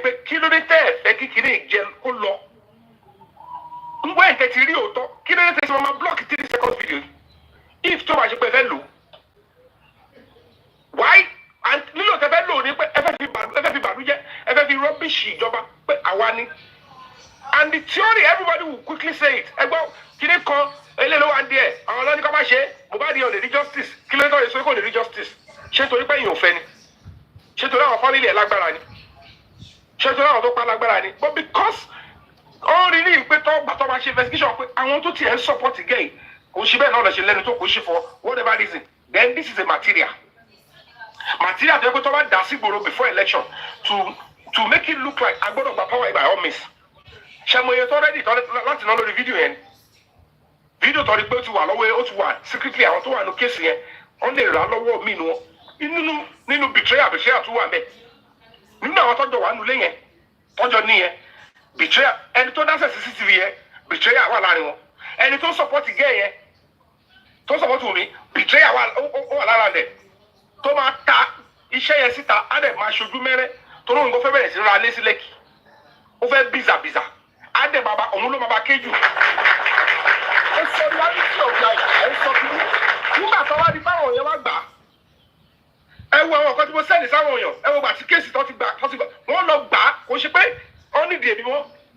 wọ́n lọ gbà lọ́wọ́ wọn ní state CID ni kéèsì yẹn o pẹ̀lú fóònù yẹn o ìjọba ní kẹ́ gbogbo sí Abuja release it immediately with immediate effect gbogbo nǹkan tó jọmọ́ harmonize everything kọ́ ṣèwádìí ẹ̀ and they start coming after them gbogbo àwọn tó wà bẹ́ẹ̀ they have to bring that is what is going on ibẹ̀ yẹn ni ẹ fẹ́ ọ̀gbẹ́ni Ọlọ́run ti bẹ́ẹ̀ ṣe o torí the first casualty normally to remedy first casualty in the case Mohbad is still the normally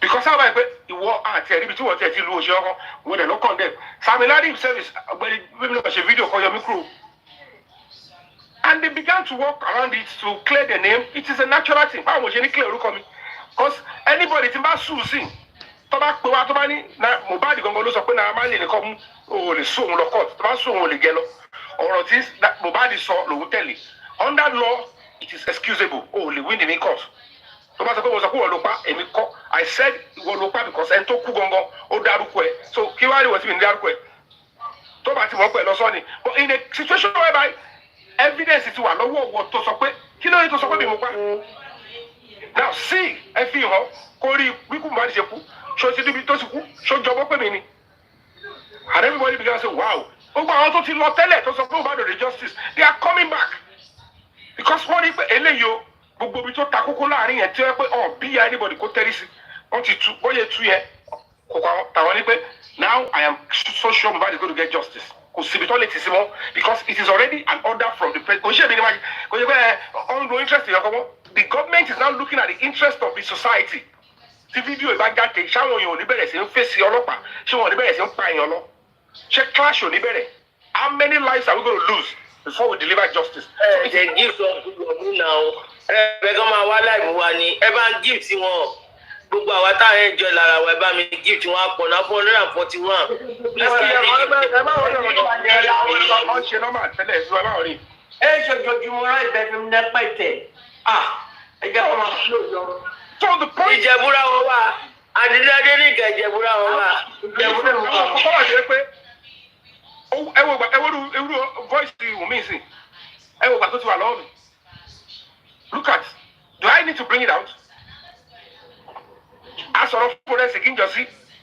Nígbà mo ní pé nobody is mo lè máa da yà láàmú lè máa dára mi láàmú láti máa convince anybody pé kankan wà. Ó máa tó kọ́ àjọ fún yín. Kò ṣe tó forensic kò ṣe kíní kan ṣe gbá kan you choose to believe them I go my way because mo realize pé who am I trying to impress? Ṣé mi ni kí wọ́n máa fi life ara mi wé ewu? Putting myself on litigation just to impress you and throw materials out. Do you know what people know?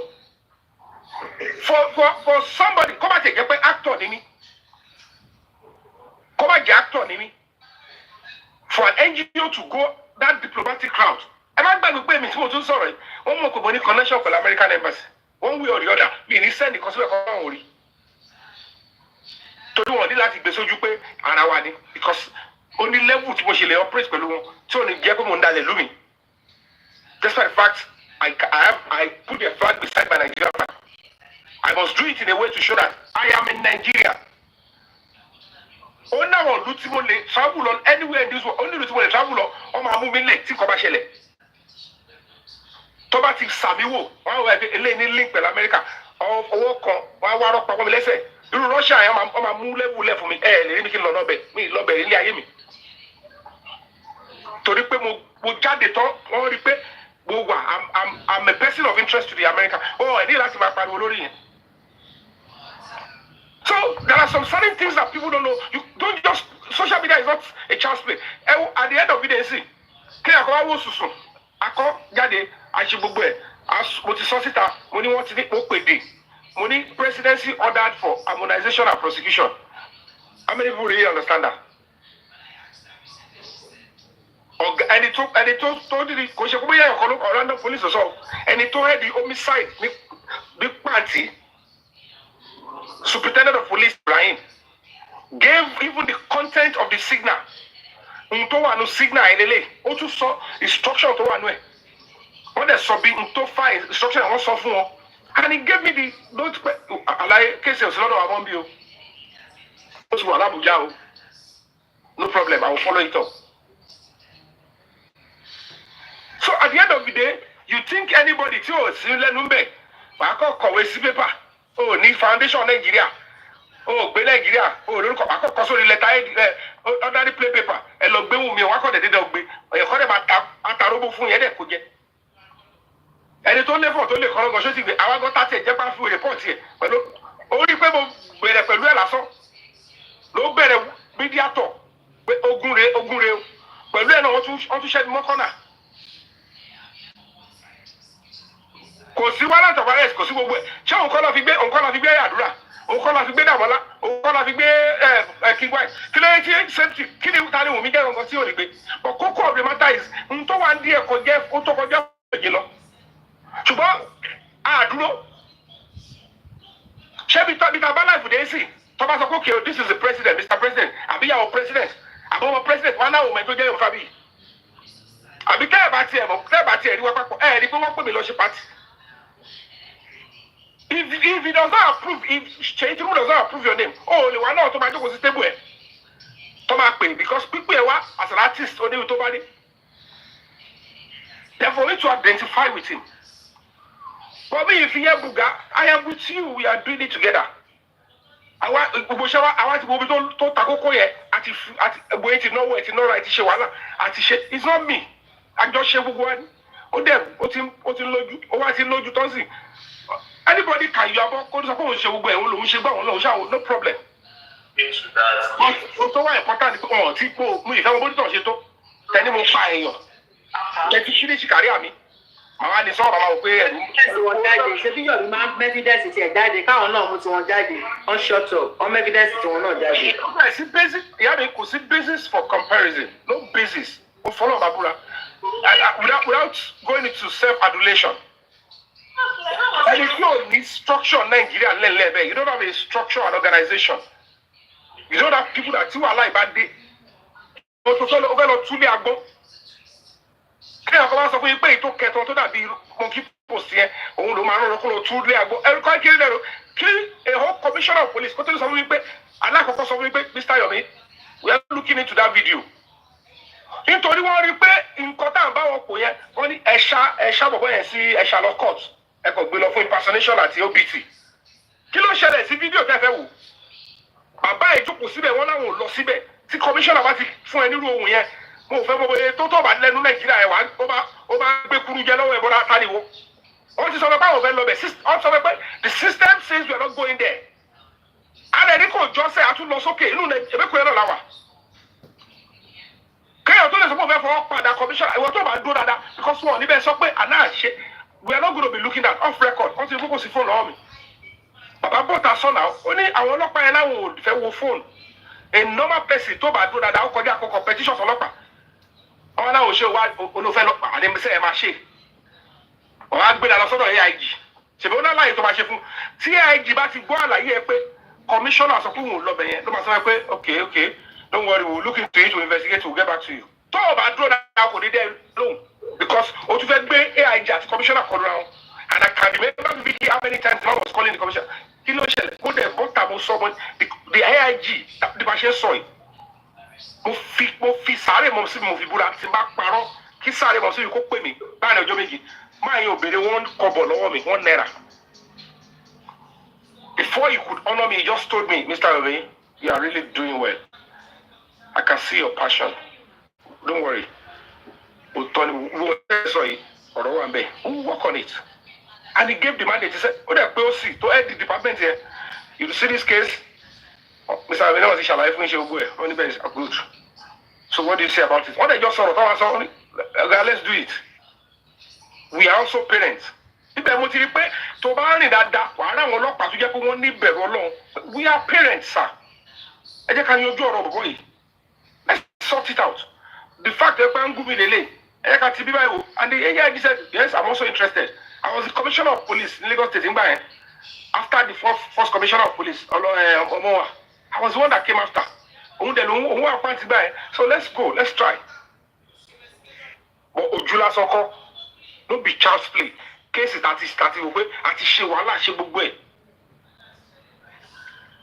And next thing, one other party party. The same party, they began with all jubilating. It's dead on arrival. The Karima too was on it. ẹ̀mọ̀ ìyẹ̀wò tó bá ti náà ni she was kò lè sùn ẹ̀mọ̀ ìyẹ̀wò tó bá ti bọ̀ compared to tèmi kọ́ ra mobilize most encourage our officers pé èmi kọ́ mo bí èmi dẹ̀ kọ́kọ́ wá mo mọ wàhálà tẹ̀ ń go through so okay logistics by I can always expedite it kó bá wà ní kó wà ṣé wàá dúró kí ọ́ approve ẹ̀ àwa ṣe gbogbo yẹn wọ́n dá wa padà sí pàǹtì and as God will have it everybody was weak pé ó ti tán wọ́n ní kò sí justice mọ́ mo ní ẹ má jẹ́ ẹ má stop nǹkan tá a ṣe lè ṣe pọ̀ dáwọ́ mọ́ okay no problem. It's understandable.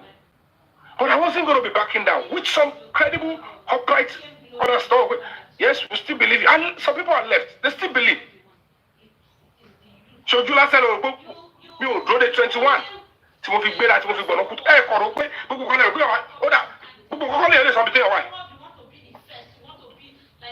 Why? Don't you know about sorrow? Go share get with direct Boko Quegge. Over Colonia Bemion. Ẹ ń wo ilé ìbúbi tó ń búbi ìyẹn lẹ́ ń pè lógun tọ́lọ́ bá ṣí lójú kẹ wo iye kan tó ṣe spiritually ẹ máa rọ́gbẹ ní pé ló bì ṣeréṣeré o ló bì ṣeréṣeré at the end of the day wọ́n rí gbogbo orin yẹn ó wá ń lójú bọ̀ because ibi tẹ́ máa ti mọ̀ kó ti lójú ni pé ohun tó ti lè jẹ́ pé wọ́n lọ gbé case file yẹn fúnra wọn pé. Hey, Pranti, state CID, remove your hand. Order from the presidency. If we follow it up, the truth will be established. Because they will try, but they can't only get law. Because Oba president, Oba really the Nigeria, because it's obvious somebody is trying to play the devil's advocate, trying to cover up a serious evidence. Tó bá yá ogun ẹ máa sọ tọrọ lóòótọ́ play ẹ máa rí gbogbo àṣírí máa tú everybody ọmọ gentle bí òkópó and when it gets to that stage àwọn tó ti dé ọmọ bẹ̀rẹ̀ sí tú which is natural bá ṣe kọ́ báyìí kò send me ní agbára láti sọ pé ọmọ àṣẹ lórí ẹ̀ wọ́n ní ṣẹ́ lórí ẹ̀ I only said we have to make that attempt and they reacted to it wọn ti ẹ̀ nídìí èmi. Topic Bekru and also here for it, Bekru, Mr. Iyabo, they've come to lift the case file, everything here to relate about 3 seconds. Is now in Abuja. This is a signal by new, and this is it. You will start getting real reports in the next 1 week. Real reports. But what are we seeing? Everyone will start saying, oh no, keep shaking. You will write petition without evidence. Who are you? I joke with you. I don't call America. I use America for competition against you. Which statement did you write? I don't call statement. To one so here. But to get to call petition against you. Control the suspect. You want to competition or call statement. They cannot pick somebody without your statement. They would even interview you. I want to get one suspect this video. Báwo lè fẹ́ kọ́ petition tó lè lọ kọ́ statement? Báwo lè fẹ́ kọ́ tó lọ kọ́ síbẹ̀? Yomi, ẹ má bọ̀dá ara yín lórí àwọn yẹn kan ń jánu. Torí pé báyẹn sọ fún wọn, ọ̀dẹ̀ àwọn yẹn dẹ̀ ń tẹ̀lé. Àwọn yẹn ń jánu ní jáde. Àwọn èèyàn kó jẹ́ o, àwọn èèyàn kó jẹ́ rárá. Gbogbo tó bá fẹ́ jáde náà nìyẹn. Gbogbo tó jẹ́ láti tẹ̀lé nìyẹn tó bá ti gbọ́ líǹkì kan. Ó máa ń bẹ́ jáde láti sáré. Àbújá tí wọ́n rí lọ látọdún yìí láti 2 years ago tó ọ̀rọ̀ Àbújá. Àwọn èèyàn kó yẹn jẹ́ gbàgbé ẹ má sọ̀rọ̀ lọ́dọ̀ àwọn yẹn. Bẹ́ẹ̀ bá lò ẹ má fẹ́ sọ fún yín nítorí tó bá fẹ́ lò fún yín lọ́la. Ó dá àwọn èèyàn kó jẹ́ gbàgbé ẹ tó wá bí ta lé wọn pa. Àwọn tó wá bí ta lé wọn pa. Ẹ jẹ́ kí sáré ṣàlàyé. Bẹ́ẹ̀ bá lò competition against him, no matter who the person is, tó bá ti kọ́, you must come there. Tó bá fẹ́ sùn kọyàn, you have to come and admit that statement. Petition is just to initiate us pé mo fẹ́ kẹ́ wádìí nǹkan báyìí. Okay, o ti kọ́ pé ká wádìí nǹkan báyìí. Wọ́n fún ẹ wọ́n sọ fún wa kí ló ṣẹlẹ̀. A lè túnú petition ẹ̀ kakọ̀ dédé máa gbéra ká máa lọ act. No, what is there? Kí ló ṣẹlẹ̀? Yes, very understandable. Tí o bá ti kọ sínú statement, this is a complainant or kò kọ sínú statement, kò ṣàlàyé who you are gangan. Bọ́ọ̀lù ẹ̀ ṣe kí ló ṣẹlẹ̀? Wọ́n sign. Àwọn á gbé lọ fọ́gà wọn.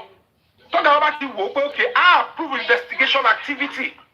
that is when they will start calling suspects in. But when you're calling, oh, no, because stop until they call you statement here. Because Simon is not supposed to call the father job because Alopa call that. Alopa is only to prosecute. Statement, all the statement here. Báwo lẹ ṣe máa yọ ilé wálé náà? Mo ń ṣàlàyé fáwọn ẹ̀kọ́ lè lẹ́ẹ̀ni kọ́ lè bọ̀. Ó ti yé wa ẹkú. Akẹ́kọ̀ọ́ kan sọ fún yín pé láàrin ìṣẹ́jú méjì. Mr. Lecturer, ó ti tó àmọ̀ ẹ fi wọ́n kíní gbogbo tí wọ́n yẹ. Ìyá náà wà á kó fẹ́ wá padà rí ní ìwú kíní ẹ̀ ní àkójẹ. But whatever the case may be, let's come together and let's come and shout by ìtọ́ ṣe lọ ìkọjọ́ ṣe láṣeyọrí. Kọ́ ṣe láṣẹ pé èmi ò I'm not in competition with anybody. Let's just continue. Ẹ̀yin kan mo jójú ara wọn káàkiri lọ. Wọ́n dà wọ́n jójú ara wọn ni. So, kí ni a sọ lọ di ọ̀dà wọ̀nyẹn lọ? Ẹ kẹ́ play voice ọmọ àmúgbó yẹn. Kì í play kí ni? Mi lè play ẹ̀ mo lè play ẹ̀ mo lè tà máa ti fẹ́ play bá ti wà lọ́dọ̀ mi máa play ẹ̀. Torí mo fẹ́ fún ṣé a gbé wa sí orí stage ìjọba? Mo jẹ́ ṣe fíìmù part 1 and part 2 10 wood. Ẹ ti wo part 1. Ẹ dúró de part.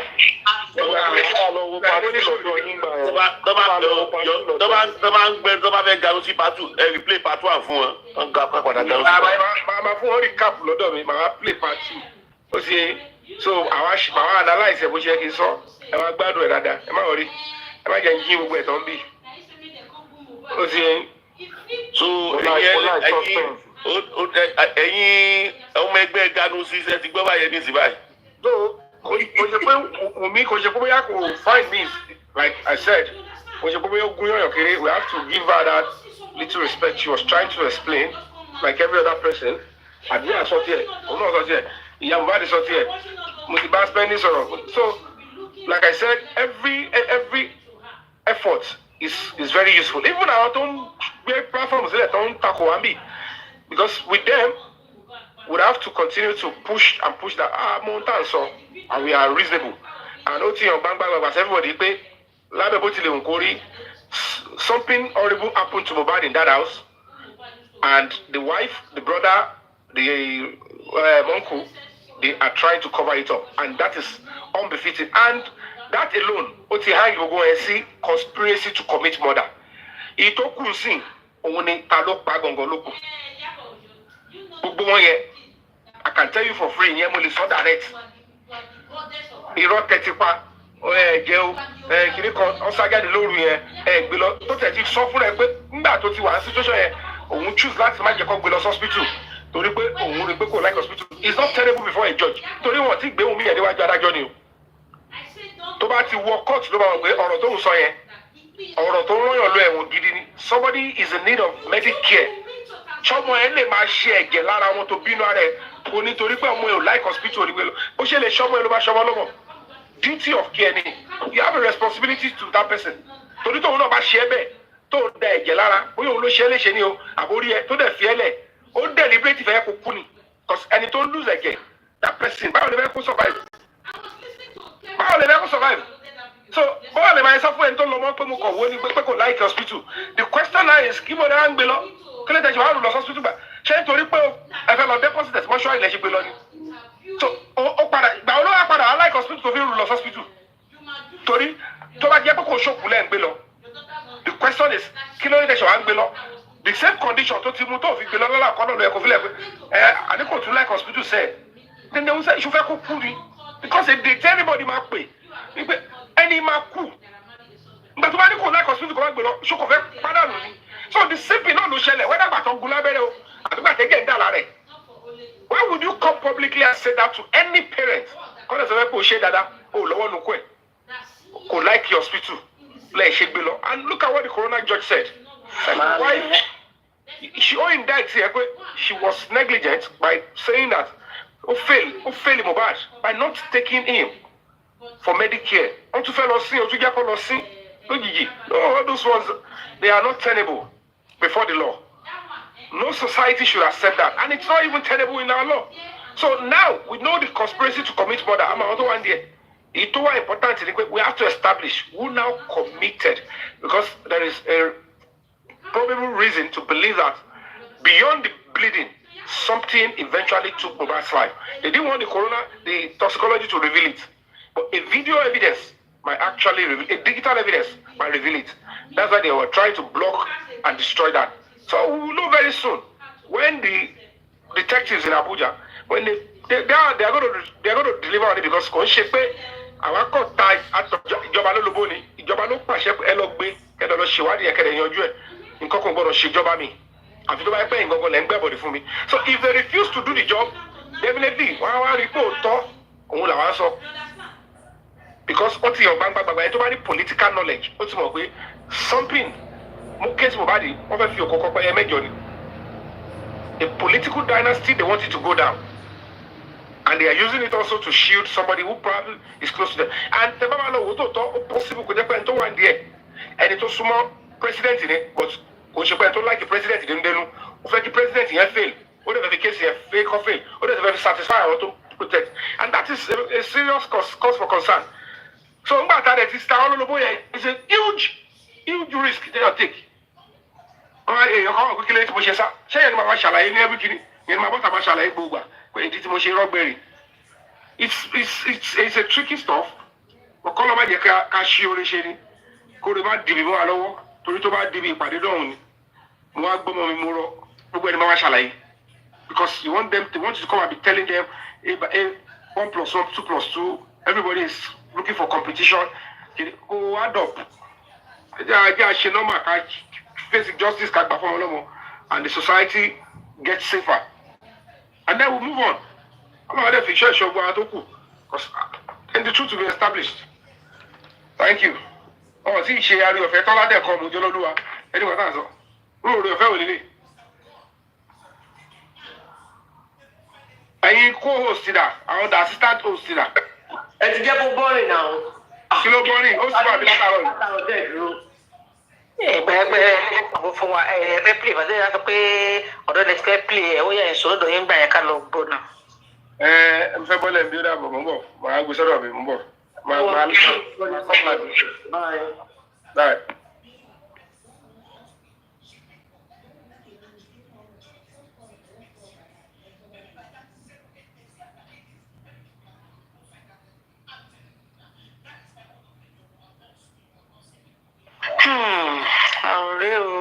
Host, are you there? Host. Mommy Monjola. Mommy Monjola.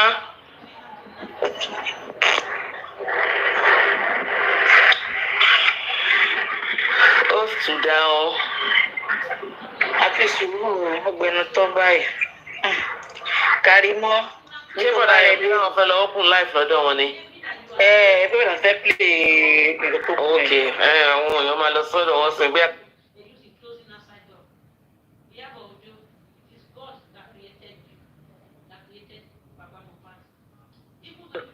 That created Baba Mohbad. Even though people have adopted Iyabo Mohbad, good for her. But let me tell you, you don't know this God. You don't know this Creator, this heaven, the owner of the whole universe. You don't know. You just think you can go to Babalawo, go to Afa, go to all those kind of a thing. You people can just cover all these things. Go and look at the cloth that Wunmi threw inside that grave. Go and take a look at how Wunmi was collecting it slowly from that Imama sister. Be like that one Mama Senior. The way she was collecting it slowly, the way the other, I even saw Auntie Tenny Omologos on yesterday, where she, a boy gave the woman something that she put inside that white cloth. I was looking at it yesterday. People did all these things to cover this boy, not to speak up. No. Yeah, but be out of it. 3 years is not forever. Eh? Go and repent. Go and repent. Because this one, if we too do, blind will see. My dear sister, you too do, eh? You too do. Sham they fade, though. They fade. That's my case. Host, thank you very much, ma'am.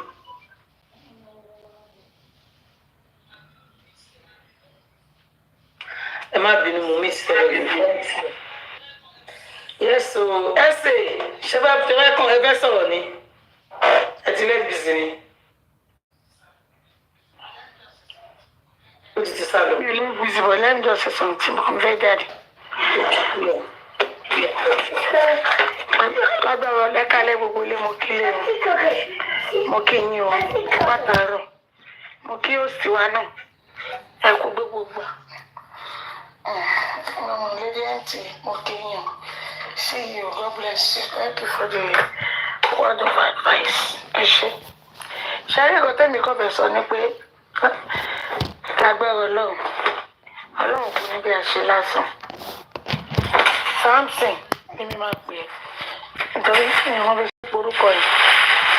Samson agbára Ọlọ́run máa tu ẹlẹ́mìí tó wẹ̀ ọ́. Wọ́n ní fi ẹ́ ṣe nǹkan kan rí Ọlọ́run á jẹ́ kí wọ́n free because èmi ò mọ̀ bóyá káà ní kéèyàn sọ nǹkan téèyàn fẹ́ because gbogbo kínní kò sẹ́ni bọ́ọ̀dì tó bá sọ pé òun fẹ́ wọ́n fẹ́ protest gbogbo pátá ló máa ń gbé ó ṣòdì bí odi lóòótọ́ gẹ́gẹ́ bí ìṣẹ̀fẹ̀ tó sọ̀rọ̀ yẹn gan lẹ́ẹ̀kan tó ní bó jẹ́ kó ṣe bí odi kó kàn gbé placard tó ní pé òun wá ikú tó pa Mohbad wọ́n máa gbé wọn ṣáá ni gbogbo everybody pátá ló ń gbé wọn ò fẹ́ kẹ́ everybody kó sọ̀rọ̀ nípa ẹ̀ irọ́ dẹ̀ lọ pa bàbá láàárọ̀ nípa ẹwọn ọmọ olóògbé kan ti sọ ó ní ẹ ti ń ṣe ti pẹ́ ó ní eléyìí lè máa fi ṣe àṣemọ ẹ̀yin gan mọ̀ pé eléyìí gan bu yín lọ́wọ́ ó bu yín lọ́wọ́ gan tí ó dẹ̀ sí kankan tẹ́lẹ̀ ṣe sí ẹ máa ní ẹ̀bẹ̀rẹ̀ tó bẹ́ẹ̀ you will all regret for the rest of your life nǹkan tẹ́ ṣe fọ́mọ yìí because ìka ní gbogbo yín ọ̀dájú ni ẹ̀yin èèyàn burúkú yìí kí ló ṣẹlẹ̀ ṣé nǹkan tí everybody ń béèrè lọ́wọ́ yín pé ikú tó pa ọmọ ṣó pọ̀ jù fún wa ni ó pọ̀ jù náà nǹkan tá à ń béèrè kò pọ̀ jù right wa ń bí kẹ́lẹ̀ fún wa ní right wa ni because ẹ lè dédé pa èèyàn ọmọ kan sínú ilé kẹwàá ní pé kí ewu á má sọ̀rọ̀ ọmọ kan tó ṣe ọmọ kan tó yí rádaràda tí ò níbi tí ò níràn tó jẹ́ owó ọmọ ọlọ́mọ owó ẹbí ẹlẹ́bí ló dòkó lé ó lè ọ̀fọ́ olójú kòkòrò alọ́kó lòún kígbe ìdílé olórí burúkú tọmọ yẹn ti wá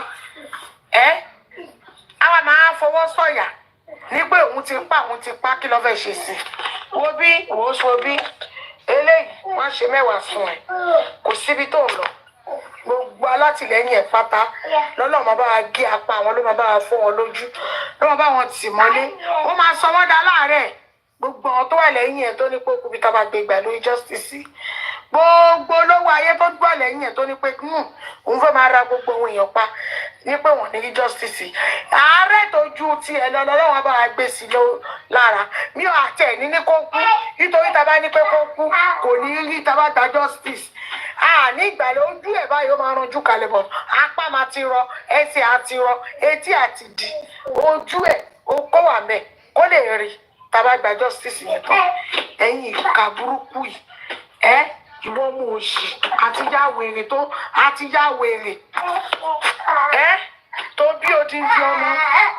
tó bí odindi ọmọ tó wá sórí burúkú nǹkan tó yẹ kí ìyá ọmọ kó máa ṣe ìwọ ló wá ń defend Wùnmí ìwọ ló ń protect Wùnmí ohun tó yẹ kí ìyá ọmọ máa ṣe tó yẹ kí ìyá ọmọ kó máa ṣe ìyẹn ìyá kí ló ń jẹ kí lórúkọ wèrè apààyàn yìí ná ìyá Wùnmí àbí kí ló ń jẹ ìwọ ìyá Mohbad wo ló ń front lọ́wájú ló ń front lọ abiagba burúkú ìwọ ìka ẹ̀yin èèyàn òfò ẹ̀yin èèyàn burúkú àṣírí máa tú kò sí gbogbo nǹkan tó bá ṣe láyé pátápátá àṣírí máa tú àṣírí yóò nìbò tó ti ń yé yín ìkọ́ tá à ń béèrè lọ́wọ́ yín kò tí ì pọ̀ kí lẹ́ ń gbé everybody fún kí lẹ́ ń gbé wọn fún kí lẹ́ fẹ́ kọ̀wé kí lẹ́ fẹ́ ẹ̀fẹ́ kọ̀wé èèyàn sọ ọ̀rọ̀ nù wọn ni ẹ̀fẹ́ kọ̀wé èèyàn sọ ọ̀rọ̀ tó wà nínú kí ló ṣẹlẹ̀ gangan náà ẹ̀yin èèyàn ní ìkà lójú irọ́ dẹ̀ lè fi pa kò sí kankan tẹ́lẹ̀ ṣe fún gbogbo wa lágbára Ọlọ́run máa gbà á tó dẹ̀ sí kankan tẹ́lẹ̀ ṣe fún wa ẹ̀yin ìka burúkú yìí ẹ̀yin ọ̀dájú abiyamọ mi sure pé ẹ bí ọmọ tó bá jẹ́ pé ẹ bímọ tọ́mọ gbà ìdí ń jáde sẹ́yìn náà gbàdúrà kẹ́dọ̀mọ lọ orí burúkú tẹ ṣe fún ọmọ ìlérí àlọ́ba yìí ẹ ní ṣe ẹ wá tó wá ń sọ fún gbogbo àwọn tó nífẹ̀ẹ́ wọ́n ní pé nǹkan tó wọ́n fẹ́ lélẹ̀ ẹ tó wá ní pé dandandandan ẹ máa mú everybody lẹ́yìn kọ̀ọ̀kan fún kí ni ṣé kò tí samsodin kófí òṣòkò jù ṣókò jù ni ó pàjù náà ìwọ́n tó ti ṣe fún wọn síwájú lẹ́jẹ̀ máa ń ṣe nìyẹn aláwọ̀ ajẹ́kọ́ náà á kó sóhun náà nínú wọn tí ò ní jẹ́ kó yí ọkọ ẹ̀ padà nìkan tó bá di pé gbogbo wọn lọ tọ́ débẹ̀ yìí nìsín tọ́ padà rè ẹ máa gbọ́ wọn á kọ́kọ́ ṣáìdì díẹ̀ wọn á sọ nǹkan tó ju wọn rí wọn á kọ́kọ́ sọ fún wa tó bá sọ wọn fi yẹn tù wá lọ tó bá ti ń sọ bọ̀ nǹkan tó dọ̀ ọ̀dà ìdí adé ẹ̀ lọ́dún àbọ̀dẹ̀dẹ̀ gbogbo ìlú orí yẹn máa ṣe ń jì ìlú máa tẹ̀lé ní gbogbo àkọ́mọ dédé gbọ́ bàbá ìṣèkínní kan fún ọmọ pé tí ò ní bíbẹ̀ torí gbogbo ohun táwọn àti kàńtà ni gbogbo ohun tá a ti rí kò jọ wá lójú so òun ni òun lè fi ṣe ìgbà tó bá ti lè ní pé wọ́n lápá báyìí orí ti ṣe ń jì orí ti ṣe kínní kan ìlú ti ṣe ń jì ni wọ́n bá kọ́kọ́ dé wọ́n á sọ ọ̀kan tó ju wọn rí bọ̀ tó lọ gbogbo yín bá ti ṣe ẹ ti sọ ohun tó rí so at the end of the day ẹ̀kọ́ gbọ́ wọ́n máa wọnú jíyẹn wọ́n máa tẹ́tì wọn from there they will later change mo kúkú mọ̀ pé lágbára Ọlọ́run yóò wé ìtọ́nà kúkú ní Ọlọ́run ní jẹ́ kọ́ rí wọ kí tiẹ̀ rí bẹ́ẹ̀ torí bí tọ̀wọ́n tó lọ bó ṣe rí nìyẹn tó fi di ẹni tó ẹ pé wọn ò sí ní ara wa mọ́ ní ọjọ́ ìní so ìdí tẹ́mi ṣe sọ nǹkan tí mo sọ nìyẹn ọ̀sùn mo mọ̀ pé bó ṣe máa ń ṣẹlẹ̀ nìyẹn tó bá wo Veron is one of us òun náà ṣe lọ nìyẹn tó bá wo Arífá mọ̀ pé ó lè ojú kòkòrò tiẹ̀ ló gbé òun lọ ó lè onírọ́ òun tún fi rọ́kún títí ẹ̀ òun tó jẹ́ kóun lọ nìyẹn bàbá wa wo Àyàmíyínká ẹ̀wọ̀ Àyàmíyínká náà lọ protest at the end of the day gbogbo wọn padà gbàbọdé ni níbo la rí alọ́lárí àràbọ̀ náà gbogbo wọn ní ìsìn náà a lot of soldiers wa wọn pọ̀ bẹ́ẹ̀ yẹn náà tó bá jẹ́ pé Weston náà kò sí nígbà yẹn wọn bá gbé èyí tó fi mú ìyàwó ẹ̀ a lot of people wọ́n ń gbé everybody nìyẹn tó bá jẹ́ pé bóyá ẹ̀yin jẹ́ kínní kí lè ń gbé ohun èèyàn fún tó bá jọ̀wọ́ yín mọ́ ẹ fọwọ́ ẹni ẹlẹ́ni sílẹ̀ ṣé ẹ̀kọ́ tá à ń sọ ìṣópọ̀ jù ni báwo lè ṣe máa pọ ọmọ ọlọ́mọ sínú ilé tẹ̀wọ́n ní kó má wà kó tó pa tẹ̀wọ́n ní kó má wà kó tó pa ẹ̀yin èèyàn má ní ká láyé yìí o ẹ má ní ká o my daughter See, the first result will come outside. You can dispute it, you can say, you don't agree. You guys will keep crying as usual. But I can bet you, so the result will come out. bẹ́ẹ̀ ni mo sọ fún yín ẹ nípò ẹ̀ ní hùn bọ́ ẹ máa rọ lápẹ̀ máa rọ lẹ́tọ̀. Probably I will say, justice, I won't sit down for justice even when I get this problem. No! Not because I get the free time. I'll take care of myself first. But this man, even with his sickness, is still the justice. As if, I want you to check, what is Guresi doing to get justice? Tell me one good point. It's just to strain justice. There's nothing, no good solution. Actually, that is where we are now, Karimo. That day that you are calling gone, that nobody entered the house that day. That day that nobody entered the house. Thank God. Àǹtí Ṣadé ti sọ tiẹ̀ l'Ábùjá ní kí wọn náà wá sọ tiẹ̀ fún wa. Kò tiẹ̀ mọ̀ bóyá kó ṣerun ni, kó gẹ̀ẹ́ ni, kó di ìwé ṣáfùbà. Gbogbo ẹ̀ ti bá Karimo. Tẹ́ bá ti wá gbé anything that has to do with money.